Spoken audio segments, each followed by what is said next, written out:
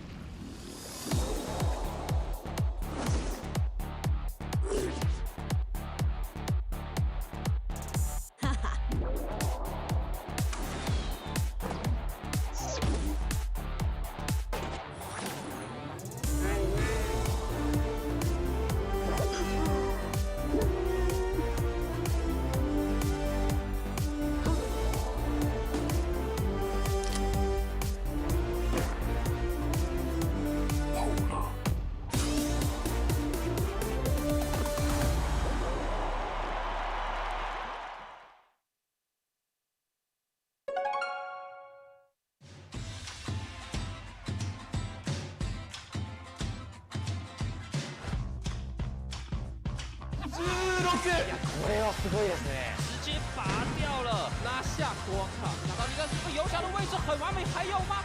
まずはタロンが一本選手。收到第二分这个 tower。Chaos here were able to come back from great response. 파브가 결승에 진출합니다. 球球一砸带走。 나게로도 이거 역전. 아하. 东北五冠王朝 NOVA 战队。そして3発。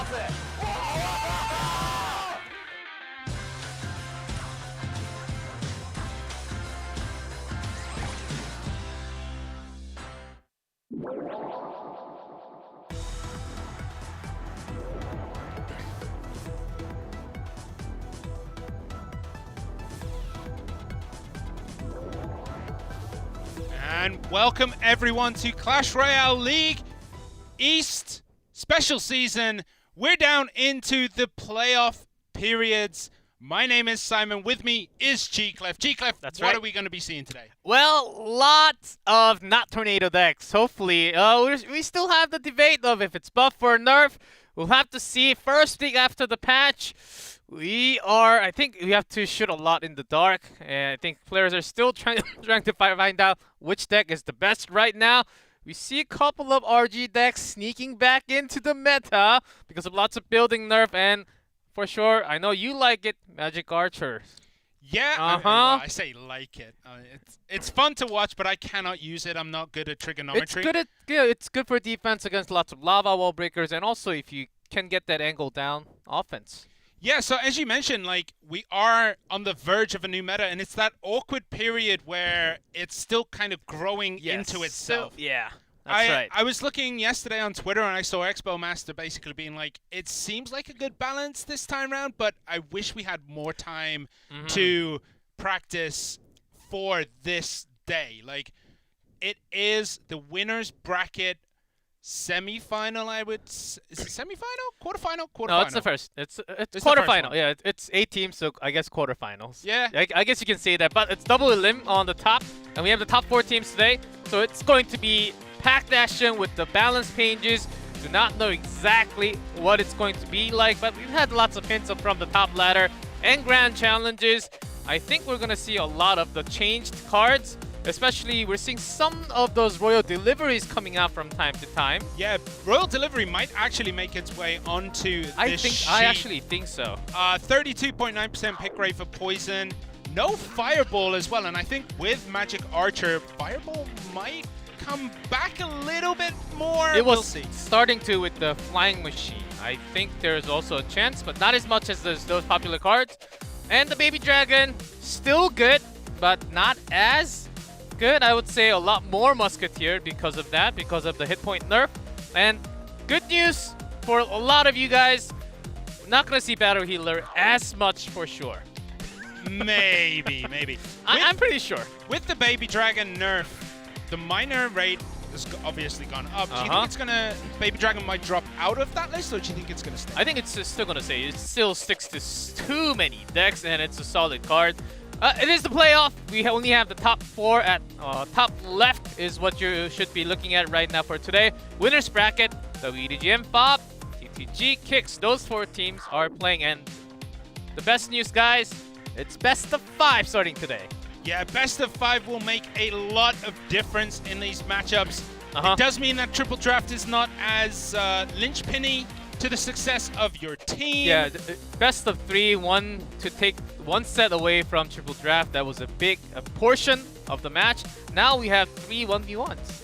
Yep, so it will be a King of the Hill, then it will be triple draft, then it will be 1v1, 1v1, 1v1. Yes, the difference between best of 3 and the best of 5 is that you can actually have the player who played triple draft playing 1v1 right after. The only limit is that you cannot have the same person playing that 1v1 twice. That's a shame. So no it's one-man team. No one-man team. You at least if you have a 3-man team, that's exactly what you need for the finals. Actually, thinking about it. Or if you still have one-man team, you can still have technically yes. a one-man sweep. Yeah. King of the Hill cleans up, triple draft cleans up, cleans up that first 1v1. If you win 9 in a row. 9 in a row. No, not 9 in a row. You can't count, can you? 7 in a row. 3, no, 2, 3, 2. 2. Yeah. This is what I have to put up with, guys. This is what I have to put up with. But what we don't have to put up with and what we enjoy is Clash Royale. I'm excited to see what's going to happen. You've mentioned Royal Delivery, the Earthquake changes minus with the spawner nerfs as well. Keeps it relatively in balance. But the thing is, it has been a huge buff to things like Mortar, things like Expo, things like Bomb Tower. Pump, everyone forgets that exists, but those three buildings, like Expo has had a massive resurgence since the Earthquake nerf. Yeah, and also Mortar. So those cycles, I think there's a lot bigger of a chance compared to what we had last month. So prepare to see those cards that haven't been really played too many times. There were some Expo decks from Line, I believe, about 2-3 times, but that was about it. And a lot more Bomb Tower, some Tesla in the way, but Earthquake changes are definitely going to kick it. And the Tornado, are we actually going to see that many tornadoes again? Well, I mean, you can still activate the King Towers. You can still... Yeah, with the Tornado, yes. It's a little bit difficult. You can activate your opponent's King Tower if you That's feel right. like. So that might actually be a small window for 3 Musketeers to come back. That's actually what I thought initially too. But from all the stats, it hasn't. Don't really see that 3 Musketeers. If I remember correctly, 3 Musketeers was like a 0.2% usage rate. So actually, specifically for 3 Musketeers, I wanted to search for it, and then I tried to dig any kind of professional player matches on ladder or Grand Challenge. Couldn't really find them yet. No, but we are going to be getting into today's matchup. WEDGM, who have been on an absolute tear in this league, but lost. I think it was their last 2 matches. Are 5-2. They were in the number 1 slot. And then we have Fav Gaming, who finished in 4th place in the regular season. It's going to be nuts. It's going to be nuts. We get to see Hire and Jack. Jack is going to be scary in this meta with the resurgence of things like the Goblin Barrel, with cycle cards coming back into the meta, with a lot of the tools disappearing, Tornado being used less. Jack is going to be a scary, scary player to be going against. Even before the balance patch for the last few days, we had too many Hog Riders from Chinese teams only. Don't exactly know what was the reason, but right now, today, Hog Rider is the way to go right now. It's everywhere, especially with the building changes with the Furnace, the Barbarian Hut, and the Goblin Hut getting a massive nerf. I think we're going to see a lot more Hog Riders too. Yeah, and looking at the King of the Hill record comparison, you see Solomon and Wanga on that WEDGM side with very positive win rate, 66 and 62. But on the opposite side, Fav Gaming, they have pretty much one standout player right now for King of the Hill, which is Expo Master, 6-3, which obviously puts him at like 66.66666 recurring. We'll just round that up to 7. Yeah, 2 out of 3. 2 out of 3 ain't bad. Okay, so we're going to be getting into this one relatively shortly. There is the referee, Alay, and in front of her is the first contender for WEDGM. It is going to be Wanga, so it is going to be Wanga. What are you feeling for Fav Gaming? Who do you think is going to come out first? Maybe Quick. Expo Master Expo Master first. to shake it up first. Maybe Expo Master first Nope. and then... Ooh. It is Jack. Okay, so Wonga versus Jack. What are we going to be looking for in this one? What are we going to be seeing? Do you think Jack's going to go to that Goblin Barrel cycle, or? It's a good question. Cycles really another way to actually take a long game and then win it over time with the building HP. But with those cages kicking in, yeah, with that big buff, there are lots of tricks, lots of spell changes, a lot more 3 spell, especially including the EQ. I think Jack can just taste it out with the Hog, and if he's also playing 1v1 or triple draft, I think it's a good start to just check it out against Wonga what he's got in his deck. Yeah, you say big buff. It only got a 6% increase, but with the Earthquake nerf, it compounded that. It doubled it up. It has been pretty prevalent. We've seen it in quite a few decks, even Golem decks. Goblin Cage has been popular. It has 2 different versions right now, so obviously I don't think Jack is going to be playing. He's not going to be playing Golem. He's not that kind of player, but we might see it from someone like Peas later on today. Yeah, because the other buildings got the massive nerf. Indirectly, the buildings that weren't changed, and also the cage, who also got the damage up. Toka the Devil, and it shows up. Goblin Cage here from Wonga, and we see Pekka from Jack. Jack looks like he's probably going to be playing... Pekarem? Yeah. Pekarem with the Magic Archer? Bridge spam with... Magic Archer, 100%. He's got to come back. All right, Mega Minion here. Tornado pulling everything in. Great Fireball cleaning all that up. That value. Is this Pekka going to make it to the tower? Ooh. An instant balloon with that Pekka. Delivery does come for that push. And a good pull in with the cage again from Wonga buying time. Pekka Balloon. What are the rest of the cards in this deck? I haven't seen it around much at all. Not much, especially with the Pekka. This is basically a Balloon Miner with the Pekka in it, but with a Fireball. So Jack's got a very different taste to this. Yep, so we're going to have to see what happens. Zap comes out to just stop that charge. He's going to get a couple of hits, but nothing too major. Both players just kind of feeling each other out. Yeah, I do see a lot of Balloon Lumberjack with the Heal Spirit, but with the Pekka Tornado and Ice. I don't think Heal Spirit would fit very well in this deck. Yeah, not in here. I'm talking about the usual Balloon that we see all the time with the Lumberjack. Well, we've been seeing a lot of Balloon cycle decks, but with the Pekka and with a Baby Dragon, this isn't exactly the fastest cycle you will ever see, is it? Yeah, with the delivery from Wonga too, there has been some graveyard decks. Yeah, with the cage. I think that's exactly why he's holding on to the final 2. So the final 2, you're Poison Graveyard. Poison Graveyard. There it is. There is the Graveyard that comes down. Right as you say it, Fireball comes in to just try and push that Musketeer and get rid of the tanks. Jack has to zap away, but is losing a lot of damage. A Pekka is not what you want to invest. Yes, the mini Pekka with the range change. Pekka's back, guys. And be prepared. It's gonna even that was... yeah, Wonga certainly not happy with that exchange. Yeah, you wanted to protect that Musketeer just a little bit longer. Make sure that Pekka doesn't get it down. Unfortunately, just in time, the Pekka does get that last swing off. We see the poison damage coming through. Wonga with a very commanding lead, but this is kind of a scary push to defend. Yeah, didn't have anything else with the ground control. Has to use the cage for the balloon, so had to take that hit from the Lumberjack.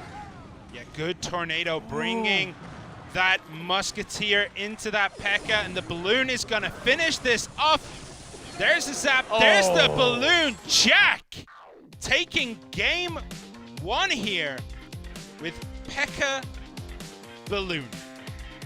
So Wonga with that last delivery, I think he wanted to push it a little further. Yeah. Slightly misplaced, pushes it. It's still hard. Yeah. I think it...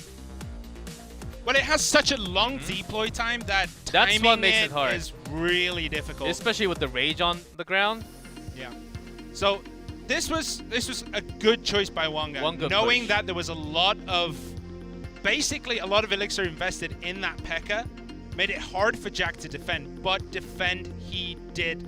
That Pekka doesn't really do well against the graveyard, but it is a body, and then this push.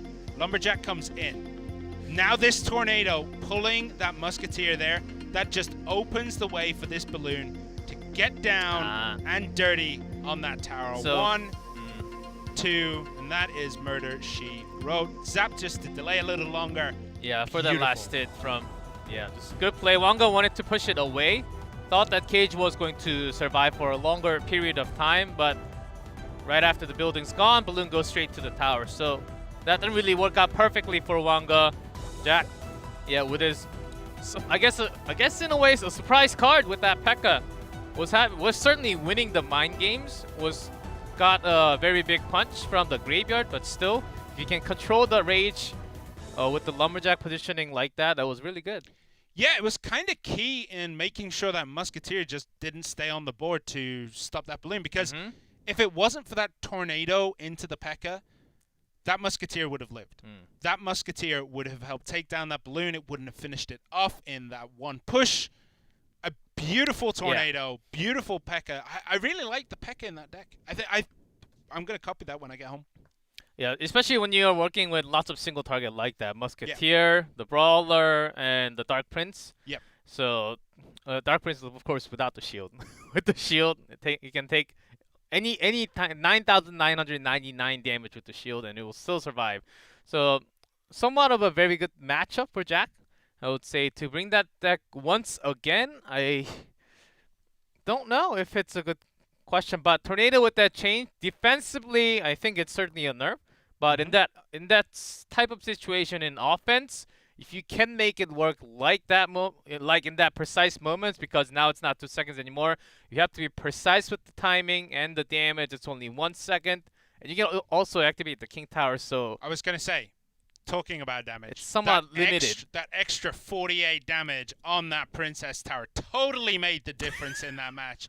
Yes. Nothing about that balloon. That balloon did nothing. It was the 48 damage from that tornado that won it for Jack. Simon, you are such a funny commentator. Like, I love your jokes all the time. What are you doing now? I'm being the YouTube comment. All right, so we're going to get into Solomon versus Jack. Now, Solomon has been absolutely scary this tournament. I believe he's already beaten Jack once. Yep, the last time Fav and WEDGM met, Solomon did take out Jack first time round and then lost to Expo Master. Will that happen again in this matchup? And also, maybe I think Jack's really feeling it with the deck that we just have seen, because it's still the first weekend, only about 5 days after the patch. You can try a lot of different things, and your opponent, you're also expecting your opponent to be having some kind of funky combination that you don't really see too much. Still in the testing period, I think it's really good for Jack to bring this type of deck where you can't really guess 100% what the spells are going to be, what the final few cards are going to be. And Wanga in game 1 was caught off surprise. Now Solomon, he does know the deck with the P.E.K.K.A. Yeah, and look at that win rate, 56.5%. He's beaten pretty much everyone who is good at this game. The only player I would say that he probably hasn't defeated and would struggle to is KK. KK had some massive streak, yeah.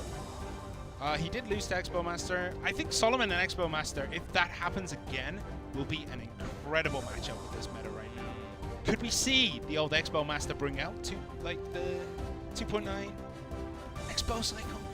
I think Expo Master baited a lot of Expo bans, but because of that, he actually became a player that doesn't play Expo anymore. He stopped one-tricking. Yes. Yeah. All right, so Solomon versus Jack. We're going to be getting into game 2 of this King of the Hill, and a miner straight out the door for Jack here, cleaned up by those bats.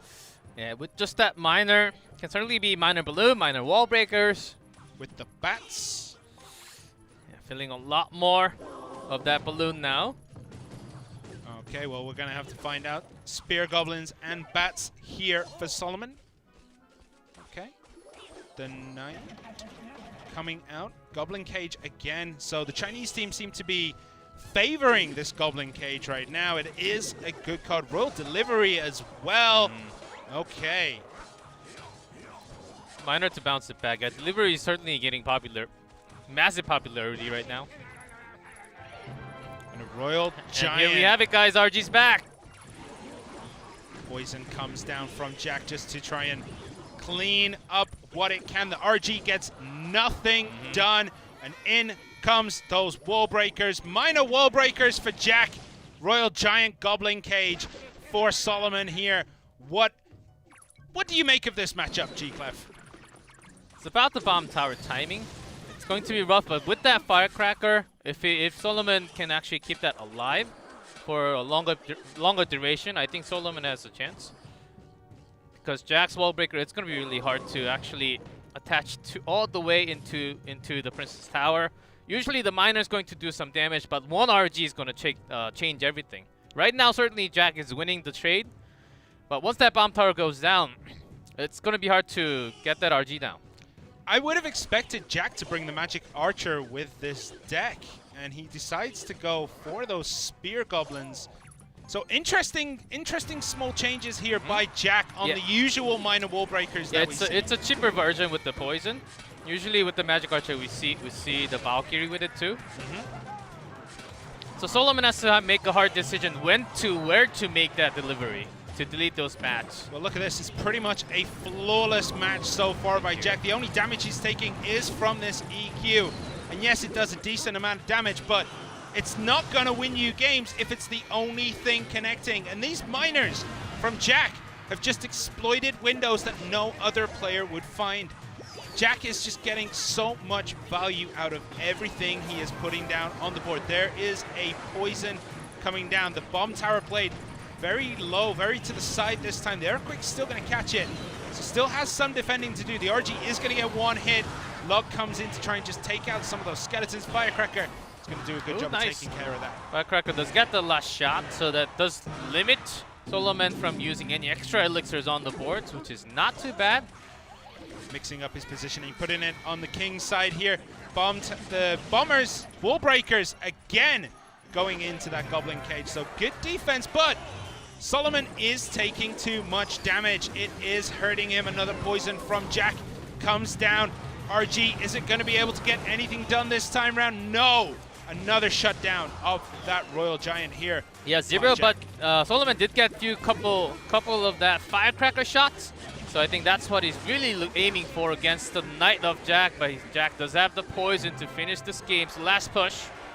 Yeah, one more try, but it's not quick enough. The RG isn't a supersonic bullet, G-Clef. And the poison takes it down. So Solomon falls as well to Jack. And as I said at the beginning, Jack is scary in this meta. When there is more cycle, that is where Jack absolutely shines. So Jack is going to make it all the way to game 3. Is he going to clean sweep WEDGM here? The first of the winners bracket matches. We'll see. For King of the Hill, I think he has a chance. And he's still yet to play a Hog or even the Ram. I think Ram does have a spot because we see a lot more Balloon just to counter the Balloon. And that Earthquake did not hit the bomb tower initially, which was okay. It was only the first push. But even before that, Solomon was taking just too many hits from the miner only. Yeah, the miner got its work done, paid for itself. And that was nice there, the miner pulling back the Knight, just buying a little bit more time for those Spear Goblins. And then the poison comes down and just finishes off the game. Jack is an absolute mad lad when it comes to cycle decks. Yeah, when you don't have the log against the wall B, it's very, very tough. When you have the delivery, you can still have the EQ and the log together. But with the EQ, it's either the delivery or the log in many cases, especially when you want the bridge spam. And RG is the type where you go for that bridge damage. So I think delivery was the right choice for the spell, but just the matchup wasn't really the best for Solomon there. Yep, well, Higher is going to be in the last position today. What do you think Higher is going to be bringing? I would like to see Hog now. So I was expecting, okay, we're going to see at least like a couple or maybe more of that Hog or even some Royal Hogs with the Mega Knight. The newer version, not the old version. You can still play the old version, which is just about as good, but not the same anymore. You should bring the Magic Archer back. That's exactly what you need with the Royal Hogs, which is still okay. But none of those hogs are actually being played yet. Only 2 games. Yeah, I mean, I was going to say, it's only 2 games into the meta when it comes to CRL. It's like, oh I'm yeah, expecting more hogs though. we haven't seen every card in the game. This meta is busted, But G-Clef. I'm already happy with this many deliveries coming out. I like that people are experimenting with it, but I think its usage might be limited to only today. I think it's it's a very hard difficult card. to use. It's a difficult card. Once you are late on that reaction time, you may actually miss. You really have to time out. You have to know exactly the radius on it too. I think radius is actually 3, not 2.5. Zap snowball is 2.5 and delivery is 3. I think so. Yeah. But it also hits air, so it's a great card. All right. Do you think we're going to see Balloon Cycle from higher here, or do you think he's going to go for something like Wall Breakers? I think Jack goes back to his game 1 deck or a different type of wall breaker, which not wall breaker. Balloon cycle with the ice or balloon lumberjack, which he did play both during the regular season. So higher is going to have a lot of question. Okay, he just played 2 different types, and he can suddenly go back to his hog too. Yep. So that's what are scary. the chances? That's going to be horrifying to go against if you're playing Jack with Hog Rider in this meta without... Because if I remember correctly, Hog Rider will always get 1 hit in a tower after King Tower activation.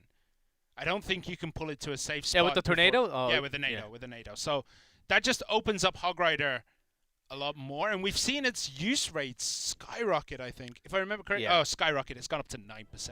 But 9% is better than it was. So we'll see how it goes. Yeah, with this many cards, 9% is actually high. It's not a spell. So for any type of win condition, that's another high card. Yeah, but I mean, Miner is up there at 30%. Well, Miner... 30% on a Miner! Miner is with something else. With the wall breakers, with the balloon, with... Yeah, lots of others. With the barrel, with if the you're double mid-ladder, barrel. it's Hog Rider, E-Barbs, Rage. Yeah, I know that one all too well. But we're going to be getting into this next matchup between Higher and Jack. I'm excited to see, will Jack be able to complete the sweep of WEDGM in this King of the Hill, or will Higher start the comeback for WEDGM and reverse sweep? We will be finding out, and it is Ice Spirit and Log straight out the bat for Jack. What is it going to be, G-Clip? Oh, is it? Oh, with the Goblin Bang, are we going to see more goblins even flying? Goblins flying in the air with the Ice Spirit? Usually a bait, yes. Yep, it is going to be Log bait from Jack. And Higher does love Graveyard. Oh, with the Firecracker. Still be there is the barrel coming in. Royal Delivery played. Does manage to stop that before any real damage gets done. Has to wait though. You have to wait so long when it comes to the Royal Delivery trying to defend a barrel. Yeah, with the Tesla, so not too bad against RG, but still doesn't really kill it 100%. And Valkyrie coming down from Jack, finishing that Royal Giant. Okay, well, it's on. G-Glyph, what are you making of this? You think this is an easy game for Jack? Not that easy, but depending on the timing with the delivery, and the cycle is so much quicker for Jack, I think Higher is certainly going to have a tough time. Same story if there's one good push with the RG, because Tesla now does take, oh, it's been a while, does take the damage from the EQ. And it's only a single target damage. Goblin Cage, the last card here for Higher. So we've seen WEDGM use Goblin Cage in every game today. And every game they've played today, they lost. So do you think we're going to see it?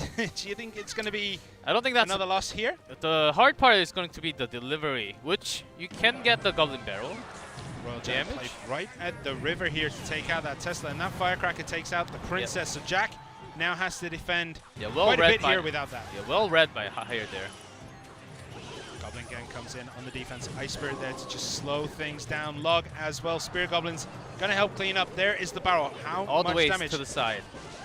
The Royal Delivery still gets it. Good radius. Shuts it down. If it was like a snowball or a zap, it would keep the side goblin safe, but it is a delivery, so you're pretty safe.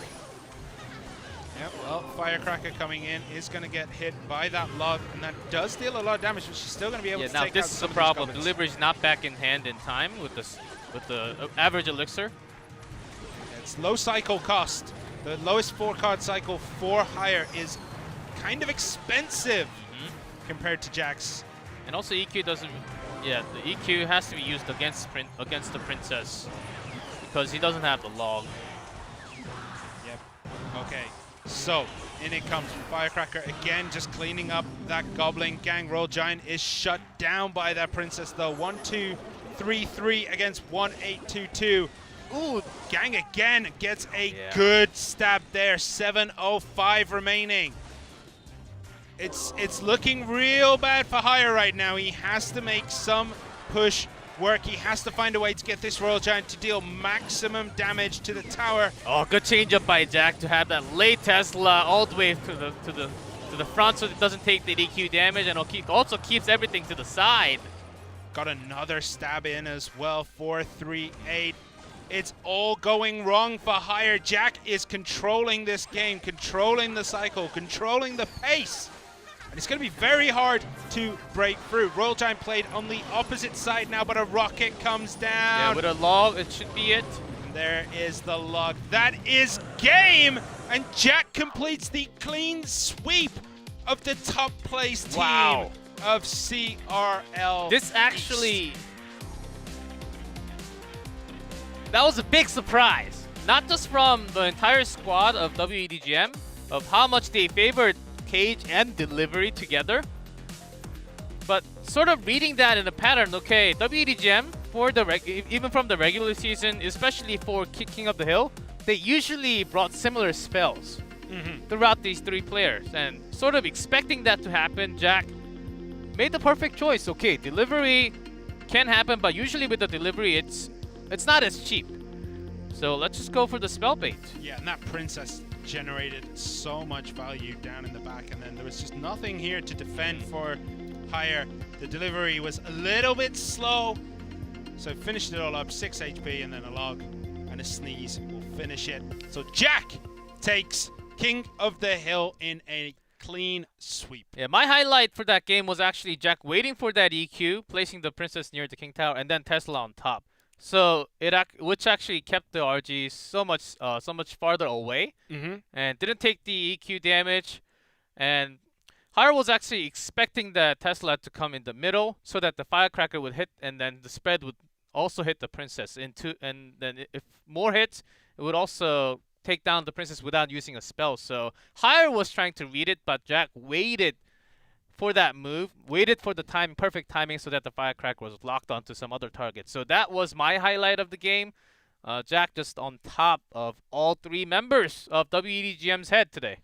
Yeah, Delivery, RG, and the Goblin Cage coming out all three games, I think. The first game was also there for WEDGM. So they seem to be favoring the Royal Delivery in this meta. Do you think Fav knew this before coming in and felt like they could exploit that? It's hard. It's hard to actually just pinpoint, especially on the spells. Spells. RG Delivery seems to be working a lot more compared to everything else. But with RG right now, let me just look down on the list.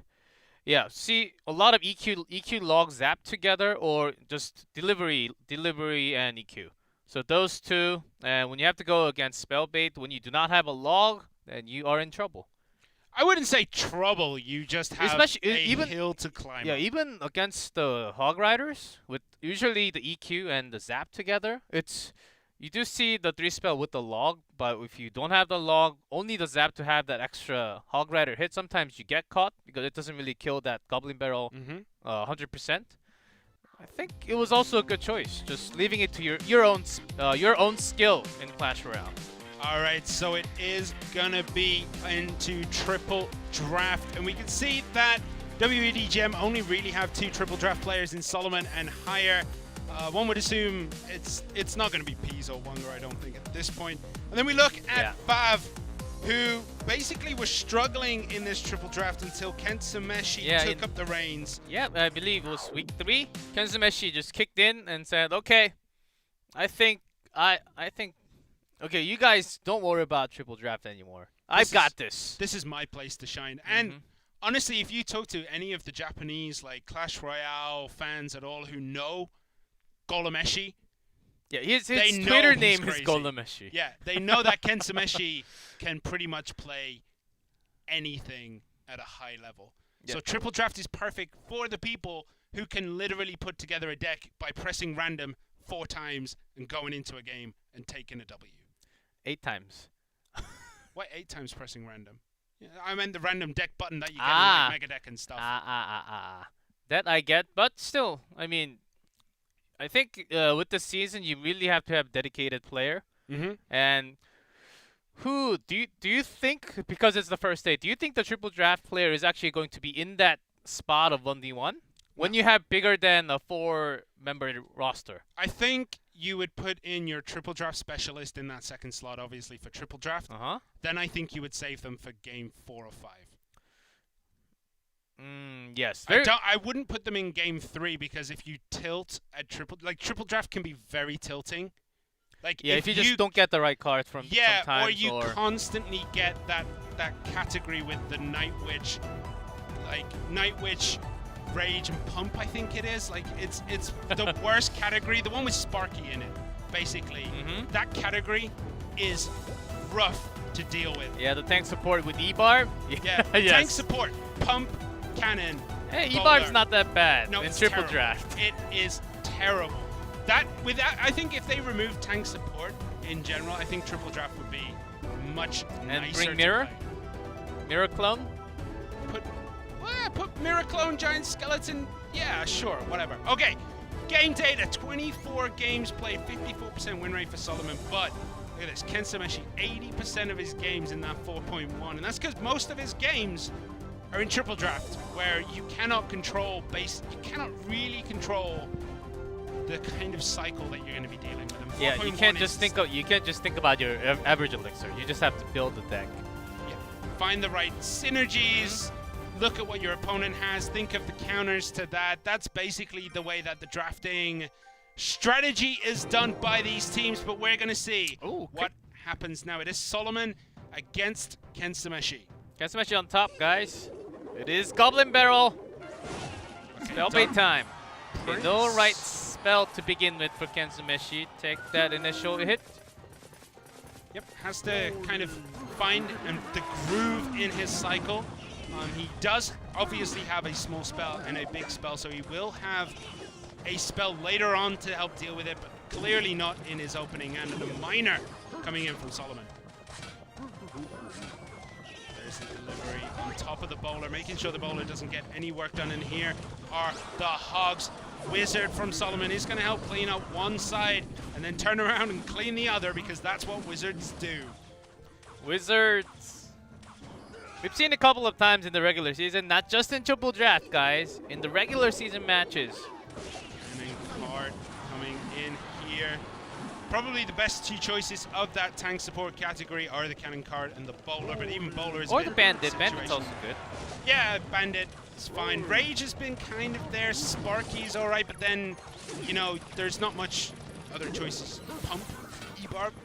Yeah, with the minor, not bad actually with the Goblin Barrel. Zap is actually one of the highest win rate right now in competitive from Serial East.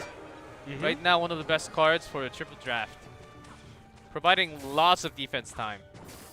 Well, it's a good stall card, which is basically what it is. And what is against Zap is there? So E-Drag, Minion Horde, Hunter, Musketeer. It's in a very contested category. And yeah, Kensumeshi just left with a big spell here. That was an interesting placement there by Solomon. He knew the Royal Delivery would be coming in, so he tried to play it just away from the tower, trying to get out of that range just in front. It didn't quite work out. Against the Delivery, you have to literally throw it all the way down or all the way to the corner or right before it. I mean, it was a good position if he'd played like a relatively normal delivery position. Probably one square over would sort him out there. Good fireball value for Solomon there. That shuts down. That hurts. Everything from Kensumeshi. Just a scratch from the Royal Hog, but Solomon, I think he still has a pretty good chance when you exactly like this delivery. And Kensumeshi's hand is pretty heavy right now. It's, I think, a little bit over 4, closer to 5 actually in average elixir. Yeah, it's a very heavy deck, but that is what he plays. He is renowned for these golem plays, so is he going to be able to finish this out with this heavy, heavy deck? We're going to find out. Good fireball coming in, taking out that goblin hut, and then the bowler cleans the rest of it up. What is going to happen as we get into sudden death? Yeah, setting up the Inferno just in case of the Royal Hogs. There they are. The Royal Hogs come in. They're going to clean that up, but the Wizard's going to have a say on those three there. Those three little piggies instantly turned into roast pork. And the damage is ticking through for Kensumeshi. He has pretty much a strong advantage, especially if that Mega Minion got that I know.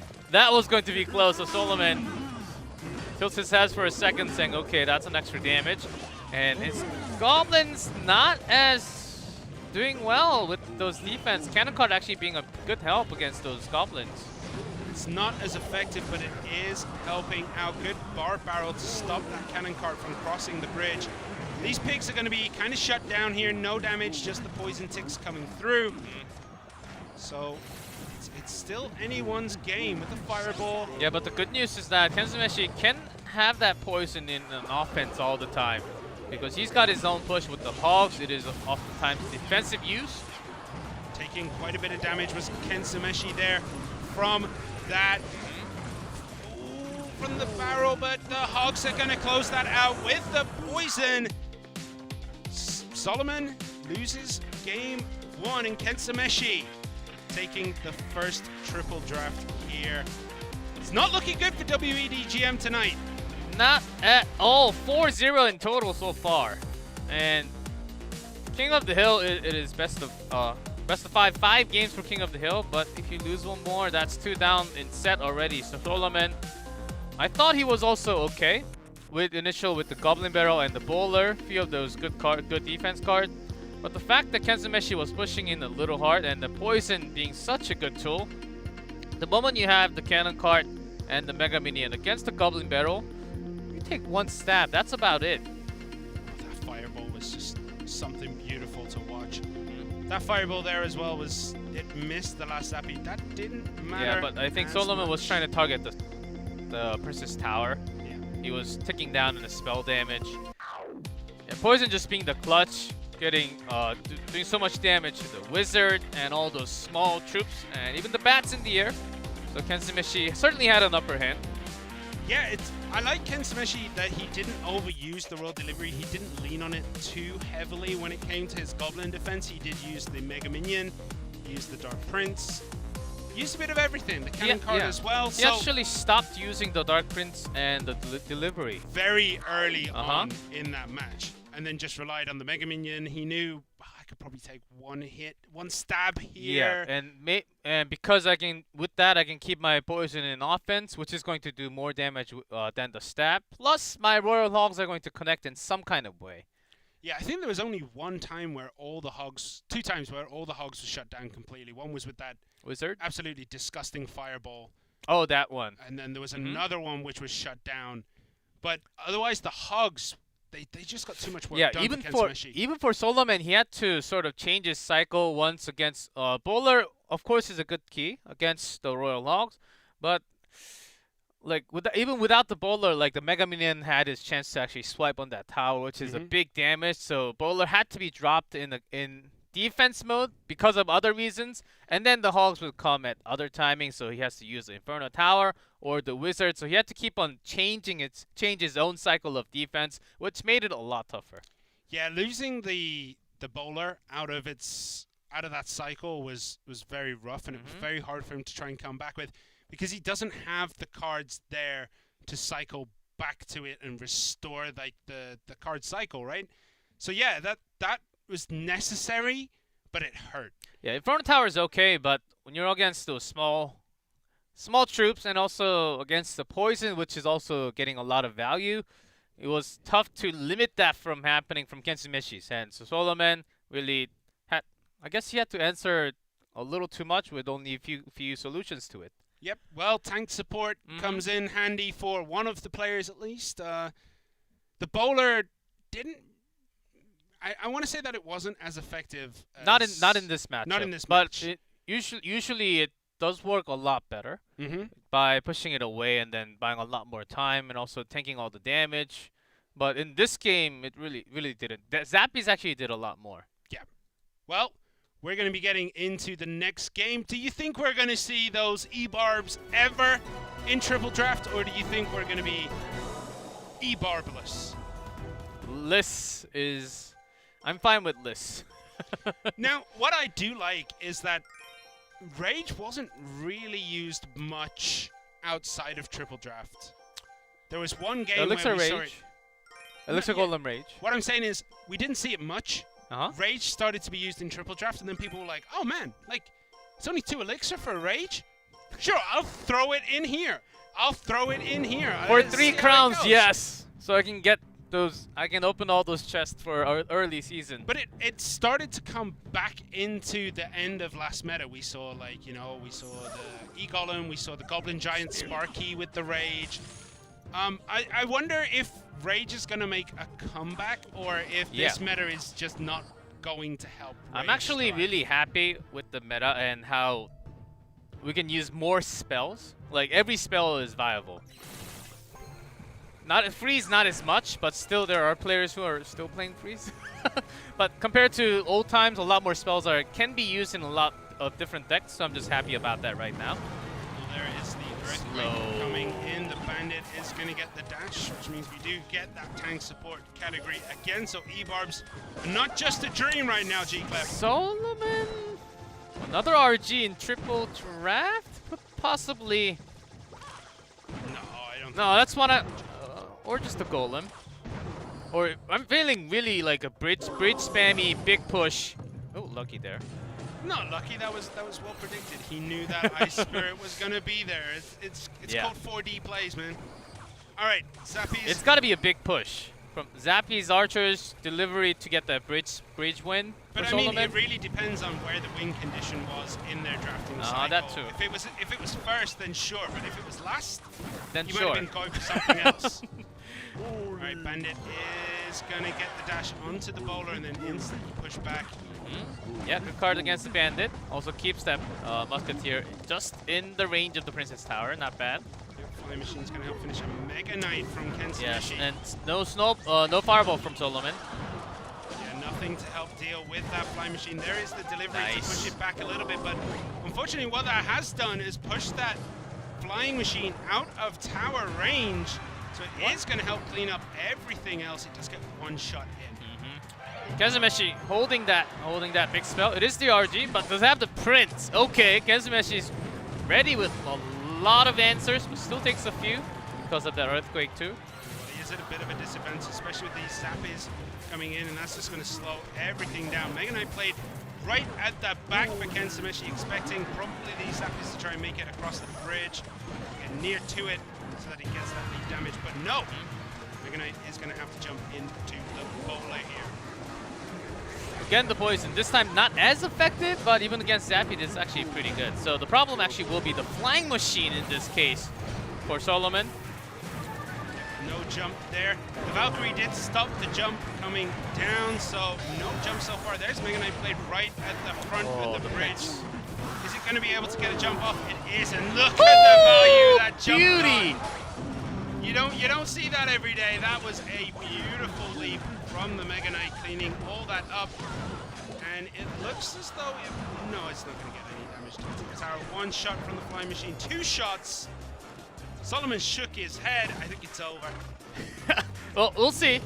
Still, the Earthquake damage has been chipping just a little bit. The main problem would be that this big push with the Prince, he might not even have to use no, not enough spell for RG anymore. Yeah, well, the bowler's trying to get work done, but the rocks just are not strong enough to push back the Prince, who gets a hit. He's going to get 2. 807 remain poisoned. Is now probably on the cards for Kenzumeshi. This looks like he's going to be able to close it out with just spell cycle. Solomon has a lot to do if he's going to be able to win this before poisons tick down that Solomon tower. has to wait for the big elixir spent, or even some wasted from Kenzumeshi's side. But he hasn't been wasting elixir at all. There is a Mega Knight. And the Flying Machine's going to help out, but that tower is at 752. Great jump there. The lock almost messed it up, but Kenzamashi knows what he's doing. There is some poisons. So a couple more poisons. I think 2 more poisons will Archers. finish it. Got the Flying Machine down, but the Mega Knight is actually a big problem, RG, this time. Another Log log push. push it away. No damage getting done. Flying Machine comes in 207. Just 1 more poison. There it is. The poison's gonna finish this off. Kenzamashi 5 gaming! taking a commanding lead in this best of 5 set. If this was last week, it would have been over, but we are going to get into those 1v1s. Fav Gaming with a commanding 2-0 lead going into this. Will they be the first team to get to that semi-final on the winner's bracket side? We'll have to see. So, the reason why I said RG, players, and especially at pro level, the more practice you do, you feel you have that confidence. You feel confident about the card because you just do a lot more practice, and then you still bring it. When you have that kind of choice, it's psychologically you're a lot likely to pick it, and it seemed like a big push with that RG.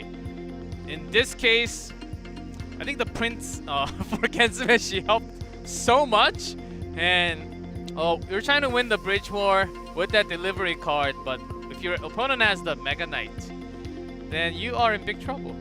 Yeah, Solomon spent a lot of elixir here to just try and stop that. Yeah. But still got 2 hits. The bowler does not push Mega Knight. It does not push Prince. So, It doesn't push the Dark Prince either. yeah, so it couldn't get any defensive value other than the damage. There's no pushback. So look at that, 3.9, 6.86 leagues, 1 crown won, 29 cards played. Mega Knight came in clutch for Kenzamashi, and that is why I guess it's considered a win condition. It is a win condition, guys. Yeah, sure.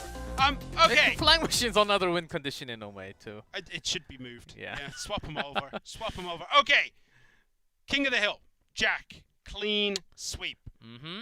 Triple draft. Kenzamashi. Clean sweep. Expo Master? If- Is it the perfect time where Donnie? Can you imagine where each player of 5 comes out and wins 2-0, 2-0, well, 3-0, 2-0, 2-0? WD. It is WEDGM. Like when they go on the 1v1, it's a different story to tell. But do you think it depends who they put out here? Because we've seen that Peas cannot string together more than 2 victories. Like, he cannot string together more than 1 victory, right? In King of the Hill, usually. In King of the Hill, Uh-huh. win 1, lose 1. Win 1, lose 1. He hasn't done any 1v1s Right, this and right season. now Golem. It's in a good spot. About as I would say Golem's about the same as last month. It's not super popular, but still It's in a good spot. It's in a good spot, yeah. But if you put Peas there, thinking that you were going to win the King of the Hill so that you could get into that game 4 to close it off, that would be a risky choice, but it would be the smart choice if you know you're going to win that King of the Hill. Now that they've lost King of the Hill, they've lost Triple Draft. Are they gonna they can't change it? I don't think. It's a big matchup, and it's harder to predict because it's just not one best of 3 1v1. If it is, then you're likely just going to go against the best player with the best history. Not in this case because you have 3 players going down the list. It might just be the same as King of the Hill, like Wongo, Solomon, Higher. Do you think we're gonna get Higher coming out now? Yeah, why not? Like he had some big streak moments last year. I do remember that. 4-0 in 1v1, like he would be the player. But think about it. If you think you're gonna win the King of the Hill, you would put Higher on that 4th spot because you know that you're gonna win, lose. But win, you do have to have the win. roster before the match. So just Yeah. in case you are down 0-2, I think putting Higher in that backbone spot right there in match set 3, I think that's also a good idea. Just in case your team is losing by 0-2. Yeah. If Higher goes on set 4, set 5, you might actually not play. But it is gonna be Peas. All right. Peas. This is gonna be risky from WEDGM. And does he still play Golem? Yeah, in of this course. Okay, your team does not go out from the season because you're in the winner's bracket, but still your team is down 0-2. We're not saying Peas is a bad player by any means. Yes. We're just saying that he is unproven at this point, and he is going to be going against Jack. No. This is probably the most difficult matchup for WEDGM to take. Like, if it was Higher and Jack, sure, I'd say Higher has a very high chance. With Peas' way of playing so far this season, it's not looking great. No, I'm Peas is a great player, but the tactics. Yeah, I'm just saying, if he does bring that golem, it's a lot easier to predict from the opponent. And certainly, one thing, as an opponent, you are going to be going against golem. He might, Jack just might bring the same Goblin Barrel deck with an Inferno Tower in it instead of Tesla. That's also a pretty popular deck too. And it works like a charm. Against a heavy deck, yep, your Goblin Barrels are going to be going down and putting down all that damage. Well, we're gonna have to see. It is gonna be Jack versus Peas. Fav versus WEDGM. What is going on? We see wall breakers from Jack, yeah, probably always. minor. Yeah, wall breaker, good to split, to begin it all the time. Yeah, with the Knight, it seems like the game 2 deck that he has played from King of the Hills. Okay, from Peas with that Ice Wizard. I was thinking it was going to be the Golem Goblin Cage deck, but I don't think it is anymore. No, all right. So it is going to be Golem with the Dart Prince, Ice Wiz, probably Tornado in here. I don't think the Goblin Cage is going to be in here. We'll see it now. If it is, nope, he's going to have to let the wall breakers go through, so it doesn't look like he has a structure. What is he going to use behind this Golem? Because he has to defend. He has to take it here. Bomb Tower comes in. Cannon Cart is there. Hard Jack push. is doing well to defend so far. He has the tools available. Is he going to be able to make it a perfect defense? Poison does take the cannon just out of range. And then it also got a lot of damage to the Baby Dragon, but still the Dark Prince does get the charge. That Tornado, look at the value it got. Those bats just died. 1-1-4. Peas with a commanding lead here. That Golem, Tornado was a little too scary right there. it's just, I don't think we're allowed to show that before 9 p.m. Okay, the wall breaker doesn't get through. And Peas is in an absolutely commanding lead, even with Jack's faster minor cycle. Peas just one pushes to victory. Yeah, the cannon card was the key in the placement away so that the poison doesn't really get too much value. Like, can you imagine if Jack didn't defend that cannon? That tower would have been down already. Trying now to go in with this push, with the bats, with the miner, with the wall breakers. Is he going to be able to get it done? Look at that Tornado! Absolutely filthy from Peas here. That Tornado was that just pull stunning. power, man. Plus 65. Still pretty good. Yeah, I mean, look Jack's at spin. this. Dart Prince and the Baby Dragon connect on that left-hand side for Peas. So even if it turns into a 2-tower game, Peas is going to have a huge advantage. But I don't even think it's going to get to 2 towers because this is going to happen. Oh, Dart offensive Prince, Tornado again, going super aggressive. Well, he does have all the elixir available to do so. yep, 185 remaining. And Jack has just kind of crumbled under this pressure. Peas, with the decision to let that wall breakers go just to support that golem, was a beautiful decision. Peas, my hero, still bringing out the golem deck, yawning after the match in real life too. The guy was not impressed by Jack at all. Yep, right before the golem push, and Jack's cycle is really quick. You just gotta throw it down and get more on the other side when the golem's happening. But right before that, he was trying to get at least some value from the 2 remaining bats. So there were a few miners just tossed away for free. Yep, Baby Dragon and Cannon killing that, right? This was important. The poison took it just out of that range. The cannon, if it went slightly further forward, would have been able to help finish that tower off that Tornado just to get rid of the bats, making sure all that beautiful damage comes in, and it was just stuck at 39 pretty much forever. Finishing it up here, the Ice Wiz comes in. Those Tornadoes are just, there's something else to watch, aren't they, really?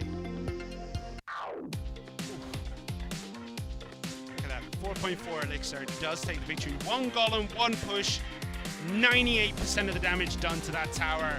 Yeah, and there's too much synergy with the Ice Wizard. Dark Prince, even the baby dragon along with that tornado. Peace knew exactly how to handle it. Even without the damage, like Tornado's gonna get those spear goblins and the bats together.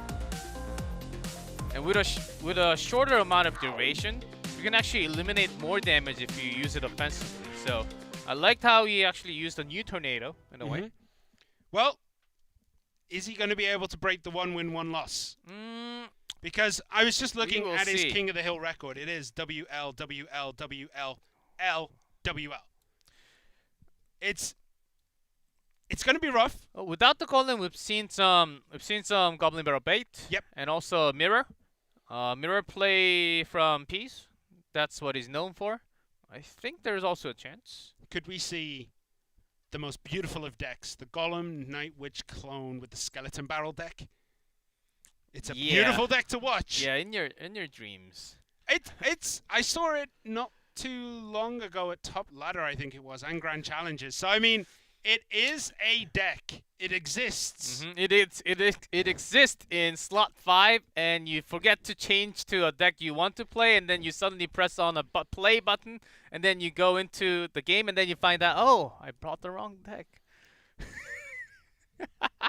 All right, so does happen to everyone. It does. Yeah, it does. does So happen to WEDGM, Peas might be the start of the recovery in this game. If WEDGM are to win, they're going to have to win this, then they're going to have to win 2 more 1v1 3 sets in a row of 1v1. It is totally possible. Oh, lose, win. That's like the best score. Reverse sweep. That's the best. That's the best of esports of any kind. It's still possible for WEDGM, and they excel each person at 1v1. Jack can be the first one, or Jack can be the person to close this matchup too. Yeah, so Peas with the set point. Jack can close the match, but he's going to have to win this one. 2 barbed barrels passing in the night down opposite lanes. 1, 2. Make it even. So 2-2-1-6, 2-2-1-6 on both towers that have been damaged so far. Okay, but who played it first? Well, I mean, okay, let's go. What are the decks that they're running? You could do it off 1 card, G-Clef. Oh yes, Peas. Cards? No. Jack? Some airtime? Yes, with an Inferno. We had lots of lava balloon decks even with the Inferno. And with the Goblin Cage Mega Minion? Yes. With somewhat traditional with some changes. Alright, so the Baby Dragon is going to come up from the back. That Goblin Delivery time. Brawler isn't going to get much done, but it is going to just power through. The Poison isn't going to take everything down. The Inferno Dragon still lives, but it's not going to get a connection to the tower. Those archers make light work of that. And then about 500 damage. Peas. Yeah, let's just bring it down. What's Peas bringing in those last 2 to graveyard. shots? It's graveyard. Yet. See, might again be RG. Okay, Because we haven't seen the knight at all. Goblin Cage versus Goblin Cage. The reason why you see Goblin Cage here is it is one of those couple of elixir, 4 elixir investment cards. It doesn't do anything until it pops, and you basically it's an investment for the future of elixir. Yeah, with the Dark Prince. I think we know it. Graveyard time. Yes, the graveyard comes in. The guards are a good answer, and that poison from Peas. That's Slip to the side, does not get the guards offensively, so Jack. That poison was a mistake from Peas. It hit nothing. Jack has another chance on the right now with that lava. Back-to-back graveyard. Okay, Peas says, okay, this has to be my chance, or else might just lose. Yeah, well, luckily that brawler is going to distract the Dark Prince and the Archer. So 1-2-6-1 on Jack's top left-hand tower, but look at the damage Jack is getting done here. The Inferno Dragon is still very healthy. That Lava Hound is slowly ticking down. The Miner Inferno now locked onto the tower. That's gone. And it looks... And we still had few seconds left in the game, but I guess the game is over. But time was ticking down, right? Just about 10 seconds left-ish. But I guess everyone knew who winner was. That's Jack. So Jack takes it. Okay. Okay, I think production wants to speed up today. Speed things up today. It is best of 5. I mean, Jack taking that game with the Lava Hound push. Now the graveyard here didn't really get much done. It was Yeah, well without the defended. poison, the guards are going to But be there's doing a work. poison that comes down. I think it's... No, that was before. That happened already. Oh, it happened already? Yeah. So yeah, that missed poison was massive, and then this Lava Hound... Yeah, I like the minor placement here, which drags the Brawler and the Dark Prince all the way back, so the remaining damage connects even more. Yeah, but Yeah, by we had- pulling that Brawler back, it allows the Inferno Dragon just to move forward. Yes. Starts chasing it, and then he's like, okay, I can't reach it anymore. Tower Okay. is there. I Yeah, guess better I'll just target finish right that. here. Power. We have 9 seconds left. I'll just take that tower, don't worry. I got this. The Inferno Dragon rolls up its sleeves, even though it doesn't have arms, and is like, I'll finish this. Don't worry, boys. I'll do my work. Yeah, we all feel it. 9 seconds left. Time to press home button. So Peas wins one, loses one. And then what happens now? This is uncharted territory for everyone out there. This season, Peas has not won 2 in one set, but that's because he's been in King of the Hill only. So I don't know what to expect. Jack So is a scary player, though. Yes, and Jack still had the poison against the graveyard, which in this case he didn't really need to use it in defense mode because one big poison mistake, and also the guards that were actually doing fine against the skeletons. Yeah, the guards are a good answer Yes. to a graveyard if there's no offensive poison coming down. And Peas, I think, may have misclicked when he tried to put that he tried to put the poison down on top of everything just to get that little bit of extra chip. Ends up putting it in front of his own tower. So, not the best. Yeah, that's what I heard from lots of years back, Korean players. They started playing with 2 hands, and then if you keep on using 2 thumbs, sometimes you mistakenly press on the left at the same time, and then it taps onto the middle section when you have the 2 finger together. Yeah. So they started that. They changed the habit of just playing with 1 hand instead, so you make less mistakes like that. So they don't drag, right? It's tap. Yeah, It's- tap it's with the 2 one hand. hand tap. Yeah. No, one hand Yeah, tap. 1 hand tap. That's okay too. Yeah, because I know, we saw it a long time ago, 2 hand taps, and there is that probability for error. Slightly higher, I would say. Yeah, slightly, not too much, but he should have known, and he didn't do it. Oh, a big mistake. Do you but think that cost him the game though? Because I think so. Yeah, I think he had some chance at least with the graveyard against the guard, which was actually like the only ground defense that Jack had. well, none of that matters. It is down to the set point for Peas. Again Match the graveyard for point Peace. for Jack. Maybe Peas is like, well, I kind of ruined my chance in that last one. I want to do it again, but with the Musketeer, it is going to be a different deck. Wall breakers coming down that right-hand side, and arrows coming down here. Could it be Night Witch, Golem, Dark Prince with the Musketeer from Peas? If anyone can make it work, it's probably this guy. Could be Giant Night Witch. I've seen a little bit of that combination coming through recently. I don't know if it comes with the Dark Prince though. Yeah, I don't know. Can't really pinpoint exactly with the arrows. Yeah, but against the wall breakers, it is still going to be not an easy trade for Peas. Well, the Miner in that back is getting a decent amount of work done. The Musketeer is going to answer that, and Bat's going to go down to the tower, and the Musketeer too. So we're going to have to wait and see what Peas is going to use with that Night Witch here. I'm assuming Golem could be Giant. Giant would work with the Dark Prince too. So we're going to have to wait and see there. Yeah, Golem, This is yeah, the with Giant. the Giant. Okay, doesn't have anything to reset that Inferno Tap. Goes in with the Graveyard. Okay, Graveyard Night Witch with Dark Prince. Okay, this is a cool deck to play, but not getting any damage done there. Jack just shuts that down. And no straight answers against that Inferno. Yeah, no lightning, no zap, no E-Wiz, nothing. And Peas is going to have to brute force his way into this to be able to take a tower. Yeah, because of arrows, no poison on his own. So even though you can't, yeah, with the cage and the arrows, it's easier to break defense against the wall breakers. So you just have to worry about the miner, and miner usually doesn't really do too much damage.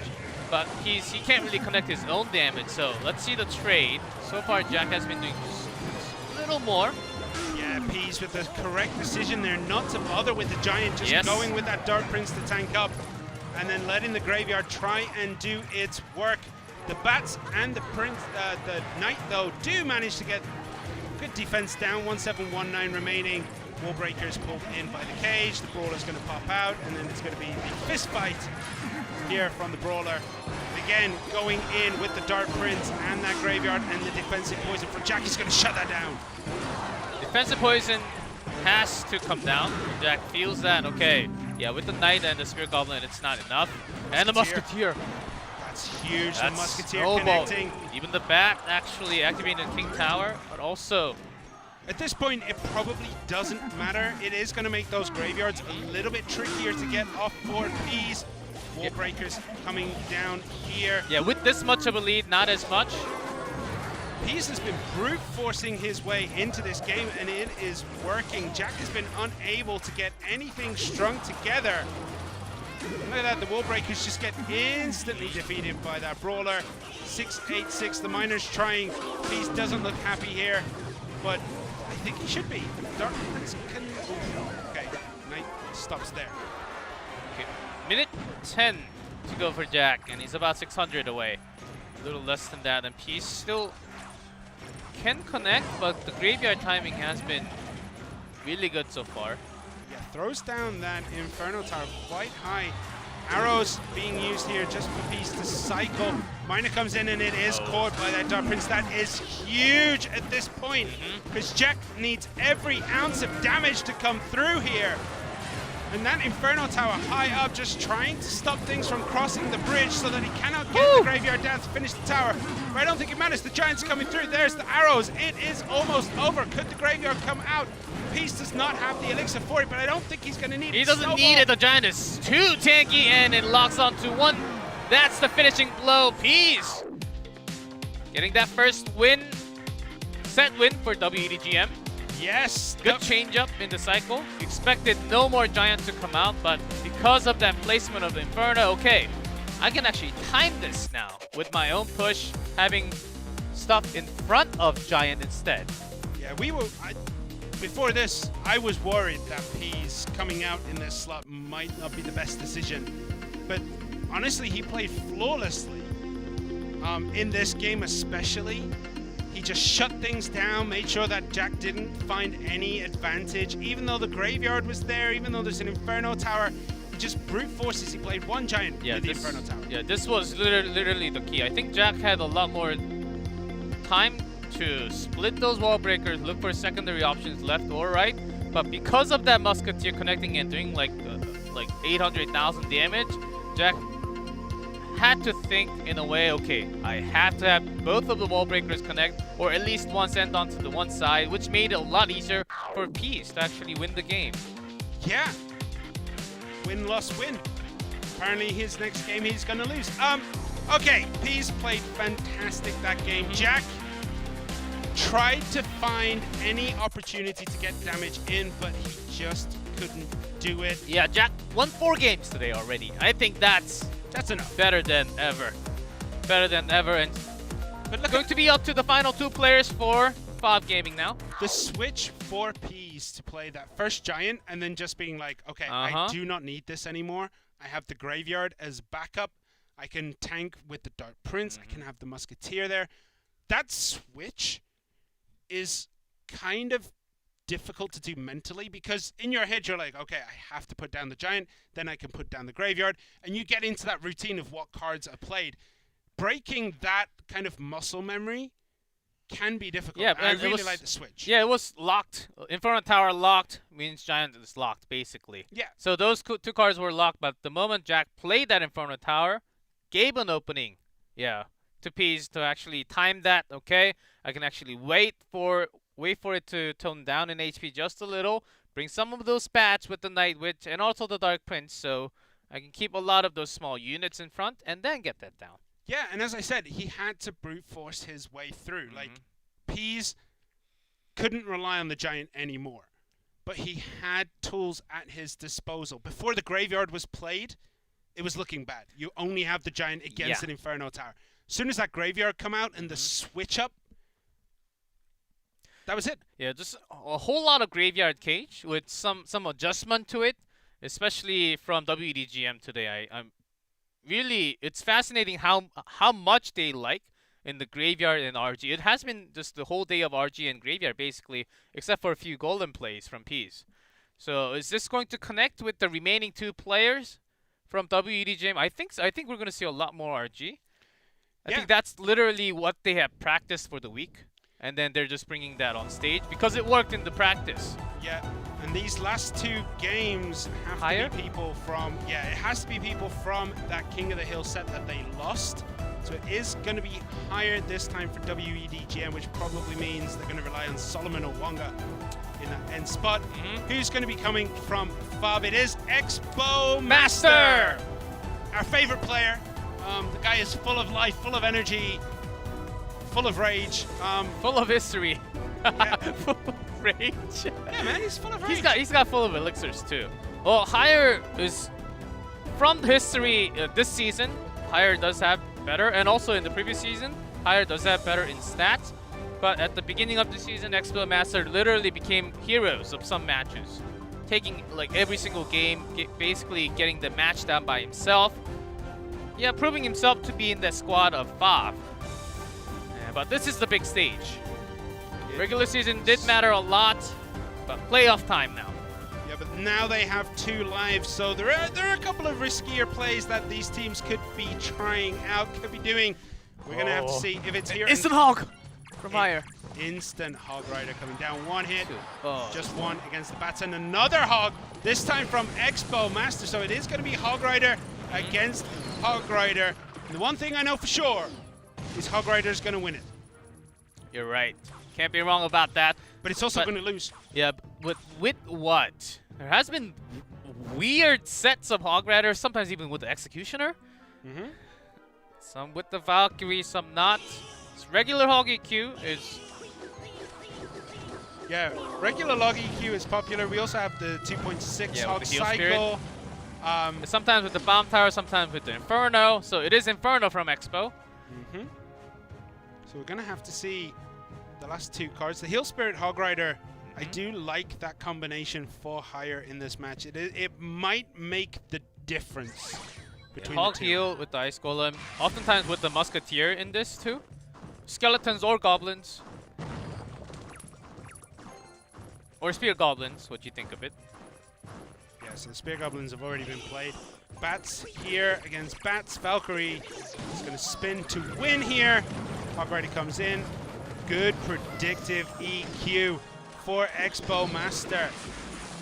No hit though. That's going to hurt. It's going to start stacking up. You have to try to make the most out of every Hog Rider. And the Inferno Tower finally decides to connect onto the Hog Rider. But again, it's shut down. Yeah, EQ usually you just want to use it for the damage and to get those goblins in the way. So the difference right now, right before this attack, Higher used that Heal Spirit in the defense mode to do some damage to the Hog Rider, only no healing actually to the buildings. And depending on that Heal Spirit, let's see how Higher actually changed this one around. So far, Expo Master does seem to have a better trade. Every defense, and there's a Royal Delivery. Perfect. That lets the Hog Rider sneak through and get a hit, and another Royal Delivery here, this time from Higher. But that's hits. This Hog Rider is going to get 2, and that is a huge step for Expo Master to take this one. EQ comes down, the Heal Spirit nullified completely, doesn't help heal back up that Hog Rider here. Yeah, keep that heal away with that placement from the Spear Goblins. Expo Master. Yeah, about 100 away, but both players is trying to change up a placement or the cycle one step at a time. Yeah. Good jump from Hog. That log was beautiful there, and that high Inferno Tower, just to make sure that it doesn't take any damage from the EQ.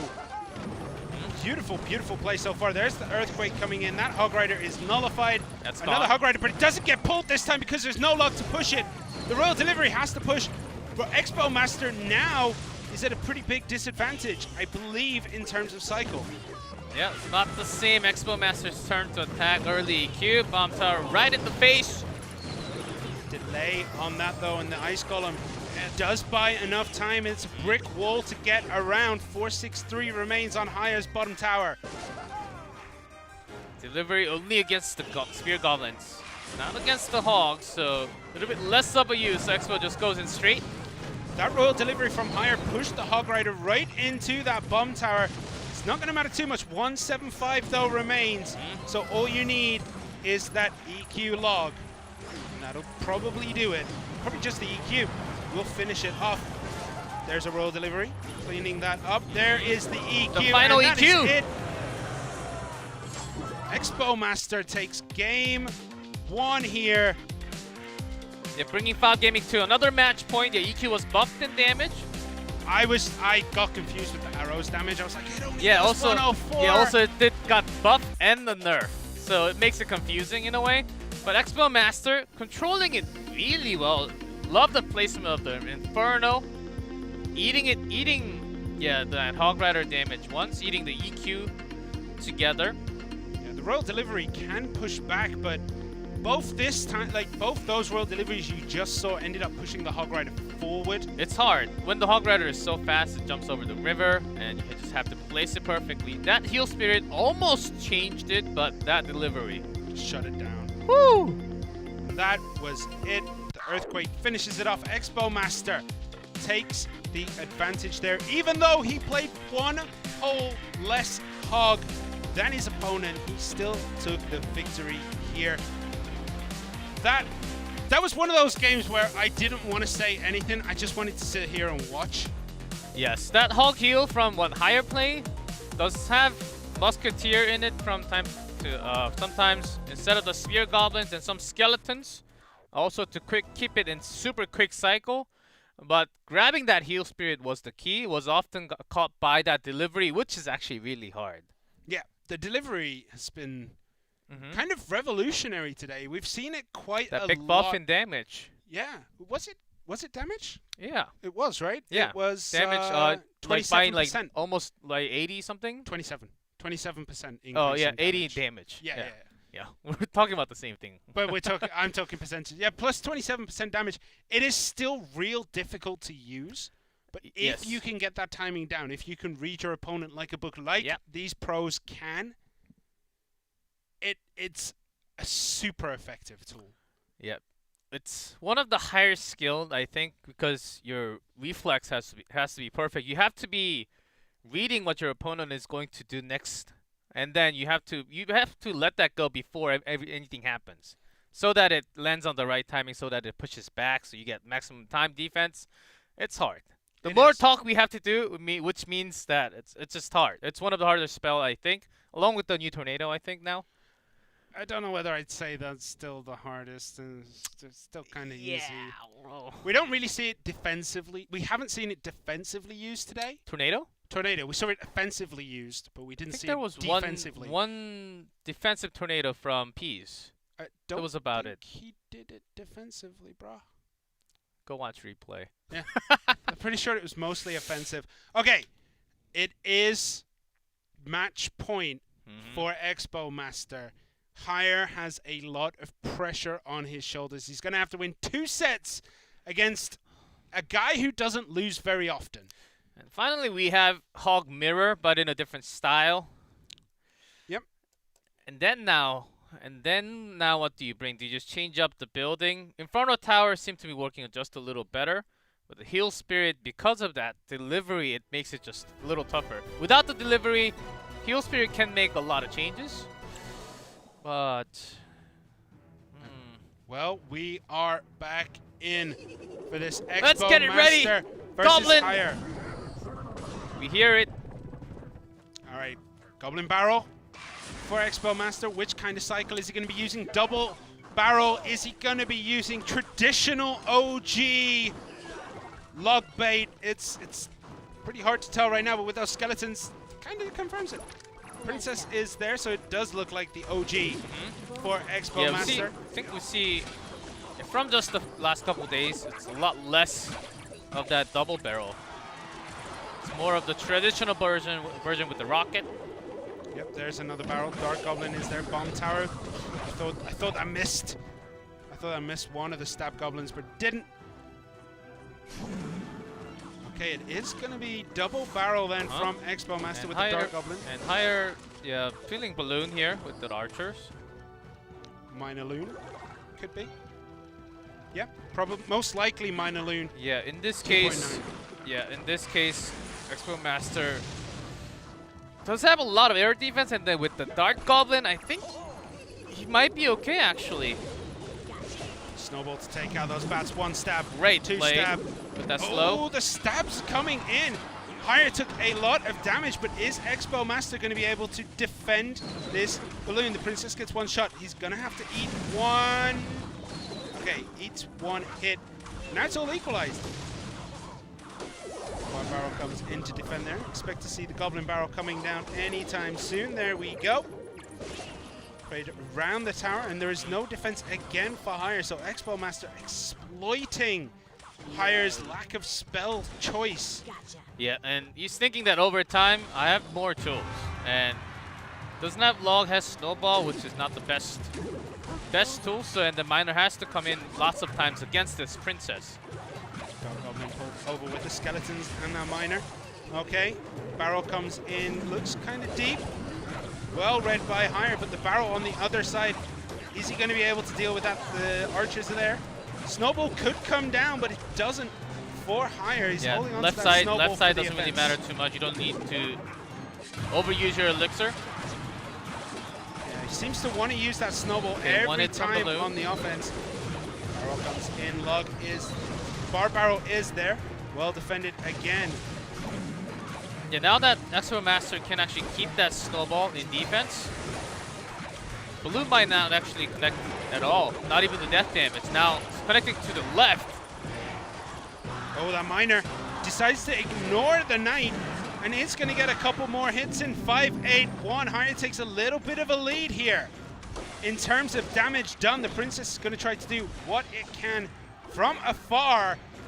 Expo Master on the back foot as we enter this overtime period. 1 minute and 45 remain. Good barrel coming through, but the bar barrel is there to answer. Yeah. Two princesses raining death from above. We've seen Expo Master manage 4 or 5 princesses at the same time.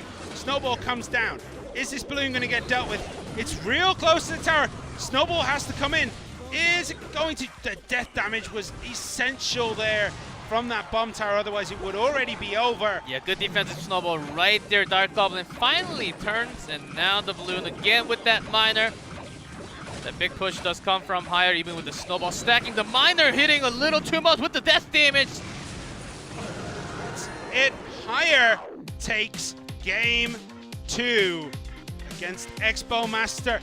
There is still life left in WEDGM. It was not looking good after set 2. But set 3 went their way, and set 4 is now in the balance. There is one more game between Higher and Expo Master.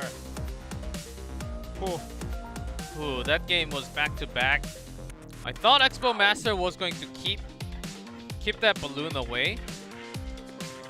He started trading instead of being full in defensive mode. Yeah, he started to put that bomb tower much closer to his princess tower, which ended up kind of biting him a little bit. I think he was trying to catch the miner after this because he did take a little bit of damage. But Higher switching those snowballs from offensive to defensive. Yeah, to get that after a couple hits from the miner plus the snowball damage, he wanted the balloon to go directly after the first shot, which eliminates the bomb tower.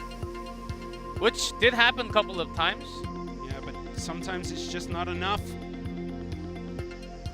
And here, this was it. Like, I get what he was trying to do. He was trying to catch the miners with that bomb tower, but that snowball there for Higher finally did make a huge difference, pushing the knight off the miner, and that finished that one. So Miner Loon beats Double Barrel Cycle.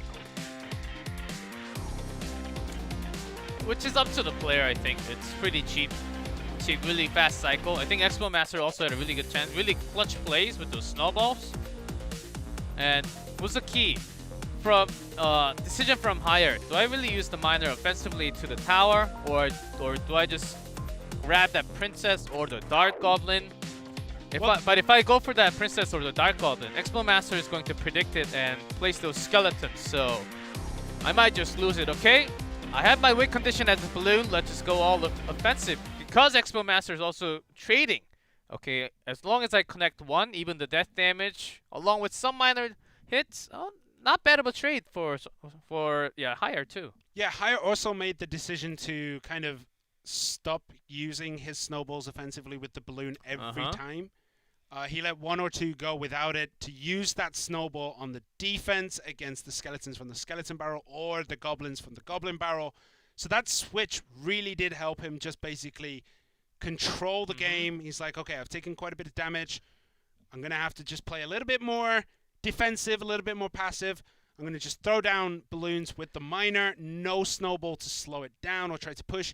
And then when it came back into effect, that's when he ended up pushing the knight away, ended up just buying time for that miner. Yeah. A great game between the two. Certainly a close call is happening all the time with those spells especially. It's going to be wall breakers against hog riders. Okay, so how is this one going to work? With the bomb tower, it's going to be difficult for these hog riders to manage to get through. Yeah, no EQ yet in Expo Master's hand. Comes the delivery. I think Bat also got a scratch onto the Princess Tower. So not bad of a start for Expo Master either. Yep, I think it was just one or two scratches there. Spear Goblins coming in from both sides. So both players playing very, very fast cycles here. It's going to be who can manage it the best, who can manage their elixir. Both players kind of even right now. So we're going to have to see what happens. Will any of these wall breakers connect? Will the Hog Rider connect? That's a question I want to ask right now with the bomb tower and everything else. It's going to be hard for him to get it done. There's the EQ. We have seen Expo Master manage to win with this deck once already. Will he be able to do it in game 3? That was a hog matchup. Now Higher placing the miner away so that the delivery can't really hit everything together. Smart choice to separating things around that delivery. Because when it drops hard. But late. Usually late for the party. No answer for the Spear Goblins. Just going to let that damage go. Probably thinking, should I go left? Should I go right with the Hog Rider push? Does put the Valkyrie down on the right here. Yeah, he was leaking too much.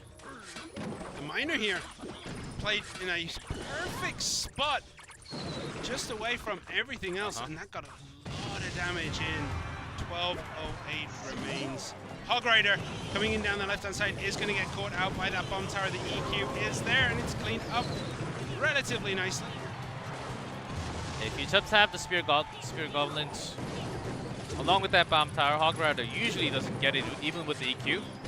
Yeah, Expo Master's trying to catch these miners with the bomb tower. It's just not happening, and that's going to allow these wall breakers.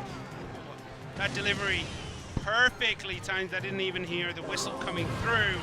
It takes out the wall breakers and everything else that was there. Pressuring down on that tower. Higher really controlling the cycle even with the zap, saving some damage on his own. He's willing to take the damage from the hog. Oh, never mind. He's actually not. He's not saving at all. It doesn't need to. He has such a damage advantage now. He's pulled very, very far away from Expo Master, who's struggling. Higher missed that zap though. Only took out one of the Spear Goblins. Yeah, but still, yeah, if you look at the HP, Hog on to the right this time with the early EQ with the bats on it, but still the Knight is also going to help. Yep, there's a defensive log from Higher, just pushing back that Hog Rider, clearing out the Goblins from behind. It's going to be hard. Doesn't have that much direct spell damage, but no catch on the Miner.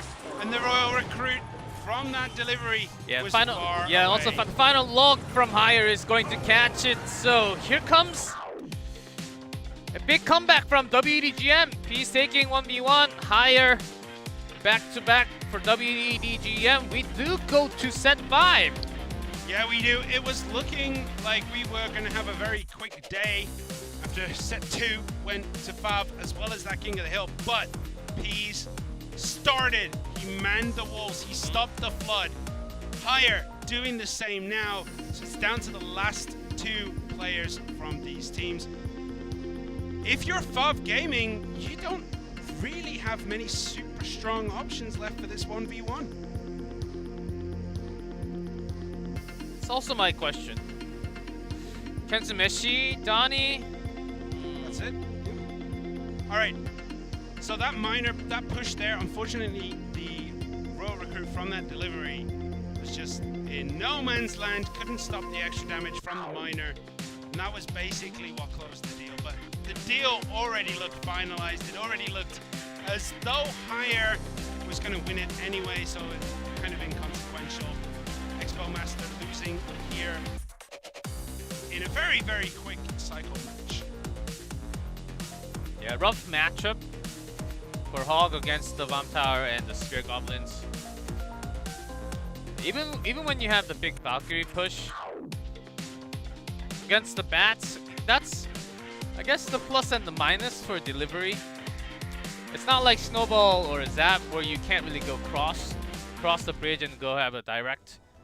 Yeah, it'll be, of course, broken if you can actually deploy a Royal delivery towards the opponent's side. Would it be as broken as Miner? Hey, Look, man, all I'm saying, Miner's good, man. I got Miner to level 13. Don't say anything about it.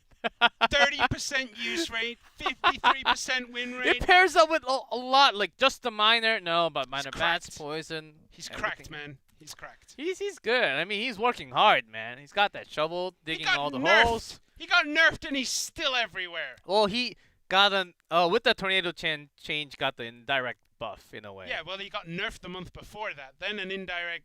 Still buff. good. Still in lots of different decks. Yeah, surprised to see this many wall breakers, and so far no Magic Archer. Yeah, that's actually really surprising. I was expecting to see a lot of Magic Archer today. Yeah, we're leaning towards a lot cheaper cycle for sure. Yeah. Maybe if you have Nova coming on stage, I think that might be the time. Depends on the players if they like to play, if they can really nail it. Then I think it's time to use that. But So we've seen the minor wall breakers without the Magic Archer. yeah, a without lot the Mega this Knight. week. But last week, I don't know, like the wall, not last week, 2 weeks ago, but the Magic Archer just works really well in that deck. And I'm surprised that we haven't seen that version Yeah, today, with Magic Archer. the Spear Goblin, it serves a different role. And it doesn't, Spear Goblin doesn't really become a secondary or third winning condition instead of how it's different from how Magic Archer can in a way, but it's harder to use. And if you're trying to go for the cheaper cycle, I think Spear Goblin is the way. Yeah, especially when you have those bats, you don't really keep too many things on the ground, so the log doesn't get too much value, and the miner still survives after the log, so not as bad either. Well, it is going to be Solomon here for WEDGM, the final boss of the team, and it's going to be Donnie. against Donnie. Oh man. Set 5. Go straight into that winner's match if you win. And if you win from there, you go straight to the finals. So you take the highway if you win right now. One team will take the high road, one team will take the low. Who is going to be able to finish this? Statistically, looking at the way these players play, Solomon is going to close this out for WEDGM because Donnie, What are you feeling? we haven't really seen him in 1v1, and his King of the Hill record's kind of Go back and forth. average. Uh-huh. Yeah, but he might be able to do it. Donnie is kind of an unknown, and he does have some of the best thumbnails on YouTube. I don't know if you've seen them, but he That's photoshops true. Yes. his face into every character. But here we are. It's going to be Fav Day and Donnie in red at the top, and WEDGM Solomon in blue at the bottom, and it all comes down to this between these two teams. Yeah, let's bring it down. Set 5. Well, Solomon did like to use lots of bridge spam. Even sometimes with the cannon cart. It is a different balance. Still do see some different type of bridge spam. So far, just Bar Barrel and the cage. Is he just going to keep on using that Royal Giant, which he did in the King of the Hill? Could very well be at least once. And here is the mini P.E.K.K.A. Haven't seen much of him today compared to how often we usually see it. Donnie is playing. Yeah, with the E-Wiz, let's see. Dark Prince so far. And Solomon might just go for the same. There's really tight. Minions. Mega Minion Cage. With the poison, Solomon with the graveyard now.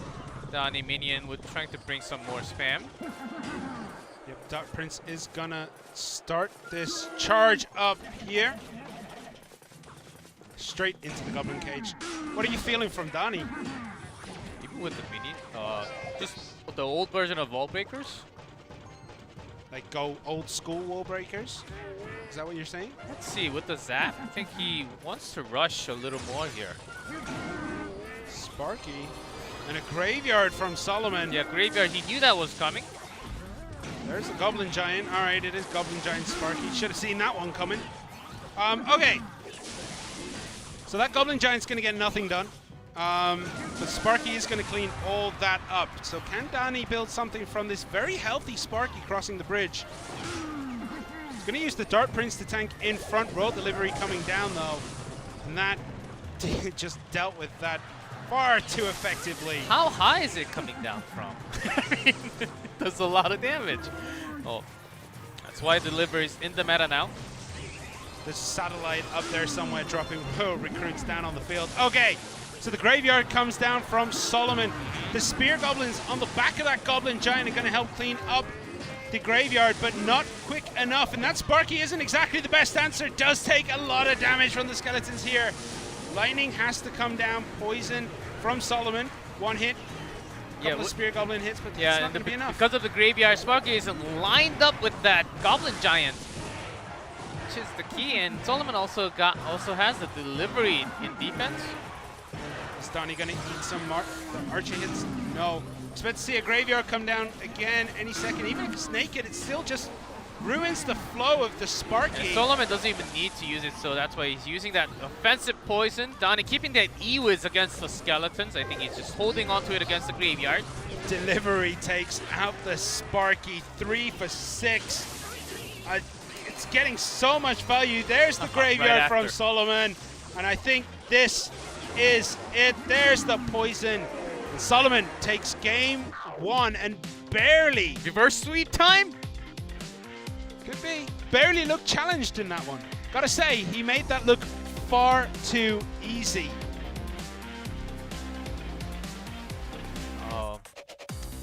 Usually we do have a lot more common. In a way, a Musketeer, along with the Minions and Dark Prince mini P.E.K.K.A. in Goblin Giant Sparky deck. No Musketeer this time, and the graveyard there. It was E-Wiz instead. Yeah, that's kind of what was throwing me off, because there's a few Golem decks that run E-Wiz, Dark Prince, and the mini P.E.K.K.A. is very, very uncommon, but it is around. And that Royal Delivery just proved its value time and time again for Solomon. Could this be the final game we will ever see of Goblin Giant Sparky? I'm going to say no, but the Royal Delivery makes it hard. It's still around, but with a lot more with EQ instead of Lightning. Lightning just makes it a lot heavier. But what I'm saying is, with the Royal Delivery, it can shut down that Sparky real hard. And that's 3 Elixir to close it down. Yeah, that's also the reason why Solomon can have the offensive poison even before the graveyard, so that it does damage to Sparky, and then the Delivery shuts it down with the remaining HP. Well, I mean, even defensively, you drop down that Royal Delivery, it's going to eat a shot, and then any damage that's done to it by the Royal Recruit is a bonus. It's just going to eat it onto the shields. He also has the Cage and the Dark Prince.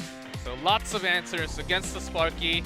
And the Goblin Giant also dragged by the Cage all the time. It was delaying a lot of time, so that the matchup was very tough for Donnie there, and now, just after a couple of games, well, 5 is in their last rope now. Right. What was that? They're on the ropes. Last rope.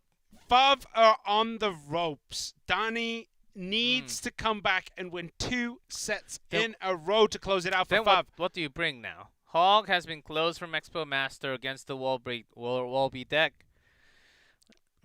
Night Witch, Giant, Can E-Barb's you- Rage. Can you please be serious? It's playoff, man. And so, All right, don't forget, this is the winner's bracket match. The loser today will not be out of the tournament. They will be able to come back through that loser's bracket. Yeah, They're every going to team- have a tough road to go through. yeah, every team playing today has 2 lives. Even if they lose one, they have one more life to go through from the loser's bracket. So, but still, you do want the win. You certainly do want the win. You want the highway to the finals.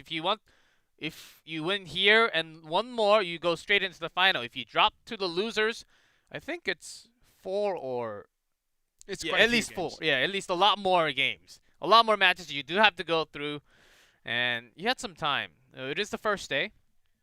Yeah, but still we see some uncommon decks, but not too.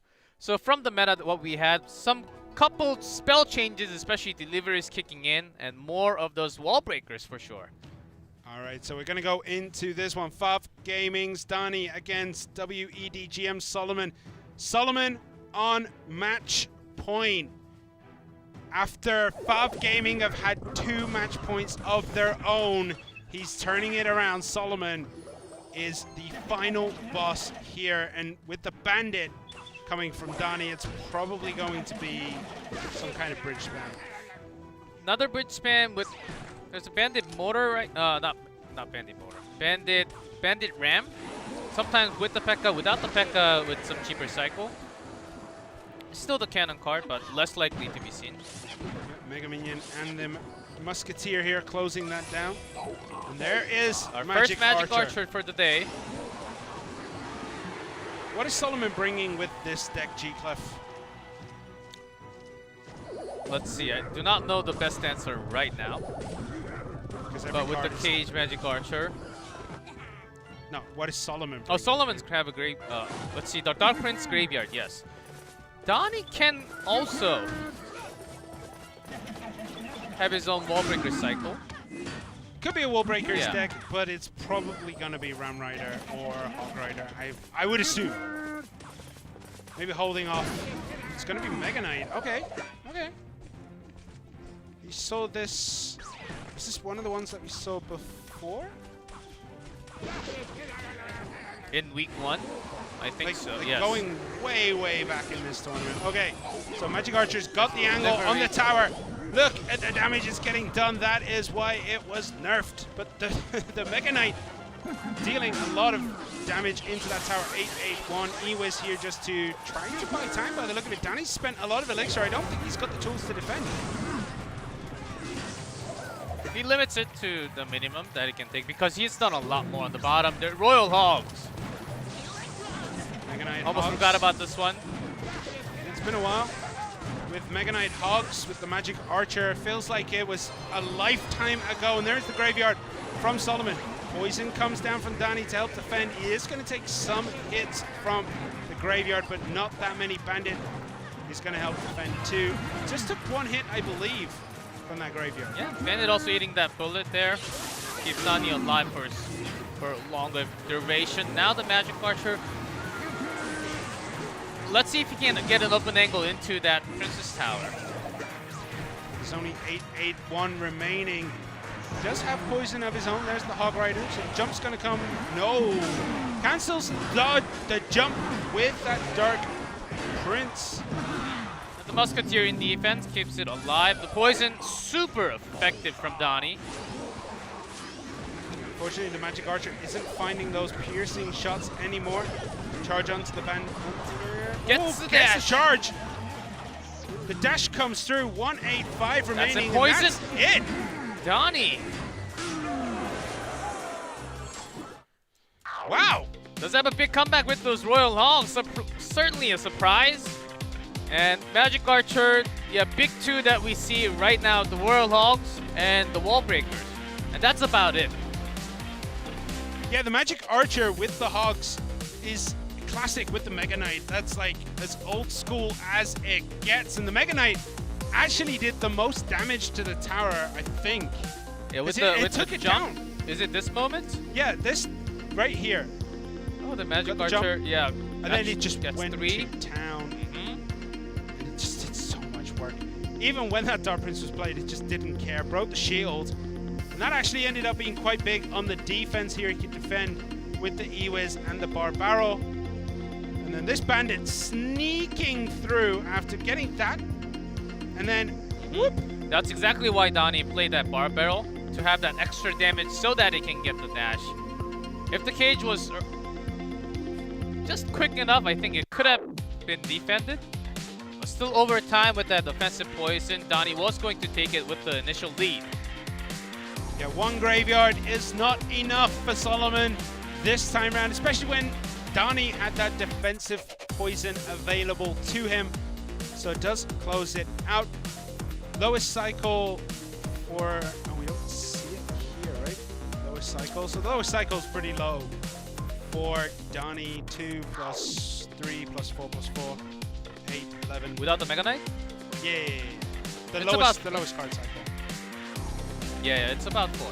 A little bit less than 4, but Donnie's still just taking a punching back against Solomon. Now brings us to the final game. That's playoff time, man. You just gotta go.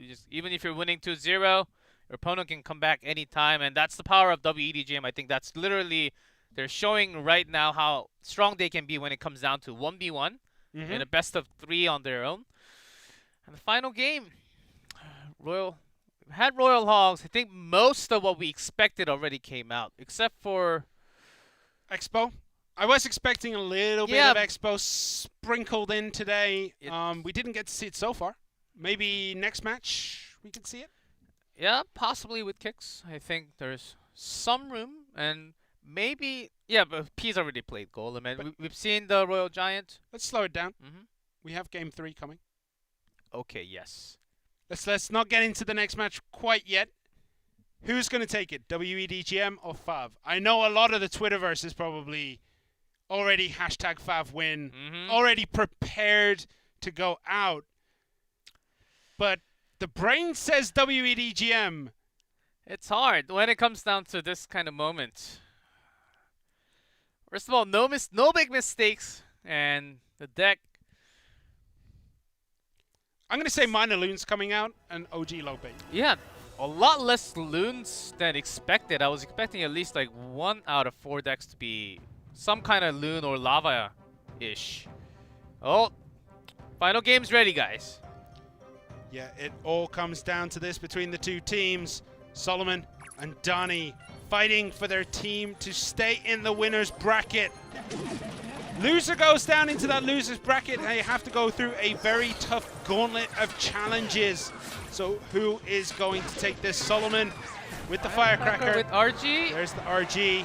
What does Donnie have in retaliation? How's he going to stop this? There is the Mega Knight.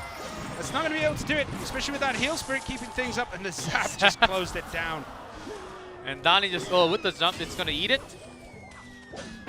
Yeah, but still takes the damage into the tower. Just a little bit of damage, though. We're going to get a King Tower activation here from Donnie. Nope, decides not to do it. Firecracker just decides to survive a little bit longer, jumping away from that mini P.E.K.K.A when it was about to kill it. Yeah, Firecracker takes a big time to load. It's slippery, too. Okay, it is going to be Wall Breakers, so Mega Knight, Wall Breakers, Donnie, Royal Giant, Goblin Cage for Solomon. All right. So Donnie is going to be keeping that Zap against the Heal Spirit. And Solomon does have the cage against the Wall Breaker, which is at least... Look at that, the Musketeer kills that Firecracker very early. The delivery does come in, though, and that closes down the Musketeer. Okay. I'm going to say this probably is advantage Donnie if he doesn't stretch too far. Let's see. Wallbreaker Miner with Even with the Mega Knight, I think Donnie has a lot of options to have perfect defense against the RG. Ooh, but this timing. Now there's the mini P.E.K.K.A. Firecracker's not going to get much done. The heal spirit though is going to heal that back up to Dark. The Mega Knight doesn't care about that at all, and the Musketeer closing out that Firecracker. Solomon's defense it's tested right now. The Dark Prince, the Mega Knight here is going to get another jump on. One wall breaker isn't going to connect. The Brawler just finishes it in time. Brawler with that uppercut. Brings that wall breaker down. Also had the Firecracker ready. Not bad for Solomon in defense. That delivery really saving a lot of his days. Miner down the back is going to be able to get quite a few hits in here. Firecracker's not going to be able to stop this one. 1192 remain, and the wall breakers are coming in. They're going to connect into that cage and unleash the Brawler. Heal Spirit taking out the bats. That's not kind of what Danny wanted to see. Might have been better just letting it connect into the tower, taking a little bit of damage. Wall breakers going to go straight into that barrel again. Zap to clear the way for the Miner.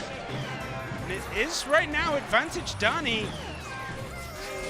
Will he be able to defend this? Heal Spirit fully healed there. Yeah, where's the Mega Knight? The Mega Knight has been integral to these defenses. That's it, Solomon. WEDGM take their first win in the playoff. Straight into that winner's match. Donnie stretched a little bit too far. Solomon capitalizes and closes it out for WEDGM. Yeah, with that last Miner, without anything combining onto it, just a straight Miner from the back, and the Musketeer cleared all the remaining troops coming down from the bridge. Donnie did extend a little more elixir. And then that moment, Solomon just says, okay, RG, Mega Knight can come down, but with just the Mega Knight, it takes a long time to bring that down. So I think either way, he was going to get some damage directly into the tower. So yeah, great timing there by Solomon. Yeah, just found a window where Danny probably pushed a little bit too hard, was trying to go a little bit too aggressive. Fav Gaming go down to the losers bracket. WEDGM stay on the winner's track. They will be back next week to play their games, but we're going to get into the next match here between TTG and Kicks relatively soon. It's going to be nuts. Stay tuned, because we'll be back relatively shortly.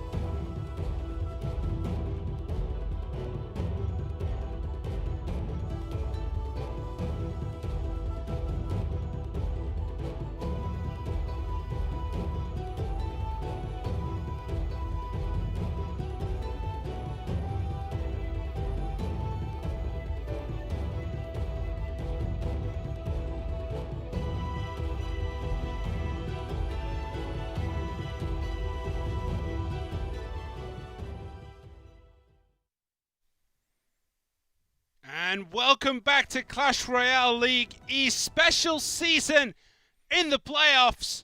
We've already had WEDGM come back from being 2 sets down to win 3-2 against FAV Gaming.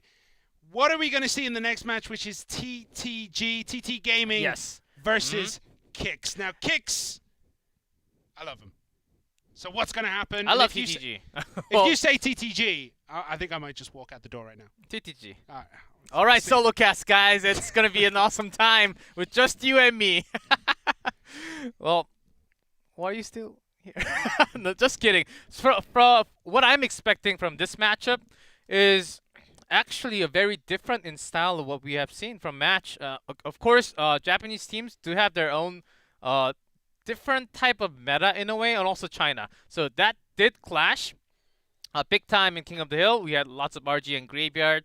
And to begin with, certainly opening lots of smiling faces for FAB. But when it came down to 1v1, lots of deck choices, even the Graveyard, actually turned out to be really powerful in some of the matchups. And I think that was the reason why WEDGM was able to handle it. Now again, TTG, China versus Kicks, now Southeast Asia, which do mash up a lot more in terms of meta. And I think we're going to see a lot more Hawk cheaper cycle. Maybe some more Magic Archer as you have predicted. And maybe some more Royal Hawks that we almost forgot at the end. Yeah, it is interesting. And we can point to many, many different times where the meta in a region kind of closes them out. Like they keep what they like to play. Which is why we've seen a lot of Lava Hound from Japanese teams. We've seen Three Musketeers occasionally from them too, because they like those cards. Kicks are an international team in the fact that it's Vietnam, Indonesia, and then France. Which I was actually looking the other day. France has the highest win rate in Clash Royale League East. Because League it has East. One player, and it's 64% win rate. I would like to know the stat and win rate by country. Like, from the world stat. Oh, from the world stat. Yeah, world stat. Like, all the players. From all the players around the world. That would actually be interesting, too. Germany would be Germany, Spain would be number 1, I guess. All right. Depending on how many low tier did they also have, I think that's also unknown. But yet. Okay. TT Gaming have played some phenomenal games. They were the team that we thought would be maybe the weakest out of the Chinese teams, because I thought it was going to be WEDGM, Nova, and then other teams filling in the rest. Yes, because TTG as a team was yet to be proven, was collected from lots of stars from all around, like Dragon Ball put together. I think that's a good way to put it, but only 4. So still really good. In total, they only had a couple losses, really good in match, and also had some big streaks. As AUK, D-King also having a big moment in the draft also. So in terms of roster, because of AUK, they were able to win lots of best of 3 matches. But does that work against best of 5? I think it's a very good test right now against Kicks. Yeah, well, TTG, you look at the win rate at King of the Hill, 43%. Triple draft, 71%, which is just a lot from D-King. Crazy. Only from D-King. Yes. And then they do get to that 1v1 set, and AUK is a 75% win rate there, right? Kicks, on the other hand, tend to rely heavily on Ice Lore in that 1v1. So it's going to be a big, interesting clash that Ice Lore and AUK are basically the big 1v1 hitters for both of these teams. What are the rest of the team going to do? We look at Onion on the board, who has also been playing out of his mind on the King of the Hill. I think Onion is a really good case of proving yourself to be on top on your team and against your opponent. This is a really good match for both teams because it's literally a rematch of what we had last week. The last match of last week was TTG and Kicks. It was 2-0 for TTG.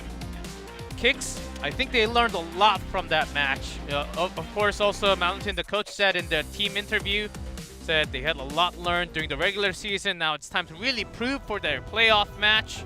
It's time for a revenge, and revenge match is always fun. Yeah, they're always the most delicious of matches to watch, but we have Gloria there refereeing over that guy, AUK. So Monster. TTG pulling 0 punches here and starting with the big guns What is Kix? Who is Kix gonna use here? If it's Big Gun versus Big Gun, it'll be Spencer? Onion or Ice Legend? Law first. Ice Law? Onion. Onion. I think over the regular season, Kicks really found the nice position and the order to actually keep their players in. I think that's one thing they learned, which is working a lot better now.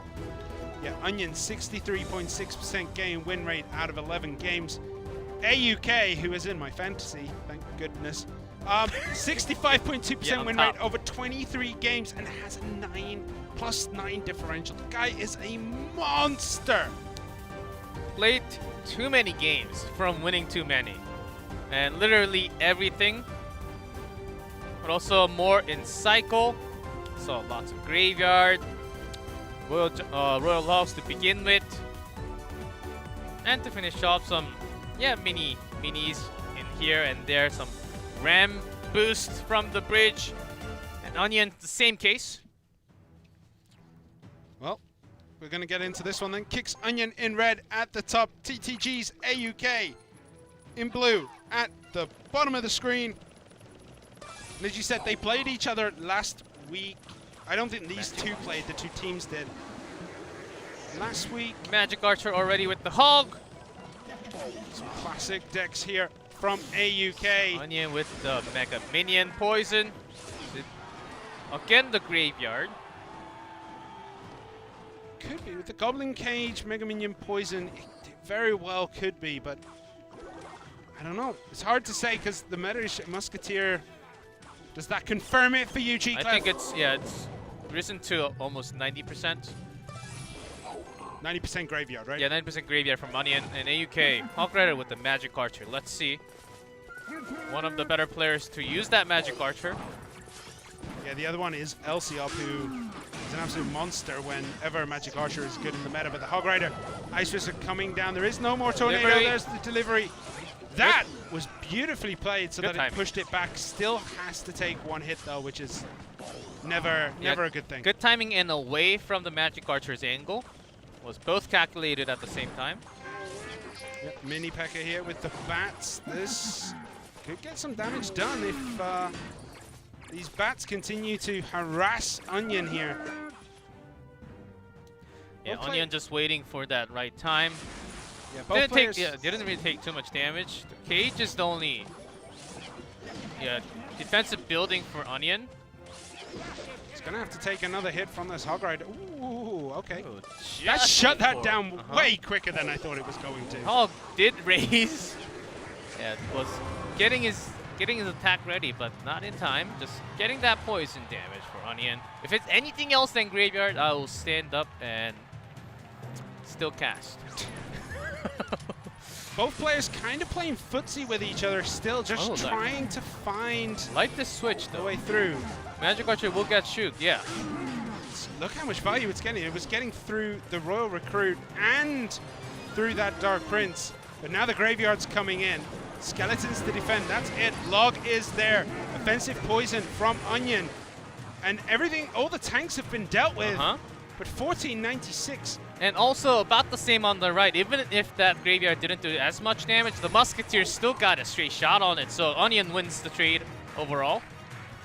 Yeah, and AUK seems to be a little bit more hesitant about playing this Hog Rider. I thought he was going to put it behind that Ice Golem there just for that little bit of tank. Does decide a fresh Ice Golem is necessary here. Still cannot get down that Hog Rider. Yeah, he doesn't want. He wants to keep his defensive spells. So brings that Magic Archer once again on all the way on the back. No Hog Rider. Now it's two Musketeers and the Dark Prince barreling down the lane. One is dealt with. One has a slither of HP, but the Magic Archer gets the pierce. Yeah, with that log pushing it back and towards the skeleton. AUK, you madman. There's the delivery, pushes it back. That's going to easily handle that. Are we going to see a Graveyard from here? We are. Oh, the Magic Archer does catch the skeletons. Decides to just leave the Graveyard to go. The Magic Archer is very distracted right now. That Graveyard Poison has done a lot of damage for Onion. But will this Hog Rider get a hit? It does. It gets one. 713 against 340. Still better trade from Onion from the skeletons and the poison. Good drag with the Ice Golem, but still in defense. AUK playing those skeletons down, and the Mini P.E.K.K.A. and the Magic Archer. Magic Archer doesn't get the angle because of that Dark Prince placement. There's the Royal Recruits, all cleaned up. Nothing to tank for the graveyard. Everything was held up. Only the skeleton and Just the a Mini couple of P.E.K.K.A. hits, not though. the best tool against it, and the offensive poison from Onion's gonna take the first King of the Hill game from Kicks. Onion played that to perfection. AUK was so hesitant to put down those Hog Riders. He just couldn't find the windows to put it down. The right decision, but when that is your main source of damage, when you need those Hog Rider connections to finish the game, and you're still 1600, 1700 damage away from taking a tower, being hesitant about it, using all your elixir to defend is not where you want to be as that Hog Rider player.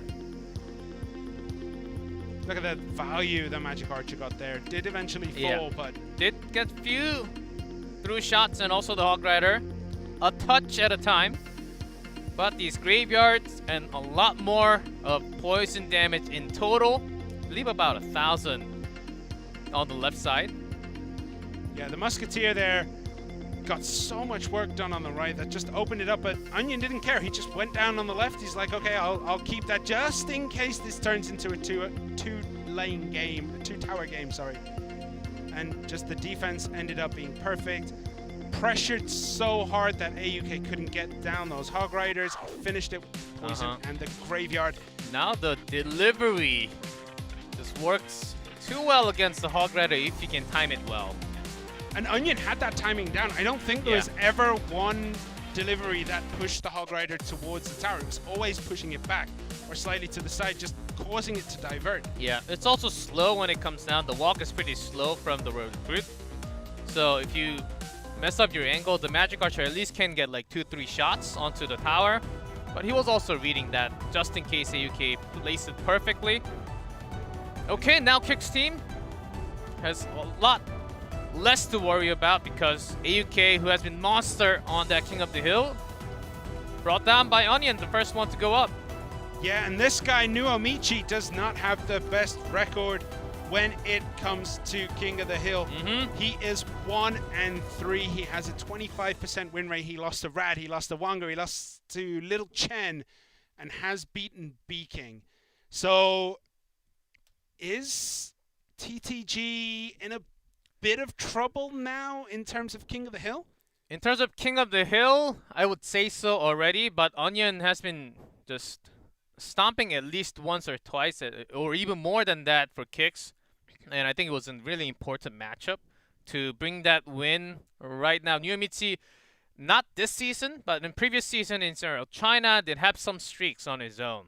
And oftentimes with the Royal Giant, if it's against the Royal Giant, if even against the cage and the delivery, let's see, because that's exactly the deck Nuomichi has been facing a lot from the other Chinese players too. I think it does have some chance, but so far on the stage for playoff, not really successful. So there's also another RG deck with the motor going around. Yeah, without the cage, it's actually the motor win condition slightly within RG, just getting the building down for that motor directly connecting into Princess Tower. That does have a pretty good win rate too. There's also that very bizarre Fisherman Royal Giant Goblin Cage deck that I actually saw some of the pros have been playing with that deck. I'm not going to name names just in case people are watching. Some of the I Love Fisherman players. Yes. So anything is possible right now. We're still in the early days of forming this new meta. It has been a couple days. There are leaders, but those leaders have some pretty bad matchups against weirder decks. So maybe we'll see something else. Yeah, and I think even with the weirder matchup, delivery covers a lot, especially the bridge. That's why you don't see the cannon card. That's why the Royal Giant is being hurt a lot. Even if the Royal Giant doesn't die, because the radius is actually 3, it still kills a lot of the backup small troops. That's what makes the delivery really powerful. And I think we're gonna see a lot. Like over half of the decks had delivery today. Yeah, it feels that way, definitely. I think you're right. I think it's well over 50%. As you can see, Nuomichi, 4 games played, 25% win rate, -2 crown differential. Whereas Onion now has that +4 with a 66.7. So if you have any inkling of math, you know his win and loss record. Looking at the elixir distributions, though, Onion plays a very, very, very varied style of decks. He can play those fast cycles, he can play the heavier beatdown decks. Nuomichi, however, does lean into that 4.1%. I know he's only, the sample size is kind of small, but yeah, he's got to make it work. Whatever he does in this game, he needs to make it work. If his season starts now, there is redemption for him. If his season doesn't start, it's going to be real rough to justify having Nuomichi around next season. We'll see. Still has a team, TTG. So we do see wall breakers coming down from Onion. With the Bandit. So you might also see that Mega Knight coming around. Yep, and with that Night Witch, with the Ice Wiz and the Golem Cage, this could be the Golem Cage deck that has Barbaro, Baby Dragon, Night Witch with the Tornado. There's that big boop. The spawn damage is sometimes a little too much. Yeah, the jump damage. Onion has just getting work done with this Mega Knight. Oh my goodness, the Musketeer as well. 450 remain. Oh. Ooh, it is going to be okay. So I was right. The column. So this even with the Golem, you took a little too much damage already. Look at that. Onion straight down that other side is like, okay, I'm going to put some hurt on. I'm going to twist that the right screws. tower is gone too. Yeah. So Nuomichi's deck, 4.3 elixir. It has a 4-card 12 cycle. So he has to basically 3-crown now. There is no option. Nuomichi needs to 3-crown with this Night Witch. Let's see the tornado timing. Okay. Onion says, okay, let's activate the King Tower and have one big defense. Goblins. Zap to get the bats. So Nuomichi needs to 3-crown here. Otherwise, I think Onion will take it. Mega Knight is going to manage to clean that up. Onion's taking quite a bit of damage onto that King Tower. Will this Bandit charge through? Oh, he decides to leave it. Okay, yeah, Nuomichi. 3-crown time. Yeah, he doesn't really care about the 2. Just has to go for that King Tower. It's only 2,000 away. Yeah, but so is Nuomichi's now after eating those 2 wall breakers. Mega Knight coming down on the right. Oh, the race seems to be a little bit faster for Onion. Wants to drag it with the Golem now. Yeah, it's not going to get the drag, but I think with the Ice Wiz, the Baby D, and the Goblin Brawler, that Mega Knight is going to get shut down. The Bandit doesn't even get a dash into the Night Witch, so it is slowly falling apart. Oh, the Golem is still pretty heavy. The wheels are falling off this tricycle for Onion here. The Golem connects, it's very healthy, and Nuomichi just loads up with a second Golem. Onion, I think, is done for. Yeah, I think with the death damage, he's gone. Not enough time. He can't do 2,300 on the bottom. Nuomichi! What? Okay, so he ate a lot of damage. Now, that's something you can do with a Golem deck. However, the amount of damage he took on both sides looked troublesome. He had to go for the 3-crown. Nuomichi was like, okay, I know I'm not going to be able to defend. Yeah. I'll let you take both towers. I'm just going to push. He pushes with a massive push down that left-hand side after defending against this. Now, it was a smart choice by Onion. Go down the right-hand side, split the elixir. Yeah, that Bandit not getting the charge was super important. Then he just pushes forward. There is nothing Onion could do here. He was out of elixir. And there's not too many of a good body other than the Mega Knight. And Nuomichi knew that after I take care of this Mega Knight, the wall breakers can connect, but it's not enough for 2k damage. When my Golem is still marching towards that King Tower. Yeah, he threw down the lightning just to finish it a little bit quicker. 3 Golems played by Nuomichi, 3 towers taken. Incredible. Like, I love watching Golem plays. That was well done. Like, just took it. Took the 3 crowns. Just went for it. Knowing Onion was probably going to go down that right-hand side. Wasn't a mistake. I think that was the right choice because Onion knew he couldn't really defend it. Even if he had the Mega Knight, it's still going to be difficult in double Elixir to defend against those Golem pushes with the Night Witch with only a Mega Knight and a Musketeer, which is essentially what you would have to Do you use. think if Onion was able to keep calm just a little bit more with the Mega Knight, not placing all the way in front, but with some more Musketeer and the Minion to back it up, do you think he had more chances to actually go for that 3 crown? Because he sent the Wall Breakers first, and then the Mega Knight, and then one by one, not in pair. Yeah, but the thing is, Noamichi just had too much to defend. He had the Goblin Cage just to slow things down. Then the Ice Wizard came out. Yeah. And the Baby Dragon. And then the Baby Dragon. Against the Minions. And the thing is, with that location of where that Goblin Cage was and where the Mega Knight was in position and anything else that Onion was trying to put behind it, what that allowed is anything that survives the Mega Knight and survives defending would just help push up behind it. If the Goblin Cage was anywhere else, there was a chance that maybe the Baby Dragon could go to the left or the right. He played it in a way where everything that would defend could still go to would go the Golem up the side. left. Yeah. Okay. Yeah, that's exactly what Golem you do need to do. The big decision does come around when you just have to let go of your loss. Yeah. So if you use any elixir to just throw down in a defense mode, then your Golem's not that strong anymore. Well, don't forget, Golem is a low skill deck. No. Okay. No, it's high skill. No, I've been still. Okay, there've been a lot of the decision making. I think it's still really hard. Decision make. I would say it's pretty decently skilled, but a lot of pros look down on Golem players. That's a lot of true. people Yeah, high the ladder. tier list. It's always on the low side. That's true. It is true. I can't lie. My opponent who plays Golem must have 2 brain cells that push together to make a little bit of a fire, and that's how you play Golem, right? That's how you become Einstein. The Einstein of Golem players, sure. But I like the way he played it. He didn't rely too heavily on the Night Witch. He defended well when he had to.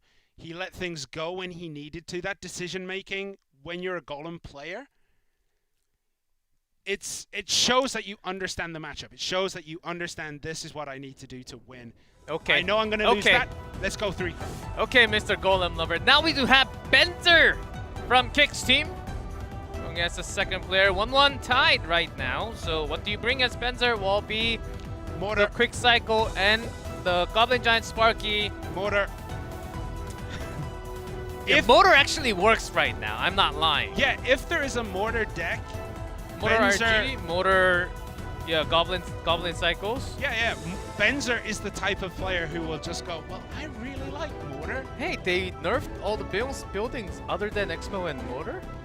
Hey. And Goblin Cage. Bomb Tower. I'm in. It's my chance. There's my chance. Benzer has played some of the most fantastic Mortar Cycle decks that I have ever seen. The way he plays it is flawless. Will he bring out the Mortar now? Is this the meta that he's going to bring it out? Is this the match he's going to bring it out? Or is he going to play something different? There's Wall Breakers from Nuomichi. Goblin Cage kind of shuts down the Mortar near instantly, right? G-Clef. Yeah. All that talk just thrown away out the window. It's fine. If he did, we would have. If he did play the Mortar, we'd have looked like savants. Good zap. Ice Golem. Just to slow things down there. And to get the minions out with the death damage. Not bad. And a big win for Nuomichi. Okay, so obviously Nuomichi's bringing minor Wall Breaker Cycle. So are we finally about going to Branson? see some more balloons? Yeah, Quick Cycle with Snowball. I do have a feeling. Okay, mini Pecker from Nuomichi. So you're thinking balloon, Lumberjack balloon for Benzer? Okay, that's a good shout right now. So minor Wall Breaker Cycle quickly from Nuomichi. Yeah, Goblins or Skeletons, it's a good switch. Comes in, Musketeer is there. The Wall Breakers, though, he's going to have to snowball them out, but the Bar Barrel is enough to close it down, and that equalizes the Elixir, but Benzer has 4 down on the board already, so he's at a slight advantage. Yeah, a few main problems will be this mini P.E.K.K.A. And also he can't really He has to find the double elixir time to get that balloon down because of the lumberjack timing. And Yomichi wants to get a lot more damage, but so far, even though Benzer took more, I think he's okay. This is not as much as you would think. Yeah, so with the Mega Knight, look at There that. we It go. just opened up a window. You spend that much elixir down one side, I'll go down the other Snowball. with a balloon. That's going to buy a lot of time with the Rage. One hit. Is it going to be two? Just one, even with the rage. Very close though. The Brawler though has some work to do here. Wall breakers will connect in 1-2. Second Brawler comes out. That's going to clean up Mega Knight. Now we have a Lumberjack. Is there going to be a balloon down this left-hand side? Good defense from Benzer. Mega Knight now at the bridge. The ice column for the pull. Snowball doesn't hit anything really there. That was a bit Yeah, of a wasted. only a few minions there. Oh, one. Yeah. So that's kind of an issue. One wall breaker connects that. He's fine though. Mega Knight just went from left to right to the center. Here comes the balloon again. This time Barely goes to the rage. Just catches the edge. Yeah, of but the still, snowball. yeah, No. took too much damage from the Musketeer already. Still, Benzer does have a push. And one hit is just enough to actually just win the game with the spell now. Just take one wall breaker on that left-hand side. And in comes the balloon. There's the Musketeer. The snowball perfectly timed. Is this going to be enough to make it the Lumberjack? No, it is not. No Just the damage death. done. Just the death damage. So Yumichi better connect a few more wall breakers, but those cages have been the real issue because he only has a zap. Remember, Benzer has no big spell, so he has to get this damage done with the balloon, with the Lumberjack, with anything, basically. And he's going to get the Lumberjack connection with the with bomb. the death damage. Doesn't even need the death damage. Lumberjack goes straight, ignoring that Musketeer, which was pushed with that snowball. Nuomichi had defended decently well time after time, but that last push, he just didn't have anything to put there to defend. And also, with that damage, not just from the snowball, the death damage into the Musketeer, didn't really let Nuomichi to collect that much elixir for his own Mega Knight push. After double elixir time, Benzer found a good window. If it's only the minions, snowball slows it down, the balloon connects, then the game's over. Yeah, and here, just blocking everything up, the ice golem slows things down. There's a snowball opening a window, but that was a very healthy Lumberjack, and that would have been it regardless. Benzer takes the victory. 4 balloons played. Just played it flawlessly. Nuomichi had it all to do and just couldn't quite get it done. So who's going to come out last for TT Gaming? That's a good question. Xiaoke? Xiaoke, D-King? D-King better...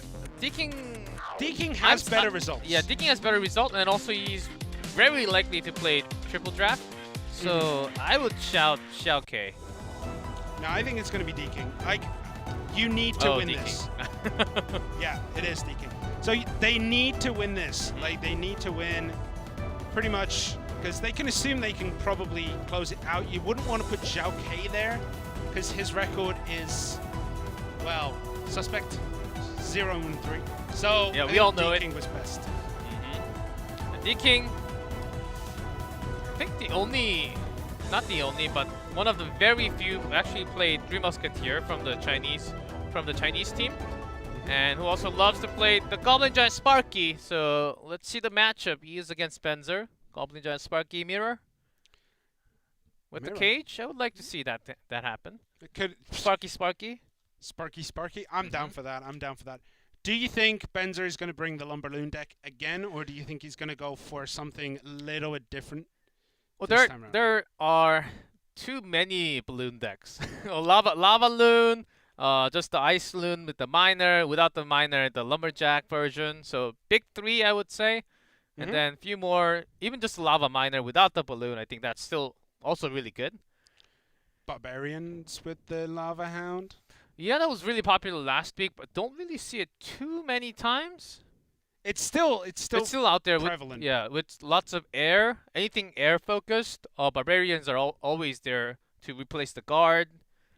Either the guard, barbarians. I think barbarians in this meta is still better, even though it's a little heavier. It provides better defense in terms of ground.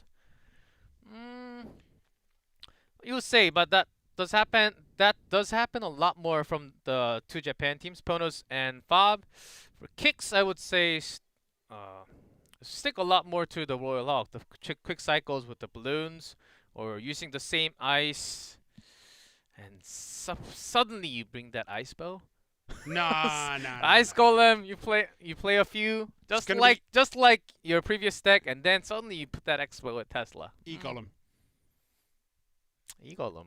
Now, E-Golem has kind of fallen out of the meta a little bit, It but is it's a season still of strong. dragons. It's still strong. Without the rage or with the rage? With the rage, okay. It's a possibility. We'll see anyway as we get into it. Benzer Riddell versus D-King coming up. Gotta say. Yeah, but with the change, with the nerf to Battle Healer, didn't really see that much Elixir Golem, to be honest. Yeah, and it wasn't really Not at all, to be honest. Like, the like Battle I Healer... checked at least a couple hundred top ladder games and none. What about in Grand Challenges? Yeah, I'm talking about Grand Challenge and top ladder games. It's still couple not hundred, prevalent? Well, maybe only the games that I saw. It is going to be D-King and Benzer. D-King, 28 games played, 64% win rate. Benzer, 24 games played, 50% win rate. Some of the players that D-King has beaten, he has beaten higher. He's beaten Elsiop, he's beaten Kent Sameshi, Good matchup. Jay, he beat Onion just last week. Is he going to be able to beat Benzer today? Three Musketeer with the Royal Hogs. That's what D-King loves. The 4.1 with the Archers. So it was D-King who almost completed the reverse sweep last week against Kicks. Will he be able to not reverse sweep, not all the way, but will he be able to bring it back for TT Gaming? Or will Kicks Benzer close this one out in just 4 games? We'll find out as a minor comes in from Benzer Riddle. And it is a Night Witch from D-King. Perhaps you're right. We'll see, though. Dark Goblin. Just a lot more spell bait. With the Ice Whiz here, it is looking probably just a Golem. I think D-King would go more Golem than the weird giant Night Witch deck that we saw. With the Baby Dragon. Feeling a lot more of it now. Here comes Benzer favorite. The mortar comes down from Benzer. It's going to connect into that Goblin Cage. The Baby Dragon is going to get a couple of belches into that tower. Miner coming down the right-hand side. Tornado to kill the bats instantly. But only against the bats, so the Miner... There's Vanilla Miner all the way down. Near 450 damage there. So it is going to be the Golem Cage deck that we saw probably earlier from D-King, so expect that. But does Benzer have much better tools to defend compared to what Onion had before? At least he has a building. I guess that's one thing.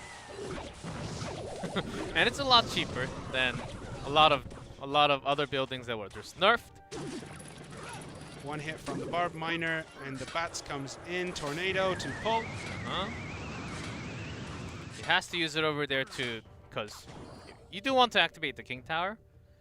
Now, is D-King going to be as decisive as we saw Nuomichi earlier with this deck, where he just went, all right, I'm just going to go 3 crown?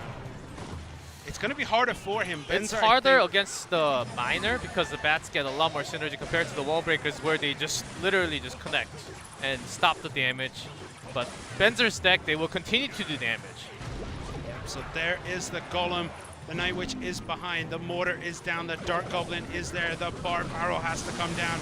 Lightning as well down for D-King. And look at that. Yeah. The whole backline is well defended. Yeah, it's the real good key to lead all those single targets. Ice Wizard, the Night Witch, and already back with the Mortar. Look how fast the cycle is. Yeah, the Goblin Cage is there to try and deal with it. The Prince here isn't going to get any damage into the tower or into that Brawler, so it's going to be a bit difficult to defend here. The mortar is getting damage done on that right-hand side. Miner comes through the back. Yeah, and some of the goblins actually connecting a little more. Spears, a few more. 5. So he doesn't have any direct spell damage. He only has the snowball, does Benzer. So Benzer's going to find it a little bit more challenging to get the damage through, but it looks as though he will do it. The Dark Goblin being such a good key against all these small bats, eliminating and also surviving after. Miner into the back. Yeah, Golem not really worrying about it. He wants to finish the game with the remaining damage, but wasn't able to do so. With 262 left, has to defend first against the Golem plus the Lightning. Yeah, that snowball was good from Benzer, but unfortunately what it did, it bodied the Night Witch into the Miner, pushing it off the tower even further, so it couldn't get any hits. Just one baby Golemite coming through. The baby dragon is going to go down. Miner at the front this time. Oh, Cage does good catch. And just use the tornado. So D-King waiting for the chance. He's holding on to that lightning forever now. Yep, snowball. He's going to need 4 snowballs to be able to finish this. I don't think he's going to try to cycle that much on its own. Miner's coming through. Oh, that tornado all the way away from the Miner. It was going to be tough even with the King Tower activated anyhow. But Benzer takes it back to back for kicks. Yes. And let's get that King of the Hill. Yes, he does. The mortar coming in. Is it back? Is it back? Nah. Is Benzer back? Well, he is definitely back, taking 2 games against TT Gaming. He took out Nuomichi. He took out D-King here. The mortar placement and timing was really good. He got so much damage done with it. Yeah, especially early game. And even here, you activate the King Tower, but at what cost? Those Spirit Goblins got so much Do you work done. agree with that tornado? Wasn't it already too late to activate the King Tower? I feel like it was too late. And there, I mean, that tornado just whiffed. The Miner was placed in a much better position, and GG. I think that tornado was... Yeah, even before that, he couldn't activate because he was trying to grab the bats at the same time, along with the Miner. I think instead of trying to pull the Miner into the tower and activate the King Tower that late, you might have been better trying to just pull things towards the center. Yeah, also D-King's had the Golden Push on the left, but to go against the Miner, he had to drop something down. Either the perfect prediction from the Bar Barrel, which is literally impossible, so either the Night Witch or the Ice Wizard, but to take hits from the Miner, and then to make your Golden Push even weaker. So it was literally really hard, unless you get the perfect prediction with the Cage. I think that was only one option, so just leaving you with that tornado, which was okay. But if the bats are coming, you can't really activate the King Tower. So Nuomichi was in a similar matchup, not identical, but a similar one. It was Miner Wall Breakers, right? Nuomichi was like, okay, I'm going to lose this tower anyway. I'm going to lose that tower. I'm going to just go 3 crown you. Yeah, I would say quite different, but in the way you have to play that Golem. Yeah, but should he give should up one D-King side? have just given up one side and gone for that all-in push? It I would have don't been a think lot so. harder due to the mortar, due to the Prince, and due to the Dart Goblin. I really don't think so, because Wall Breakers takes a lot more. Mega Knight, sure, can go there, but with just Miner bats, 5 elixirs, it's tower down if you don't do anything about it. So that's only 5 elixirs, tower down, then you have all the time in the world to defend against the Golem. And he did have a Prince, which is a really good tool against all the backup troops and the perfect spells against the Golem big push. So in this case, I think it was the right choice. It was a hard matchup for D-King anyhow, but it was the right choice to go for the defense first. All right, so triple draft. We're going to get into it. You look at that. I'm going to say it's D-King from TTG. Now, I'm not sure, but I think it's D-King. I'm 100% sure, and it's going to be D-King. If it's not, I don't know what TTG is thinking. I have no idea what they're thinking. He's the only one who's played it. Yes. So he's a shoo-in. For kicks, they experimented at the end, I think, of last week. Yeah. It was oftentimes Spencer after a couple of weeks. After week 2, it was always Benzer, and then they just shifted at the end where the placement didn't really matter too much. So the last time these two players met in Triple Draft, D-King took it 2-1. Benzer ended up losing 2-1. But it is Triple Draft. Anything can happen. Plus, Benzer just beat D-King. Momentum might be in his favor. He won game 3. He won game 4. Is he going to win the Triple Draft? I mean, not just from the regular season, it is best of 5, so I guess in a way less stress, but because this is the playoff, you can actually put more things on your shoulder. But you're in the winner's bracket, so if you lose, you lose. So I guess it's about the mindset, how you feel about the matches, how much pressure you can actually feel. So it is D-King and expecting Benzer from kicks, and I'm pretty sure both players basically know this. Yeah, well, they did meet each other just 2 weeks ago. It is going to be Benzer in that Triple Draft. So yeah, as I said, they met each other 2 weeks ago in this Triple Draft. D-King did win 2-1. Benzer has revenge on his side, that ultimate motivator. I want to be able to just slap you down, beat you silly, because you did it once to me. Yeah, that can certainly be the mindset. I would love to see the cards, but let's see. And oftentimes, Zappies actually became the key for this matchup. 2 out of 3 games, from what I remember. Okay. Stopping those bowlers, stopping those like lavas, just delaying it forever when there's no fireball from the other side. Well, we don't even get to see a brief drafting window. We're They're straight quick. into this one. They waste no time. B-King. D-King. B-King is Nova. D-King Too many for kings. TTG against Kicks, Benzer, Riddell. Who got the best in the draft? Who has the tools at their disposal that they like to use? We'll be finding out. Minions off the bat for Benzer, a Magic Archer for Nerf. D-King. Or I guess both then nerf. Modified. Yeah. Back. It worked. Yeah. Rolled back with the same range, but some less hit points. So not bad. There's that fireball. Yep. Good lumberjack placement, knowing that the musketeer won't be there to defend. This looks like a balloon deck from Benzer. Lumber loon with the heal spirit. I mean, Yeah, not bad. 100% possible, but it depends if he got that on his win condition. That's right. Bandit coming through, which means we have a tank support on Benzer's side. Is it going to be that Rage? With the lumberjack, that would be silly. It's probably going to be Cannon Cart. Or Night Witch. There's that win condition from D-King. Mega Knight. Sparky. Okay, so it is going to be Sparky from Benzer. He's going to eat that jump. Lumberjack is there. The angle isn't quite there for that Magic Archer. What's he going to put in front of this Sparky? So D-King still left with the small spell. If it's a zap, that's good news. If not, oh, still the bandit eats a shot, so that's also good. We still haven't seen that win condition For Benzer for yet. Benzer. Dash. But he's eating a lot of damage in this first game. Throwing out the good game, it looks as though he knows he's going to struggle from here. If we see the white flag goblin hand emoji, then we know it's definitely over. Well, Sparky Giant Goblin? Goblin Giant?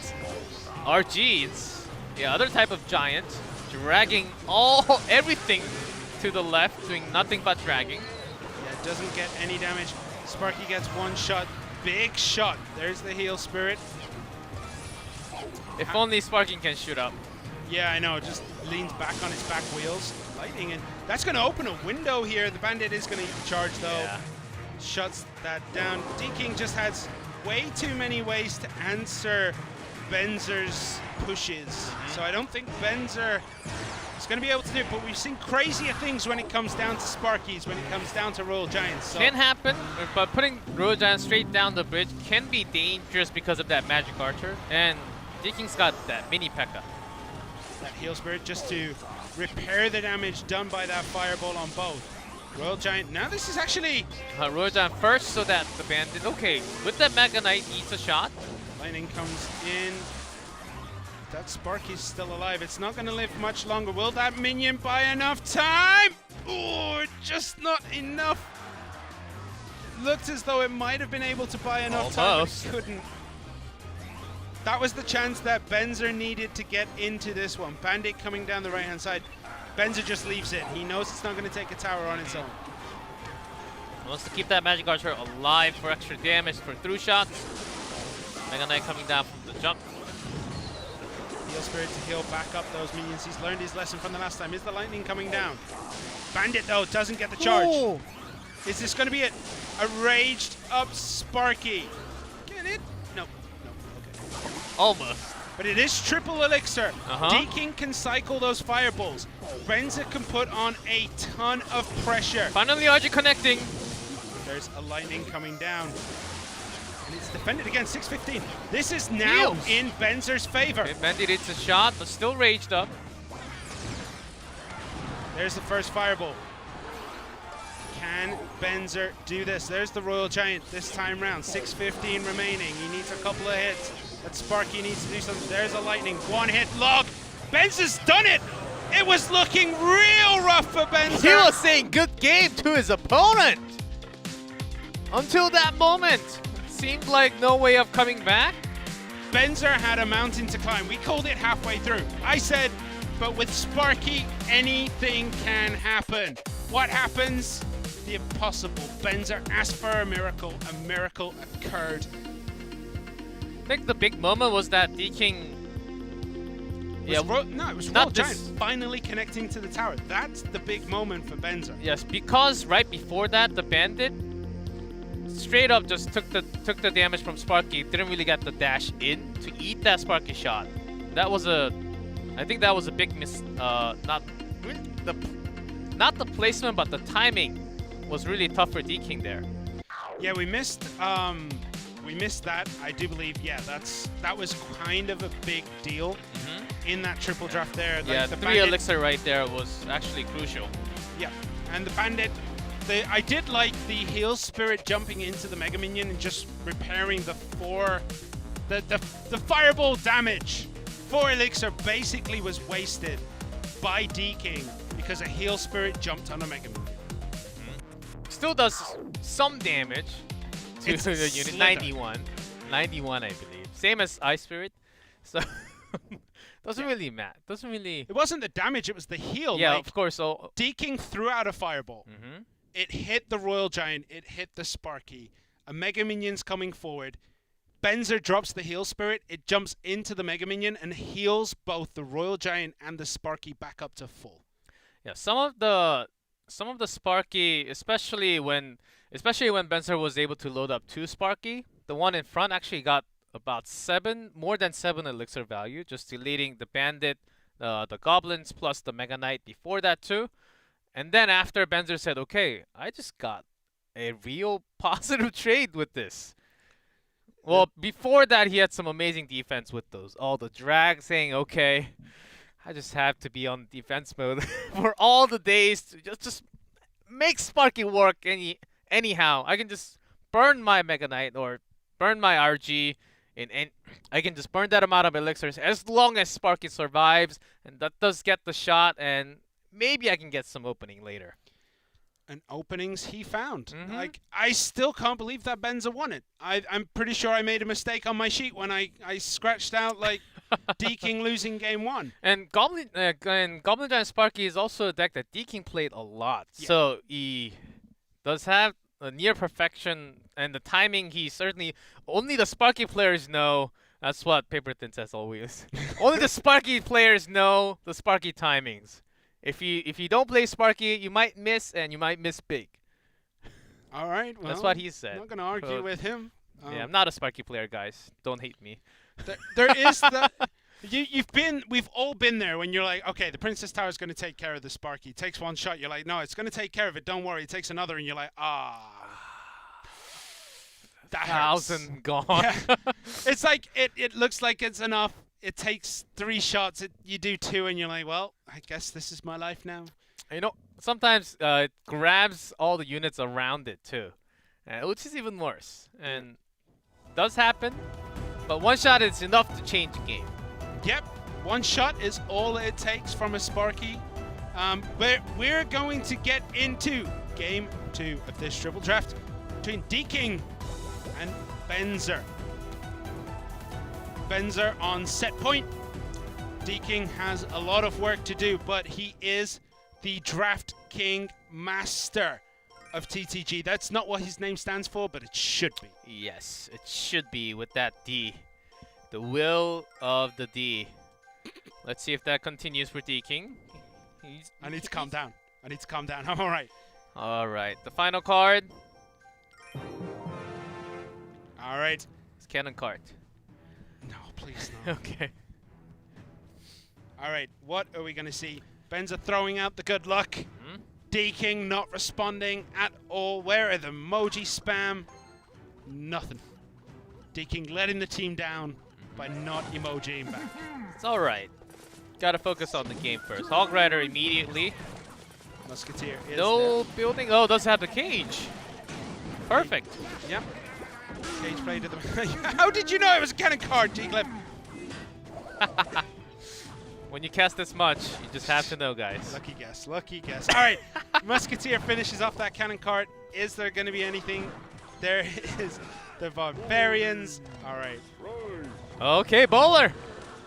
That's a good answer to the The Barbs. best, I would say. Other than the fireball. And so what's Benzer's winning condition now? Graveyard. So this Splash! it's an old school splash yard. But not in the range Yep. with the Princess Tower and the archers. Really, one of the really good anti-graveyard card. Yeah, Benza had to also let that Hog Rider go on the left. He just had no elixir to defend. He spent way too much Just putting the that delivery. fly machine down. Just the delivery on defense mode.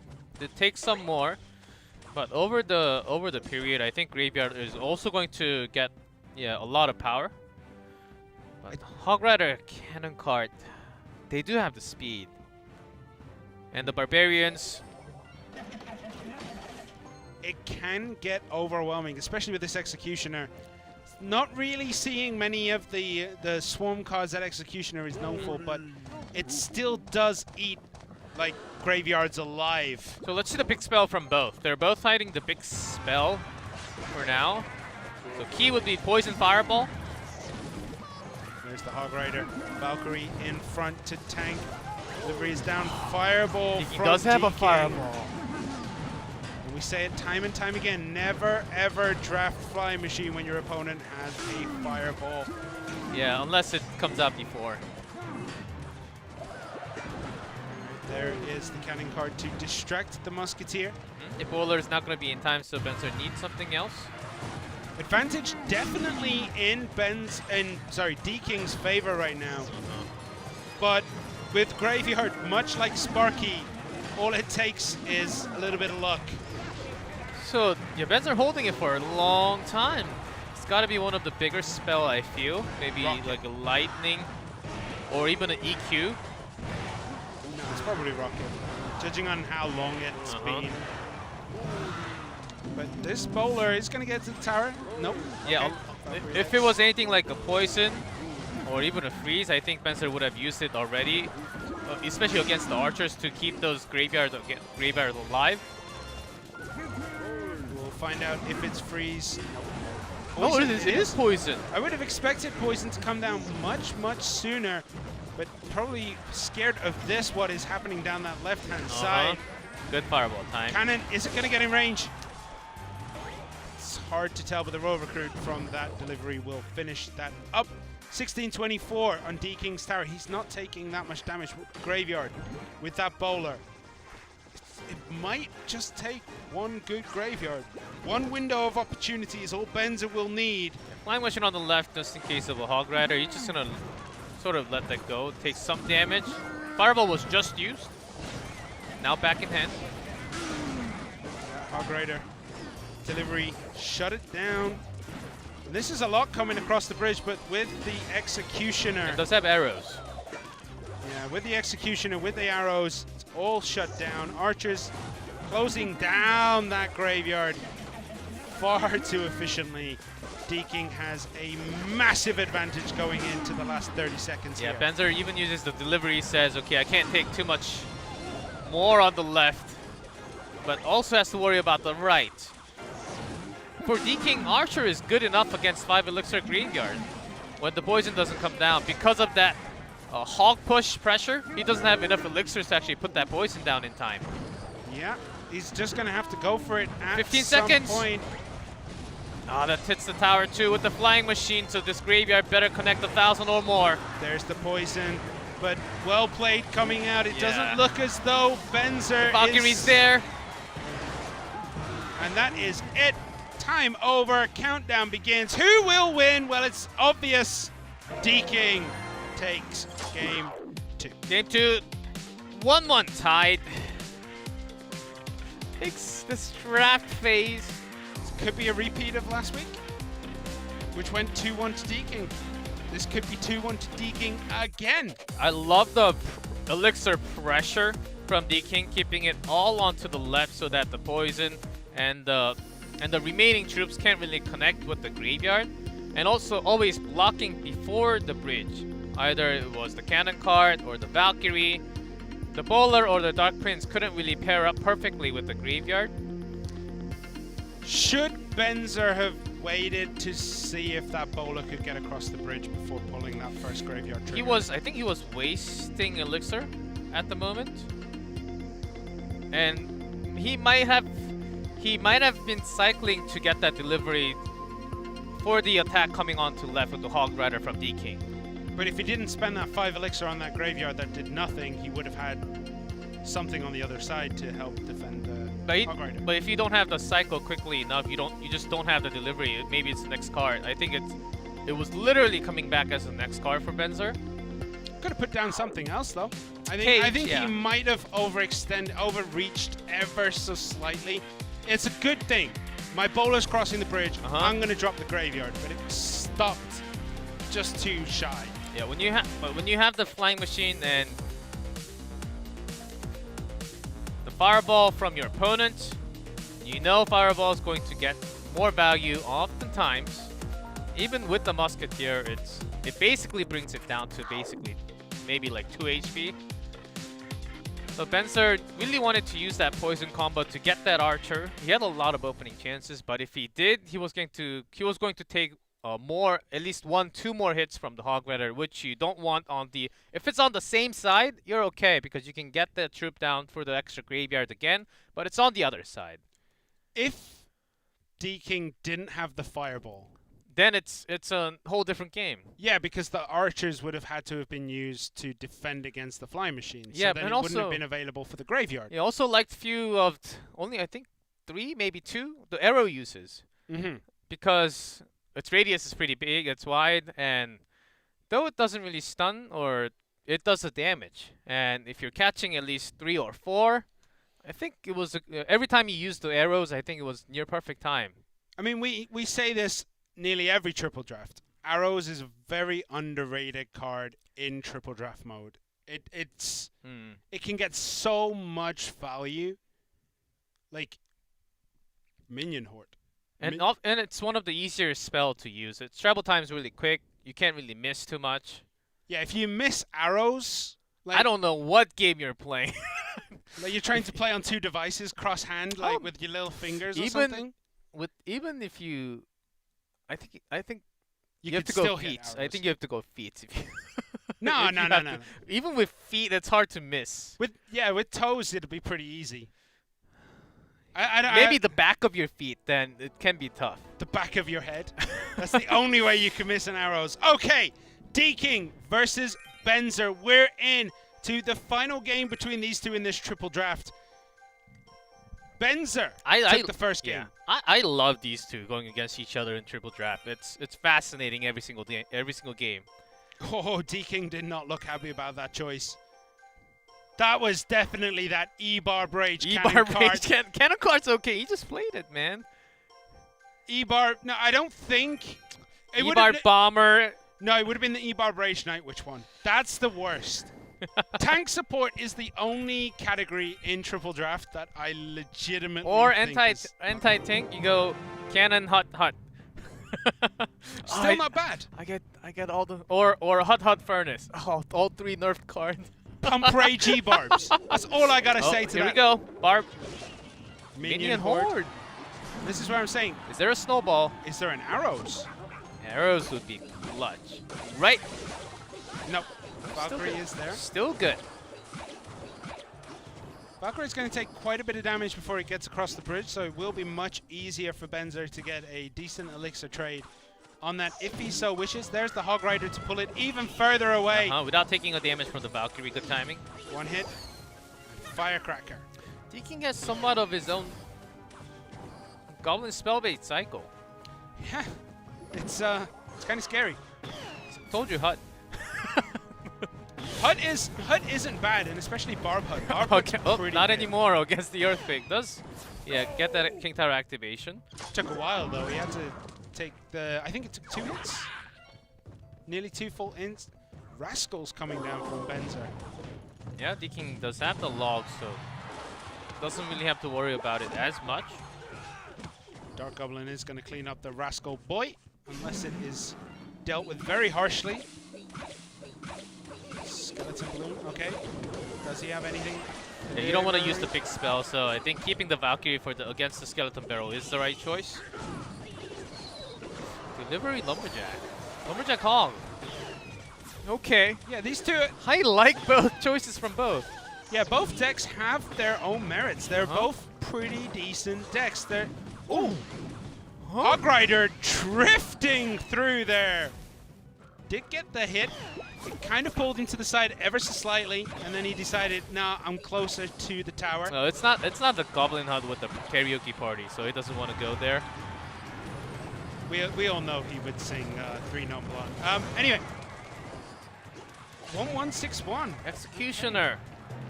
Again, another good card against the Minion Horn. Delivery. Oh, all the way. Okay. It was going to be late in timing anyhow. This is kind of scary. That Hog Rider, very helpful. Yeah, not enough for bridge. the Barbarian Hut. Limits to 1 hit with the Valkyrie and the Dark Goblin. Raised up minions from that Minion Horde. Nothing done because that Dark Goblin is ridiculously good. And another stab and another arrow. Oh, it's slowly falling apart for Benzer, but Benzer can still control this. He has the elixir advantage. Yep, and also EQ has been doing damage to the tower every single time. But I believe Benzer is finding it harder and harder to defend. There just seems to be a little bit of damage coming through unnecessarily each and every time Deking pushes. We're going to see it now. There is the Skeleton Barrel. Minion Horde after the Executioner. Let's see this defense. No delivery. It's gone. He lost it. Deking takes game 3. I told you, Benzer was just losing that defensive edge time and time again. It was small little hits he was taking. And then Deking just went at it. Yeah, Minion Horde was a tough choice. What could have been the other 2 choices? Is it Anti-Air, heavier card. Which Wizard maybe? Or E-Dragon? Or Inferno? I think he would take E-Dragon. Okay, so it was looking good for Benzer at this point. Benzer was defending well, but this is where the wheels slowly start to fall off. Right? This huge push here. Yeah, Dark Goblin survives forever. He was greedy, trying to be very greedy with that Skeleton Barrel coming in, which just meant he didn't have that extra 3 elixir to defend. What could he have realistically thrown down? The Firecracker? He could have thrown down a Royal, he could have thrown down the Delivery, he could have thrown down maybe the Rascals. I think Benzer went super aggressive with the final Earthquake that he had. And it cost him. Yeah, extra elixir, which didn't really let him to put that extra card like the Firecracker, which could have been really good against a Barbarian. Firecracker, I think, was just coming back to his hand. It was deleted by the Executioner that was right before all the Barbarians coming out from the hut. So, yeah, in a trade, yeah, because of that Earthquake, which basically led more barbs to come out for the right timing for Exactly. deking.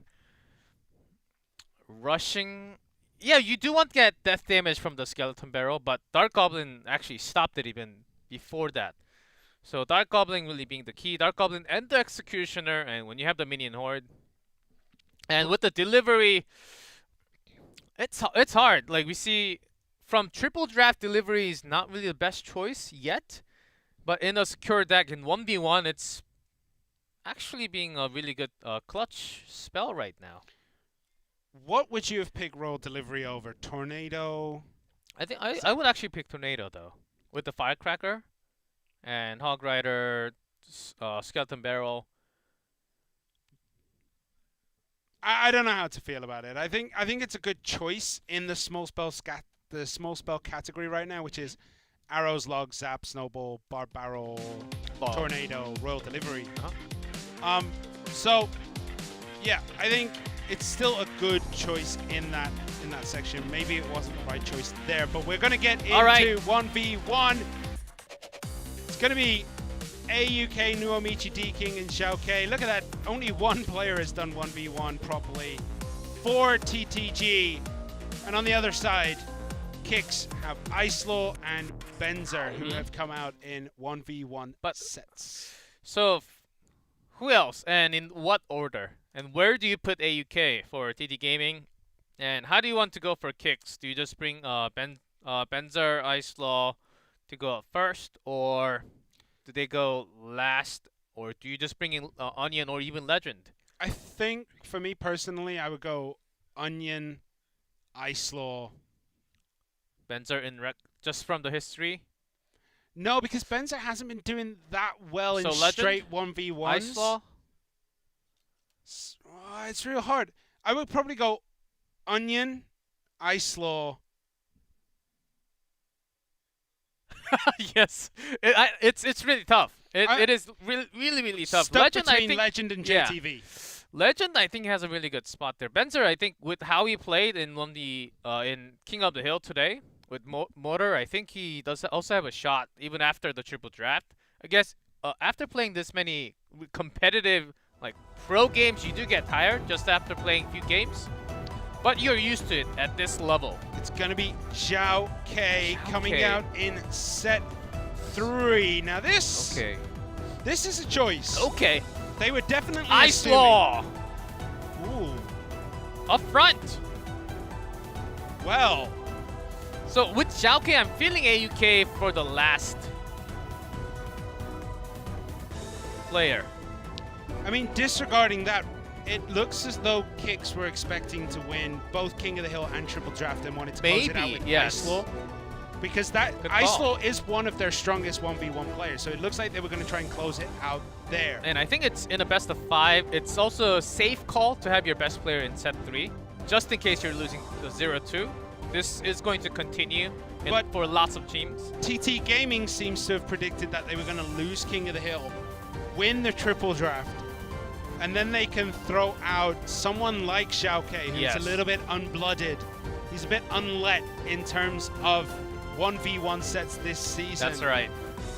And I feel like Kicks have blown their strongest player, their anchor, against Xiao K, who isn't that important to the team in terms of their success so far.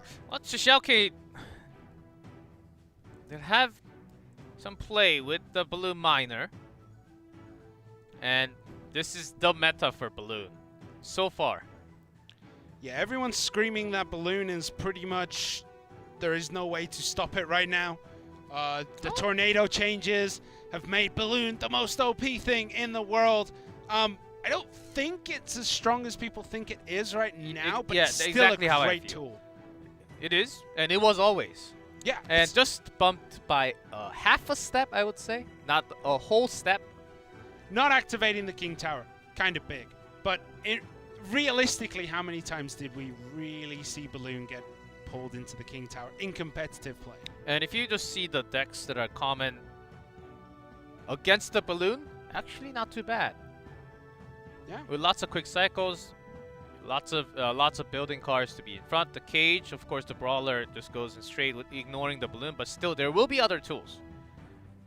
Yeah, we have seen Tornado today mostly used offensively Yes, to pull that's things into the tower, to that's clear right. away bats, to clear away the skeletons, the goblins, to bring Yes. everything closer to the tower. But compared to how many tornadoes were used weeks before, It's it's significantly certainly lower. yeah, it's by half or even more than that. Right, I think we've burned enough time. Yeah, but I think we stalled good amount of time before anything happens.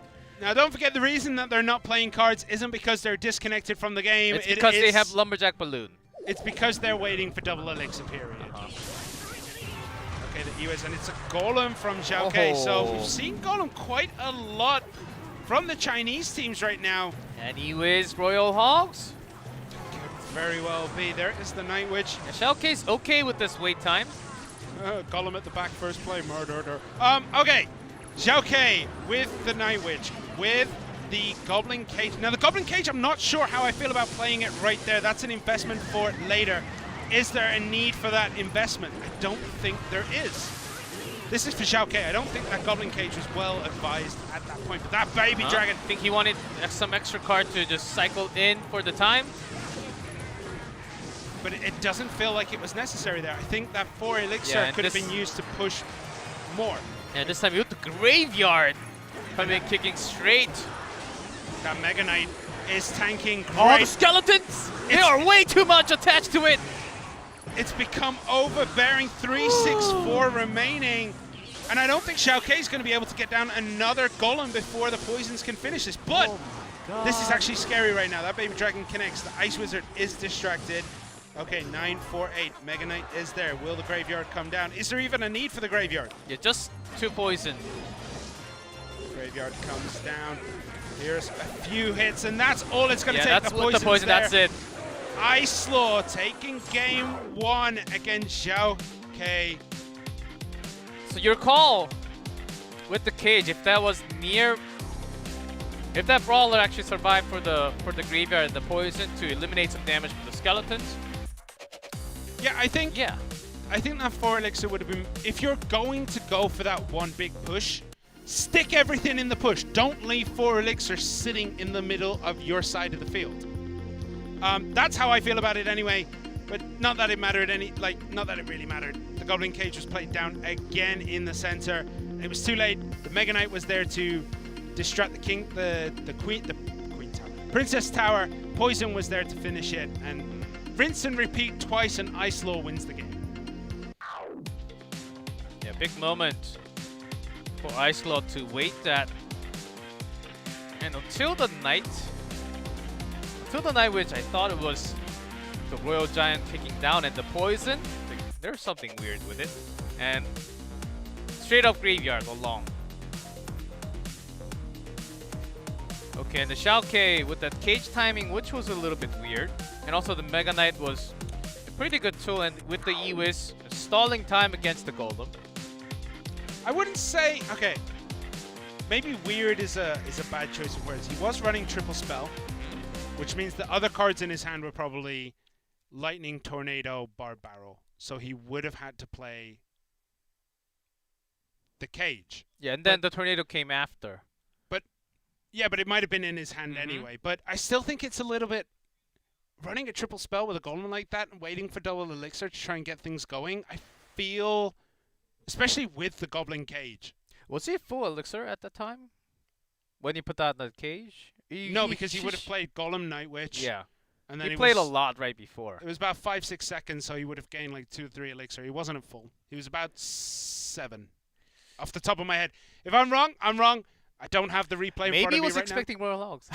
Just like what I thought for a second. now. It Just could have for been. It could have been. half If a it- second. If he was expecting a Royal Hog counter, sure. But he was building one big push. You can take Royal Hog damage.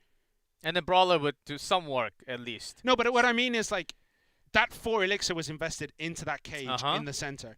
Instead of spending that there, if he'd have put that on the offense, Royal Hogs Yes. come in, it wouldn't have mattered. He'd have had the offense. The Royal Hogs would have got damaged by the time they pushed past that Golem Knight, which I guess Baby Dragon Ice Wizard would have been there.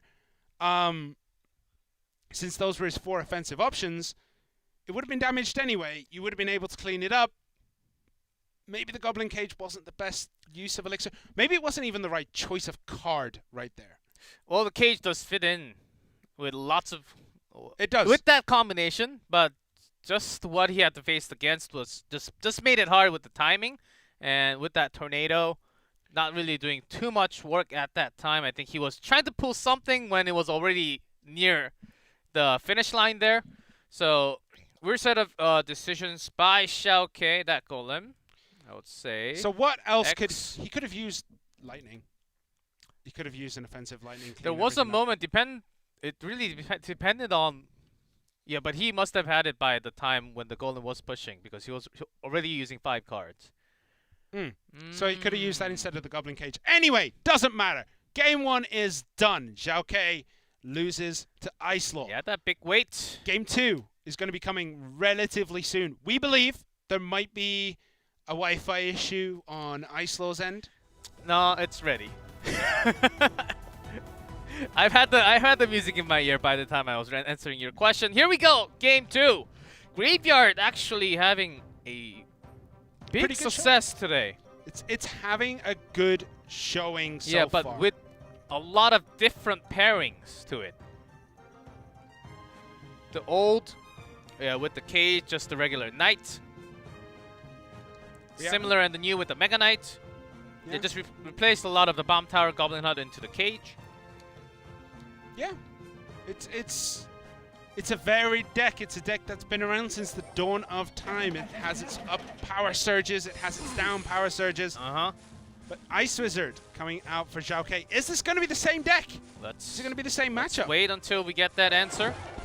So cage, Dark Prince, and the yeah, might still be a different graveyard from Ice Law. could be Ice Bow for Xiao K. No, with the Bomb Tower. No. Okay. Yeah, feeling another graveyard from Xiao K too. Still can be the Sparky Goblin Giant from Ice Law too. Throwing out a few options there. It is the Sparky. Is it going to be Goblin Giant, you think? There are some Giant instead, but not as common. There's still too many graveyards, so it has to be, yeah, Goblin Giant. Yeah, and that Bomb Tower is going to expire before that Sparky crosses the bridge. To shoot the Barb Barrel Let's get 2. is good. And Knight is there to cleanse that. And no damage done in Ice Law's push, but he's back up to full 10 Elixir.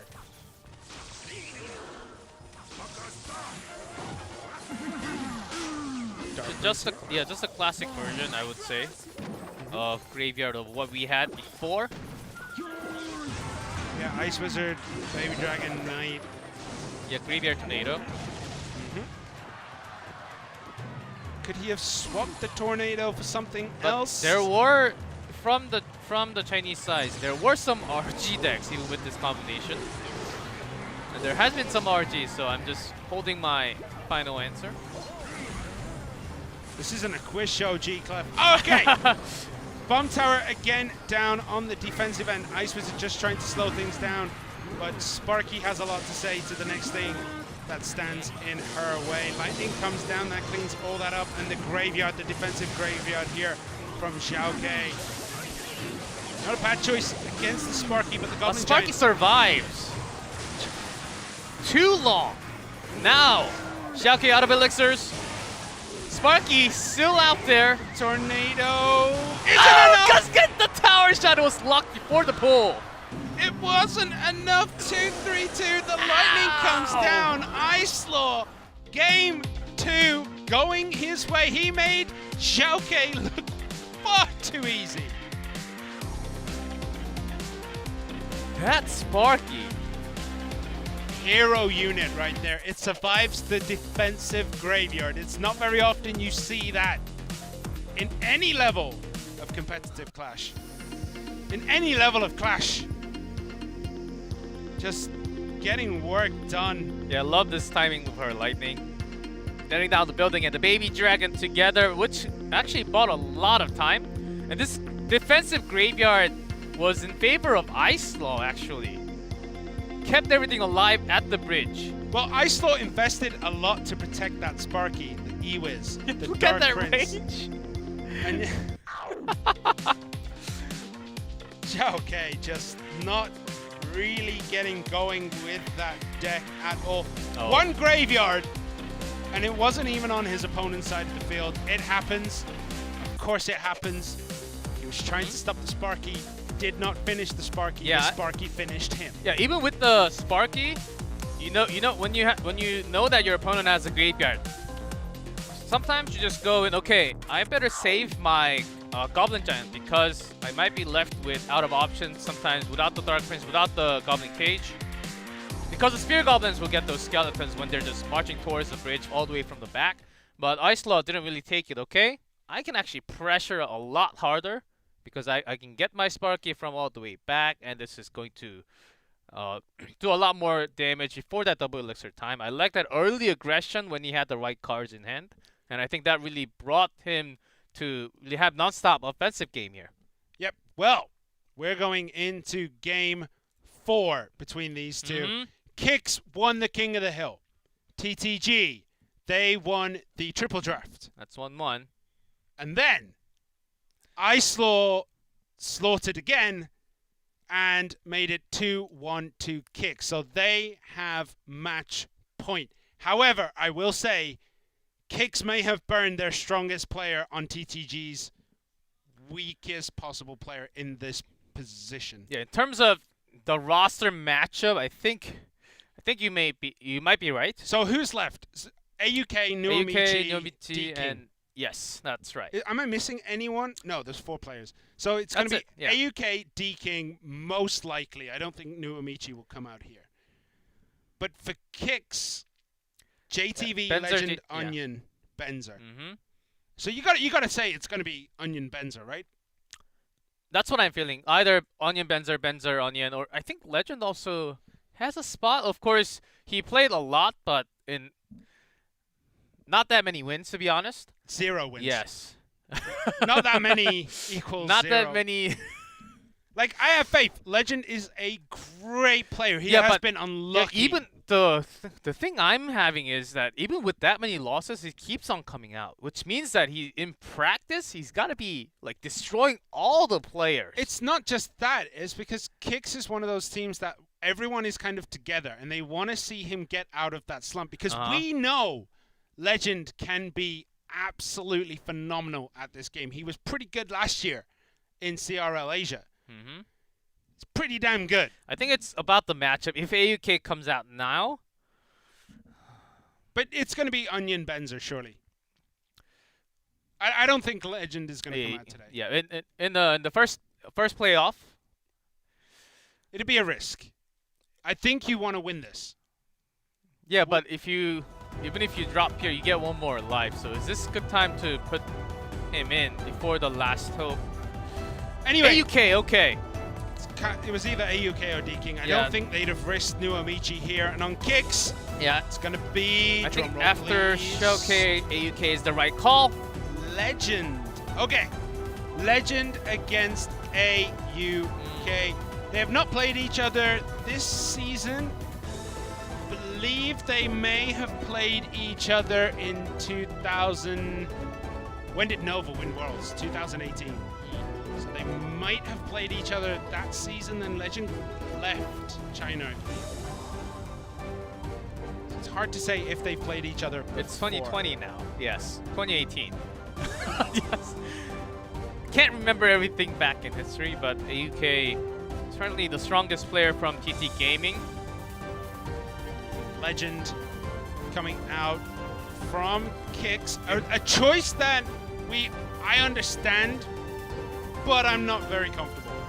But who had real good success with the RG, even in Clash Royale Asia, and also back in China.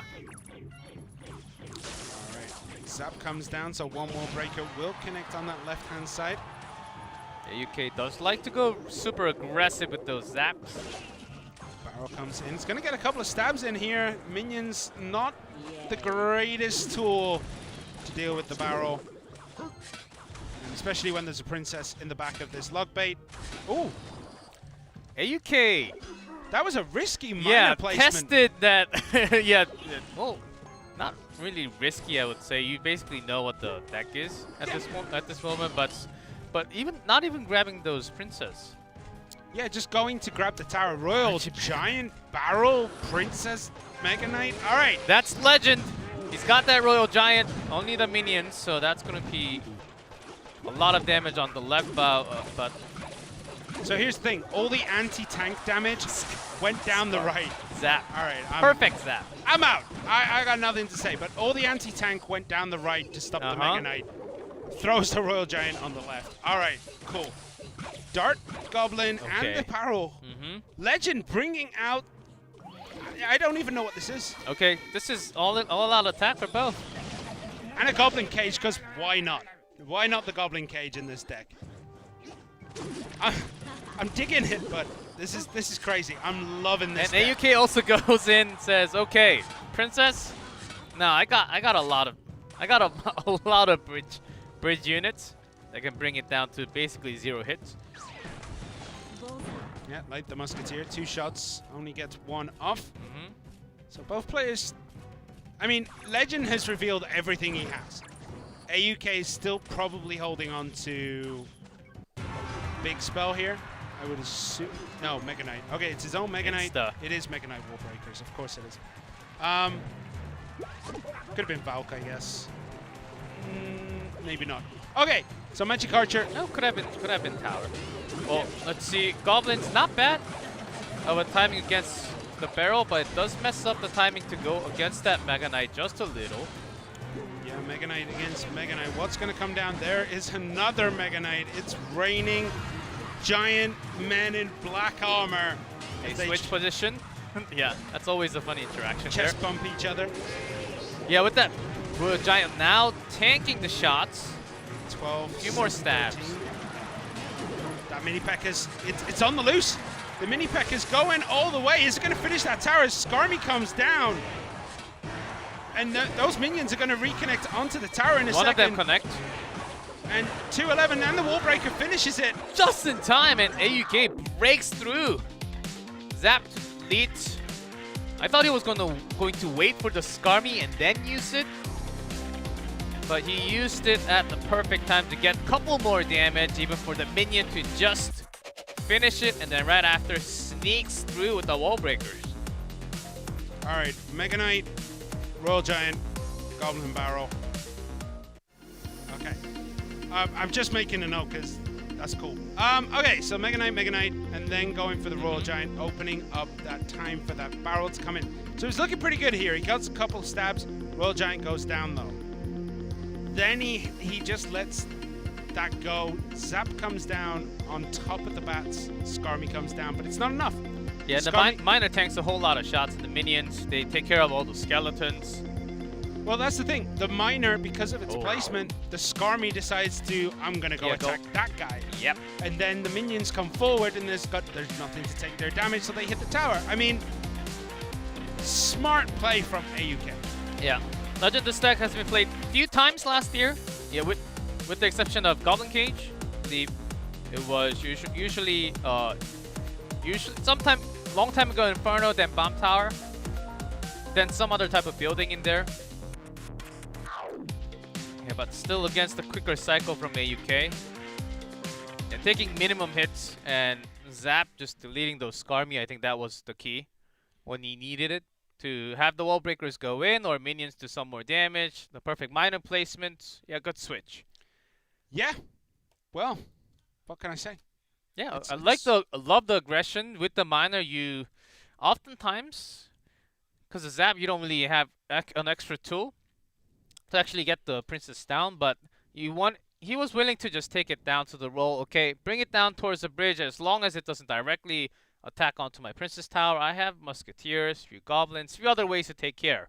So miner, let's just pressure onto it. Miner sticking to the tower, and then bring some minions or the goblins to make sure that a lot more defensive card has to be used. I like that mind game there. Yep, AUK certainly an aggressive player, as you can see from just that game. Do you think, because AUK has a habit of playing the same deck multiple times in a best of 3, or just in general, he'll play the even same in King deck of the Hill, over and over. yes. Do you think he's going to play the same Miner Mega Knight Wallbreaker deck, or do you think he's going to switch it up against Legend? I would like to see him switch up. Because if he plays the same, what could Legend bring that would counter the Wallbreaker Mega Knight Miner deck? His own hogs are also okay. And Legend, I think he felt confident with the RG, having this push, but lower in cycle. Another graveyard is tough. It's not a bad one, but still against the Mega Knight, that many Musketeer anti-graveyard tools, can find himself in a trouble also. Yeah, well, we're going to get into this one. AUK against Legend. Will AUK bring the same deck? Will Legend bring Graveyard? We'll find out. With the skeletons down, it's definitely not. There's a Miner.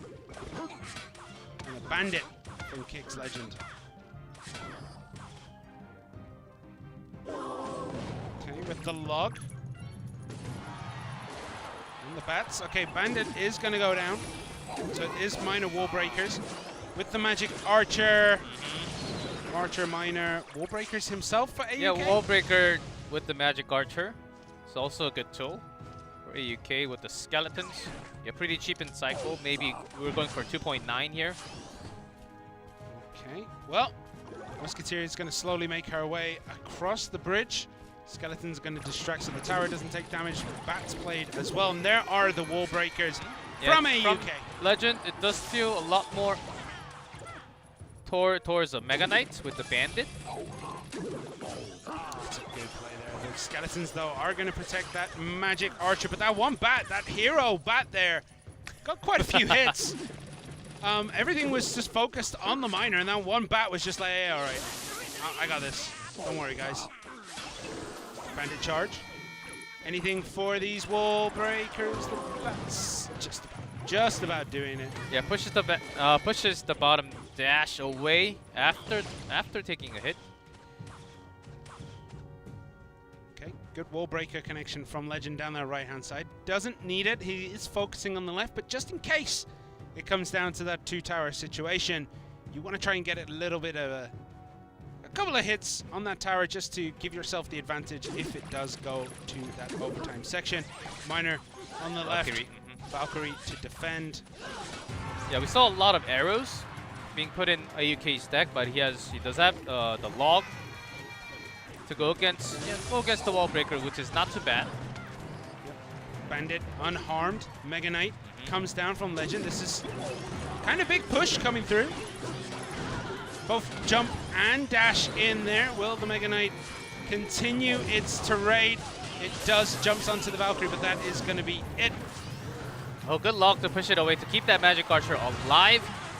EK, somewhat pricey.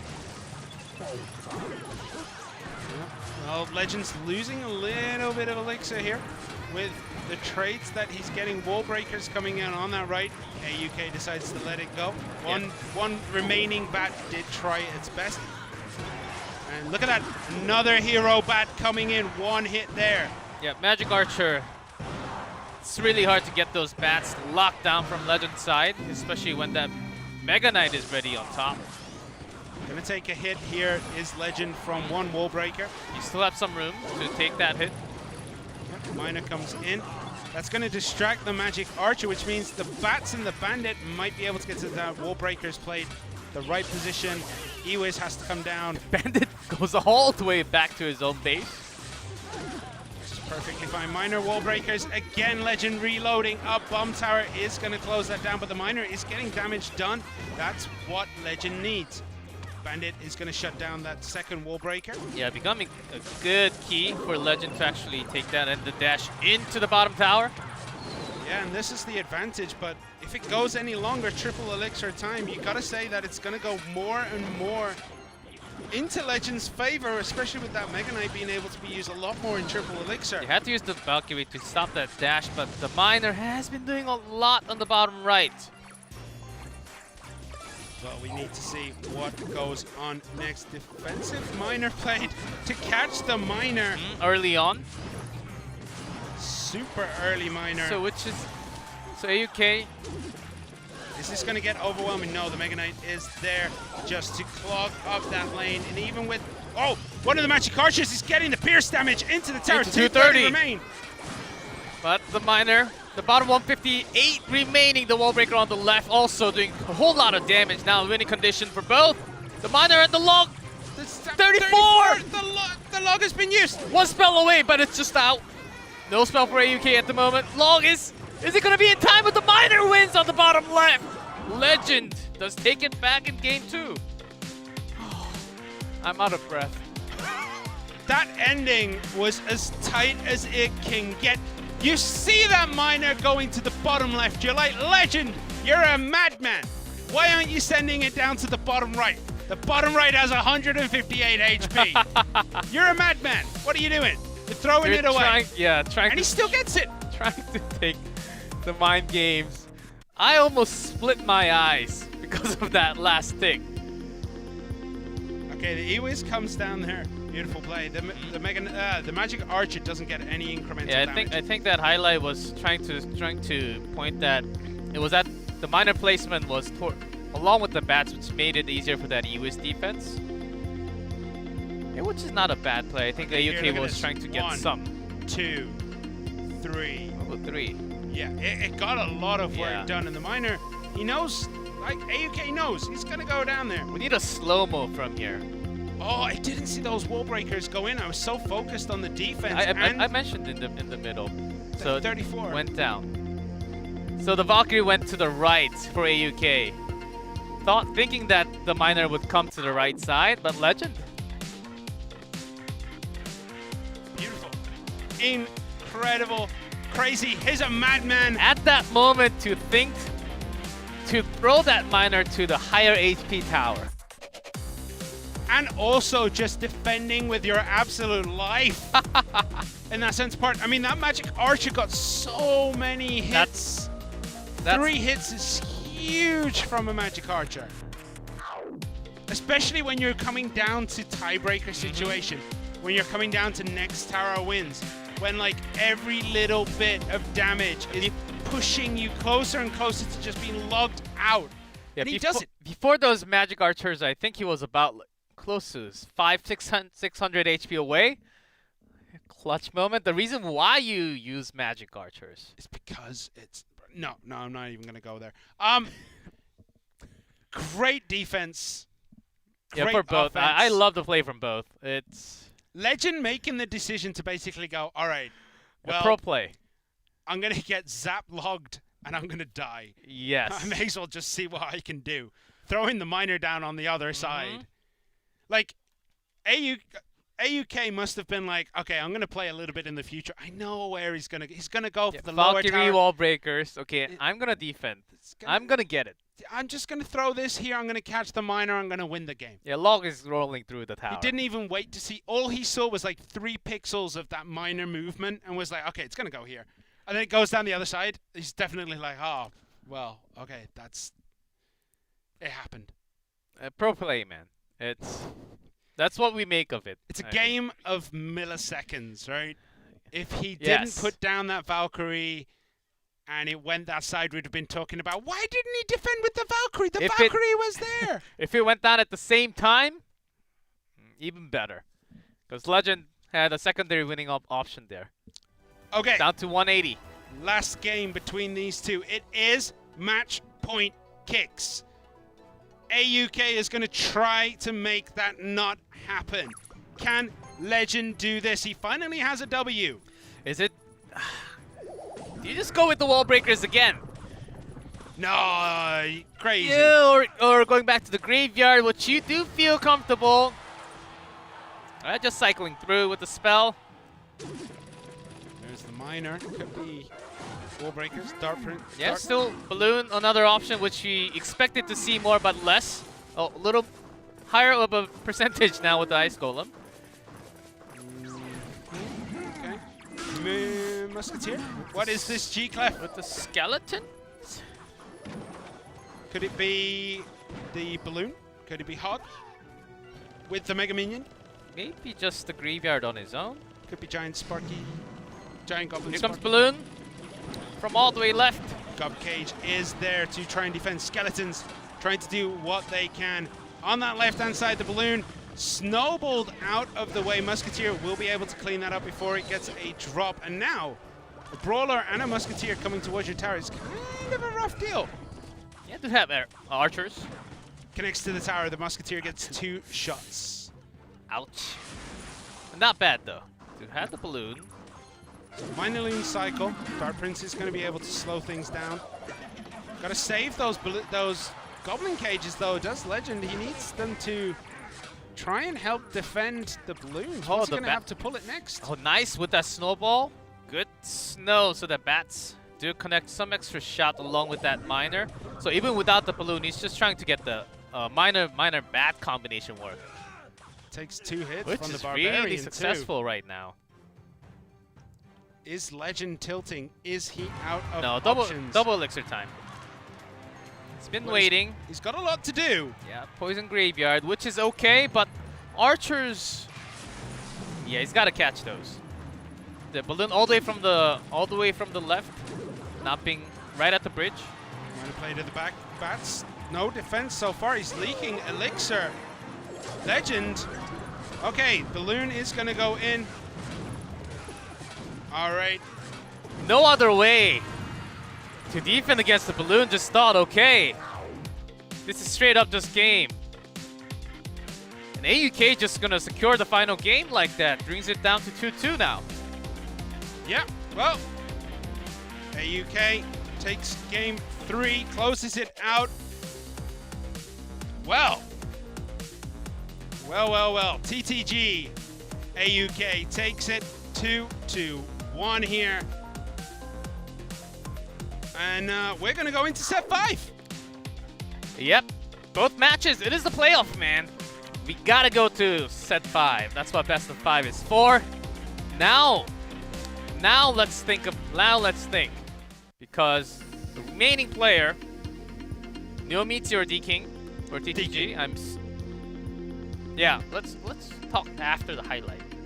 Okay, so Snowball comes in, and I mean, a lot of damage was getting done here. This Goblin Brawler and the Miner, but then look at this. It's just March of the Valkyries coming through here with the balloon, with the Miner, and Legend just giving up the ghost. Balloon connects to the tower, finishes it off. 3 crowns for AUK. Congratulations if you have AUK in your fantasy team, because, well, that's 3 crowns, I believe, today for AUK. Right? Yeah, lots of win for sure, and I think No, AUK. it's one. AUK had a lot to do. Yeah, he lost straight against Onion in King of the Hill, so but still 3 crowns, so that does count. Let's see. Even with that, yeah, Graveyard Poison for sure.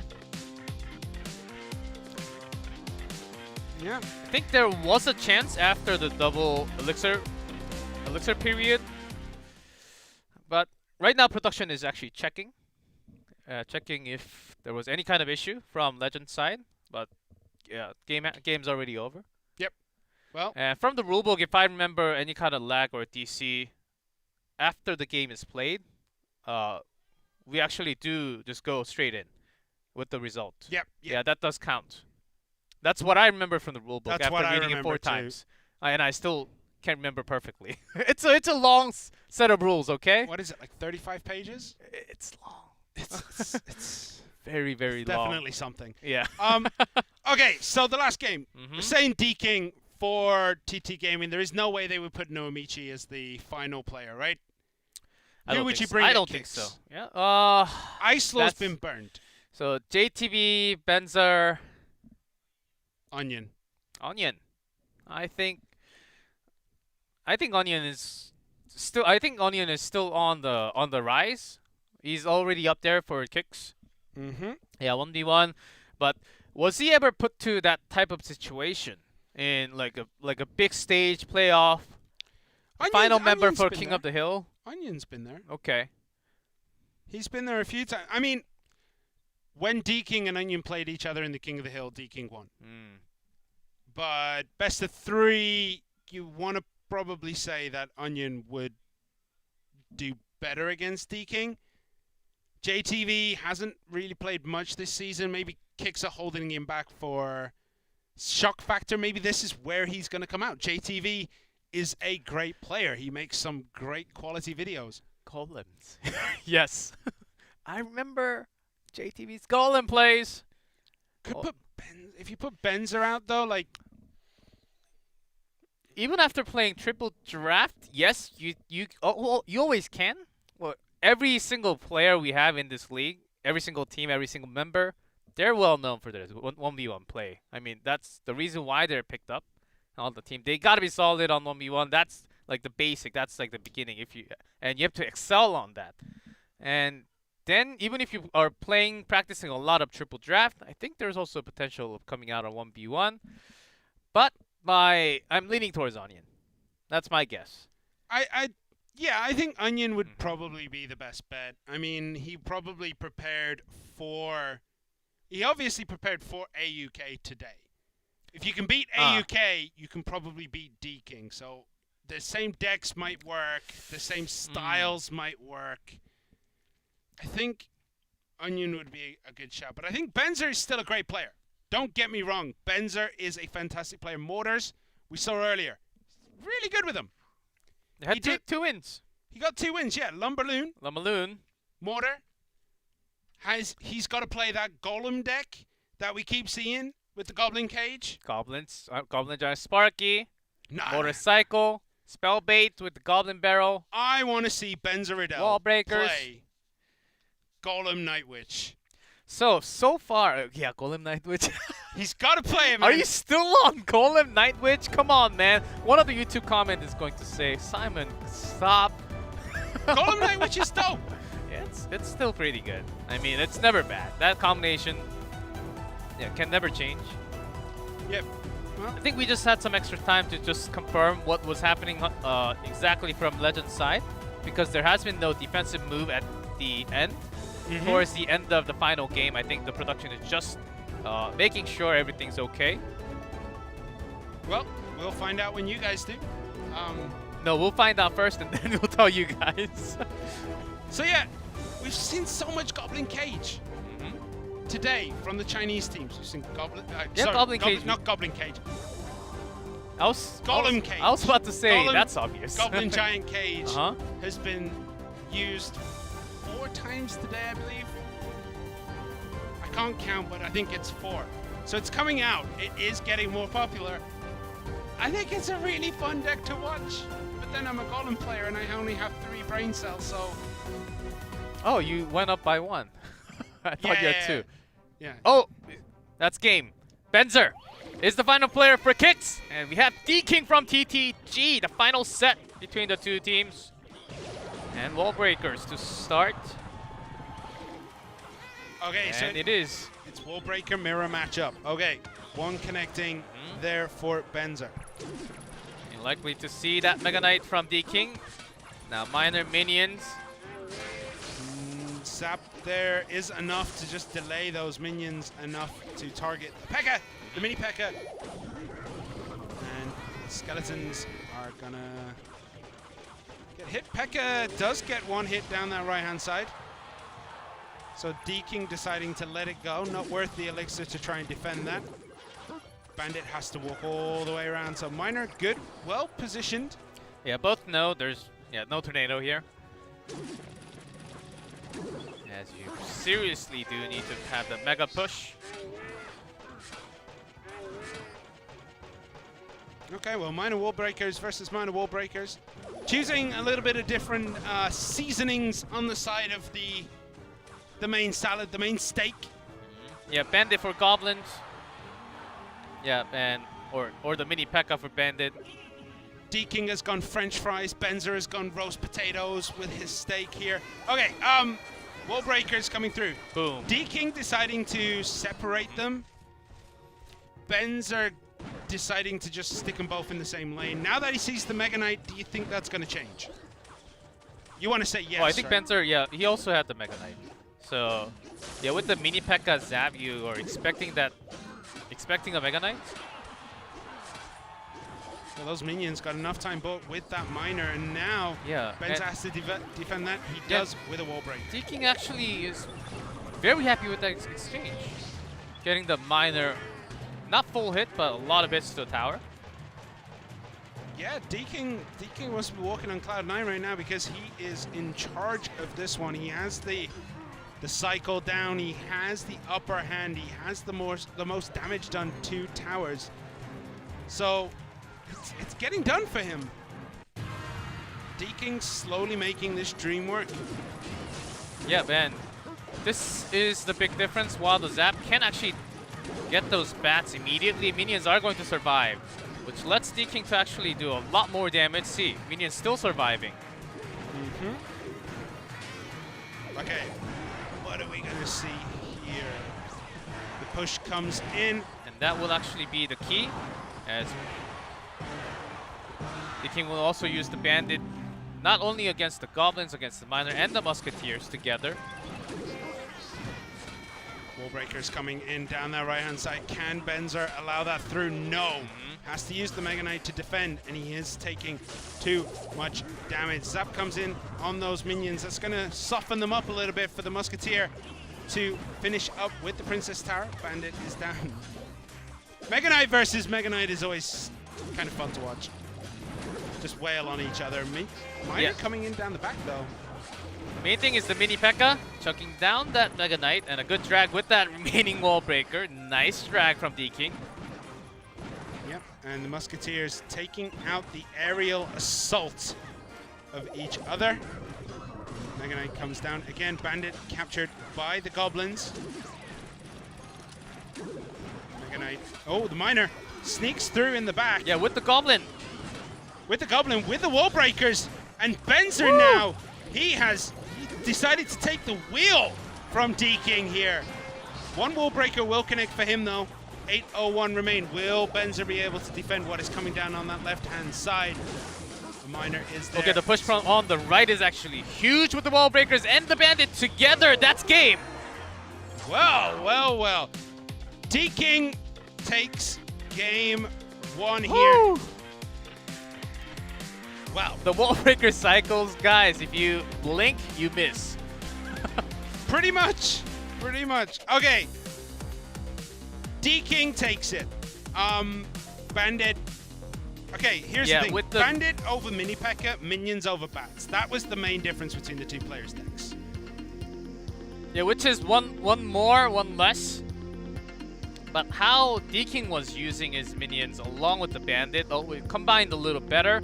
While Benzer's mini P.E.K.K.A had to be used against the Mega Knight more often, but because of lacking the ground units and to get that bandit dash limited away from the Princess Tower, and even to catch the wall breaker, he couldn't really pair that up against the Mega Knight.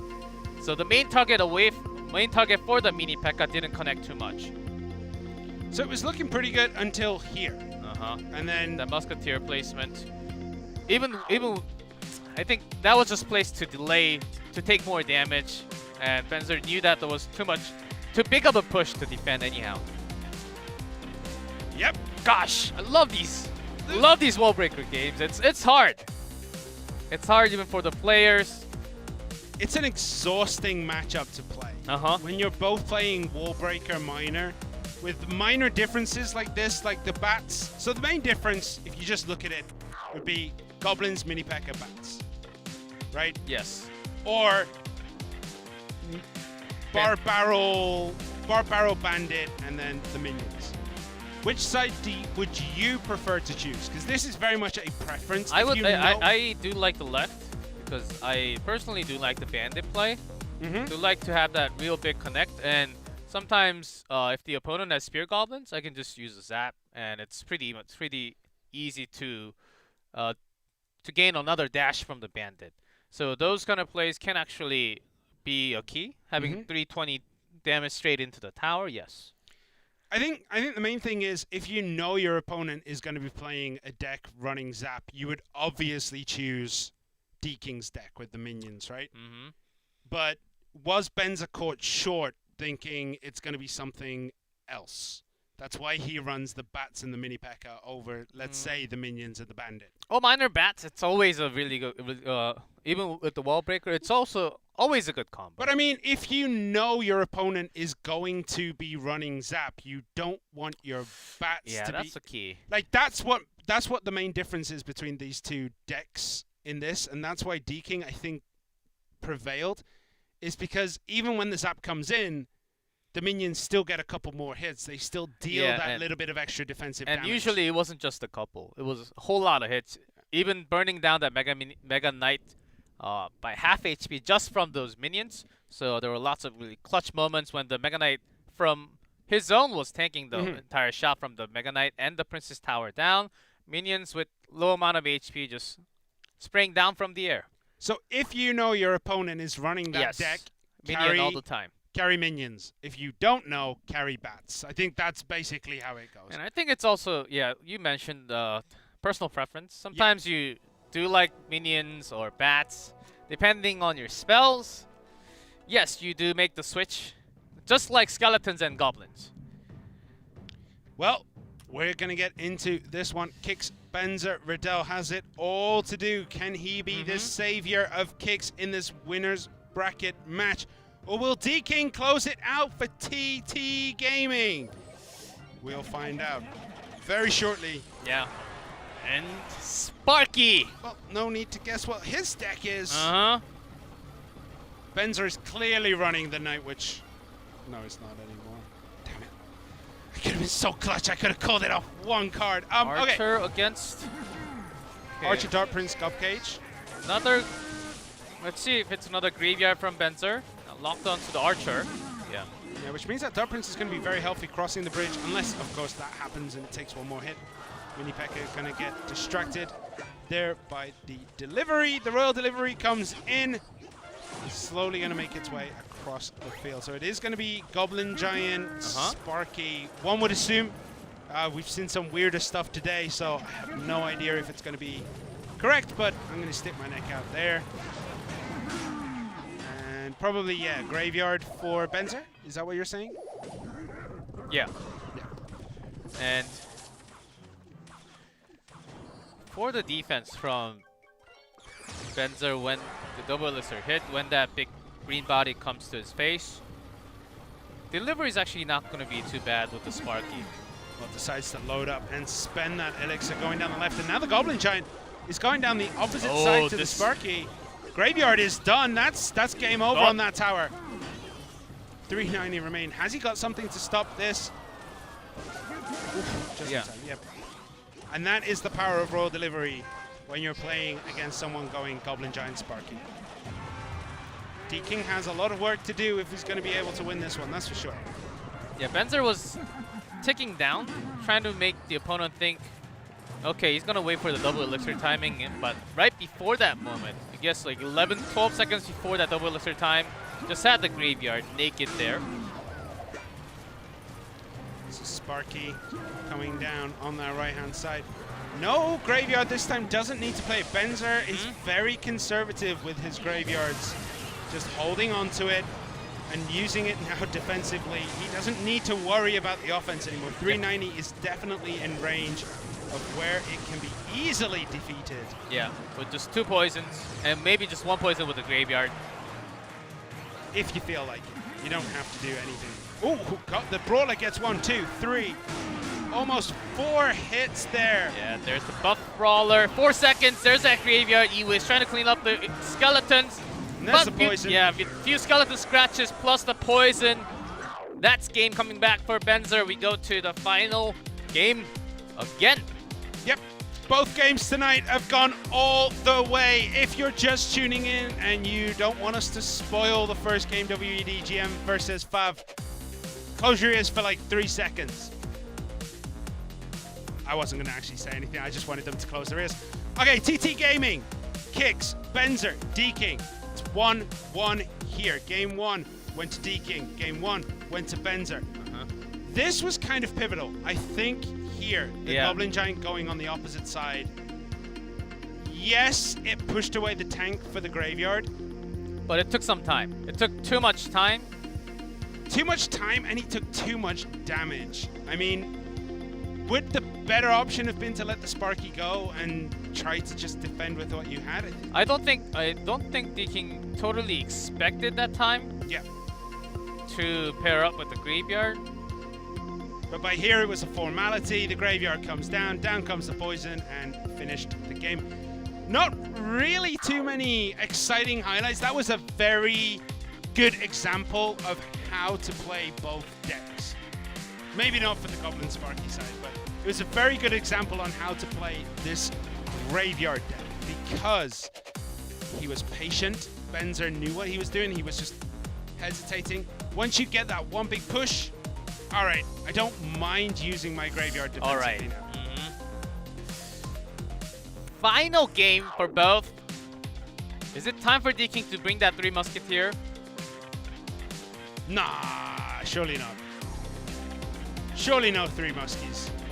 Don't do this to me, man. Don't do this.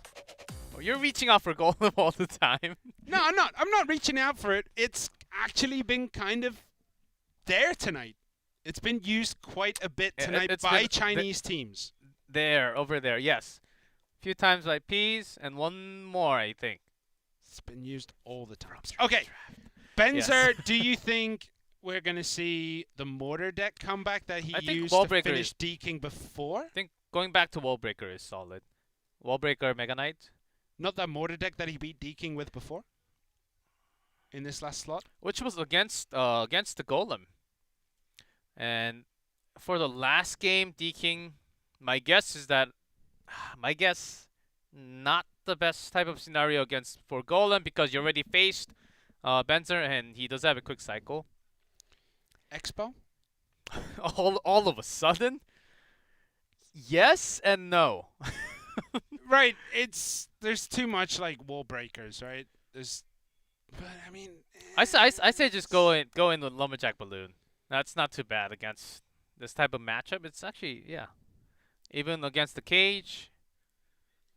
Cage has been a revelation today. Like, we did not see it at all so far this season. Goblin Cage out the wazoo today.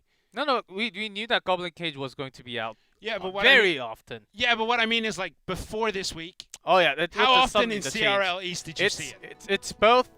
It worked in both ways. The buff in brawler damage and also all the nerfs in buildings. That was around the 4 elixir. All the nerfs in Earthquake too. Okay, Benzer Riddell versus D-King. What is going to happen? It is wall breakers from D-King. Looks like it is Graveyard again for Benzer. Maybe. Or his own Sparky. There's another chance. D-King. With the minions, we're feeling the Mega Knight again. Yeah, Archers, I think Benzer Graveyard. Yeah, well, was anything else? It could be. Yeah, like the Goblin Cage, though. Like the Musketeer. Okay, wall breakers coming in. The Barb Barrel whiffs because he probably wasn't expecting that to pull quite there. Musketeer from D-King. So this is D-King's Game 1 deck versus Benzer Riddell's Game 2 deck. Oh, takes one from the Brawler. That's big. It's about 300 damage. Well, now that Mega Knight from D-King is outnumbered, and this is time to go Graveyard. No! Doesn't pull it, but that Mega Minion, one hit, make it 2. Ooh, 2, okay. Reverse, 1 hit. Still to take it. Okay, Benzer. Holding it still before the double elixir time. It is the final game. Want to play it safe. Nice. Tanks one shot. 1929 remain. Once this gets to double elixir, you want to put the onus on Benzer to take the game, right? Double elixir, I think it's going to favor him more. I think D-King needs to get a little bit more damage in during this single elixir period. And there are lots of small cheap elixir cards that are weak to poison, like Minion, Goblins, and also the Musketeer if it's caught. So let's see how good the cycle is from D-King. Following Benzer's play around.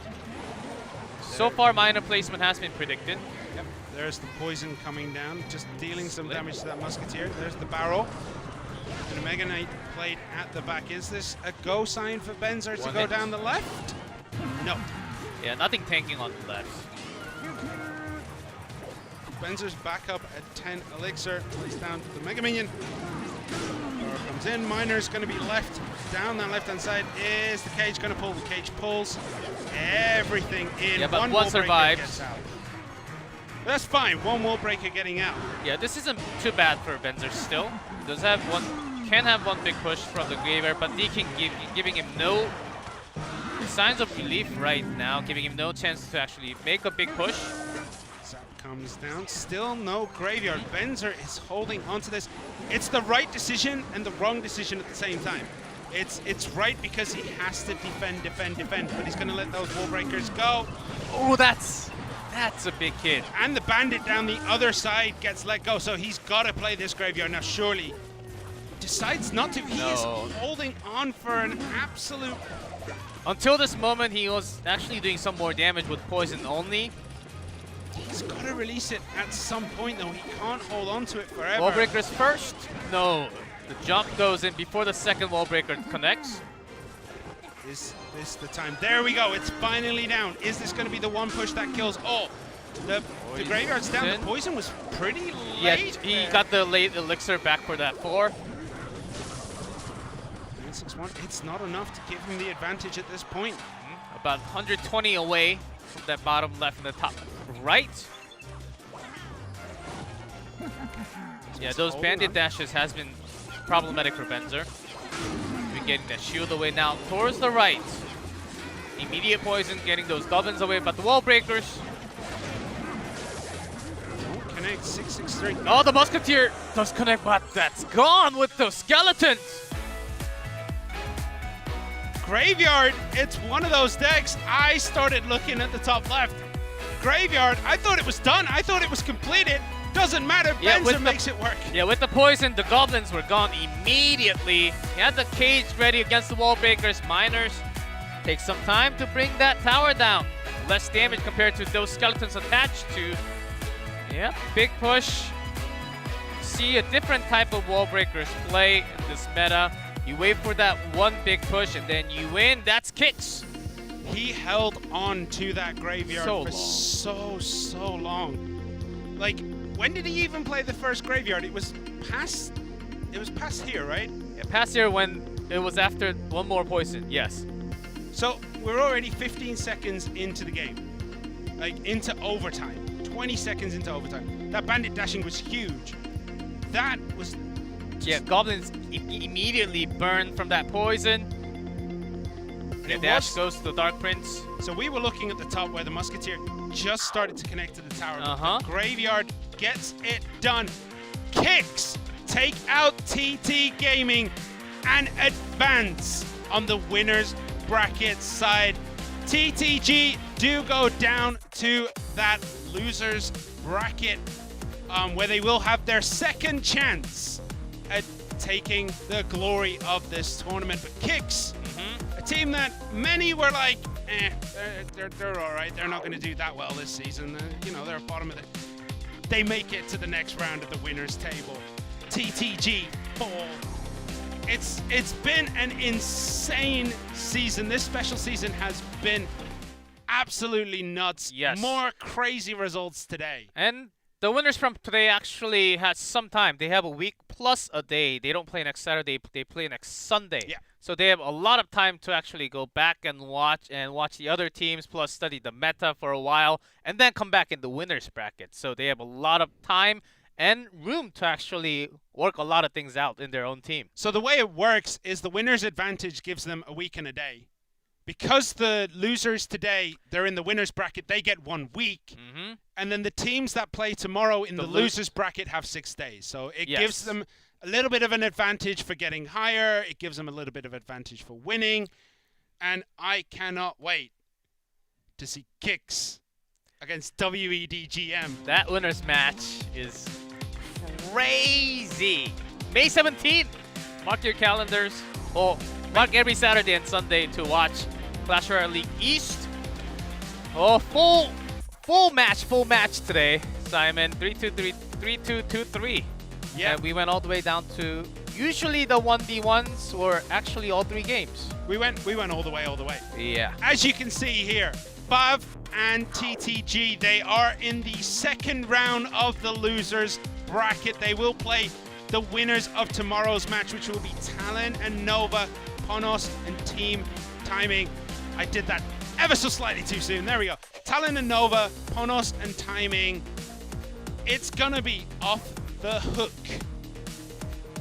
I'm down with the lingo of the kids. Yeah, especially that match 3.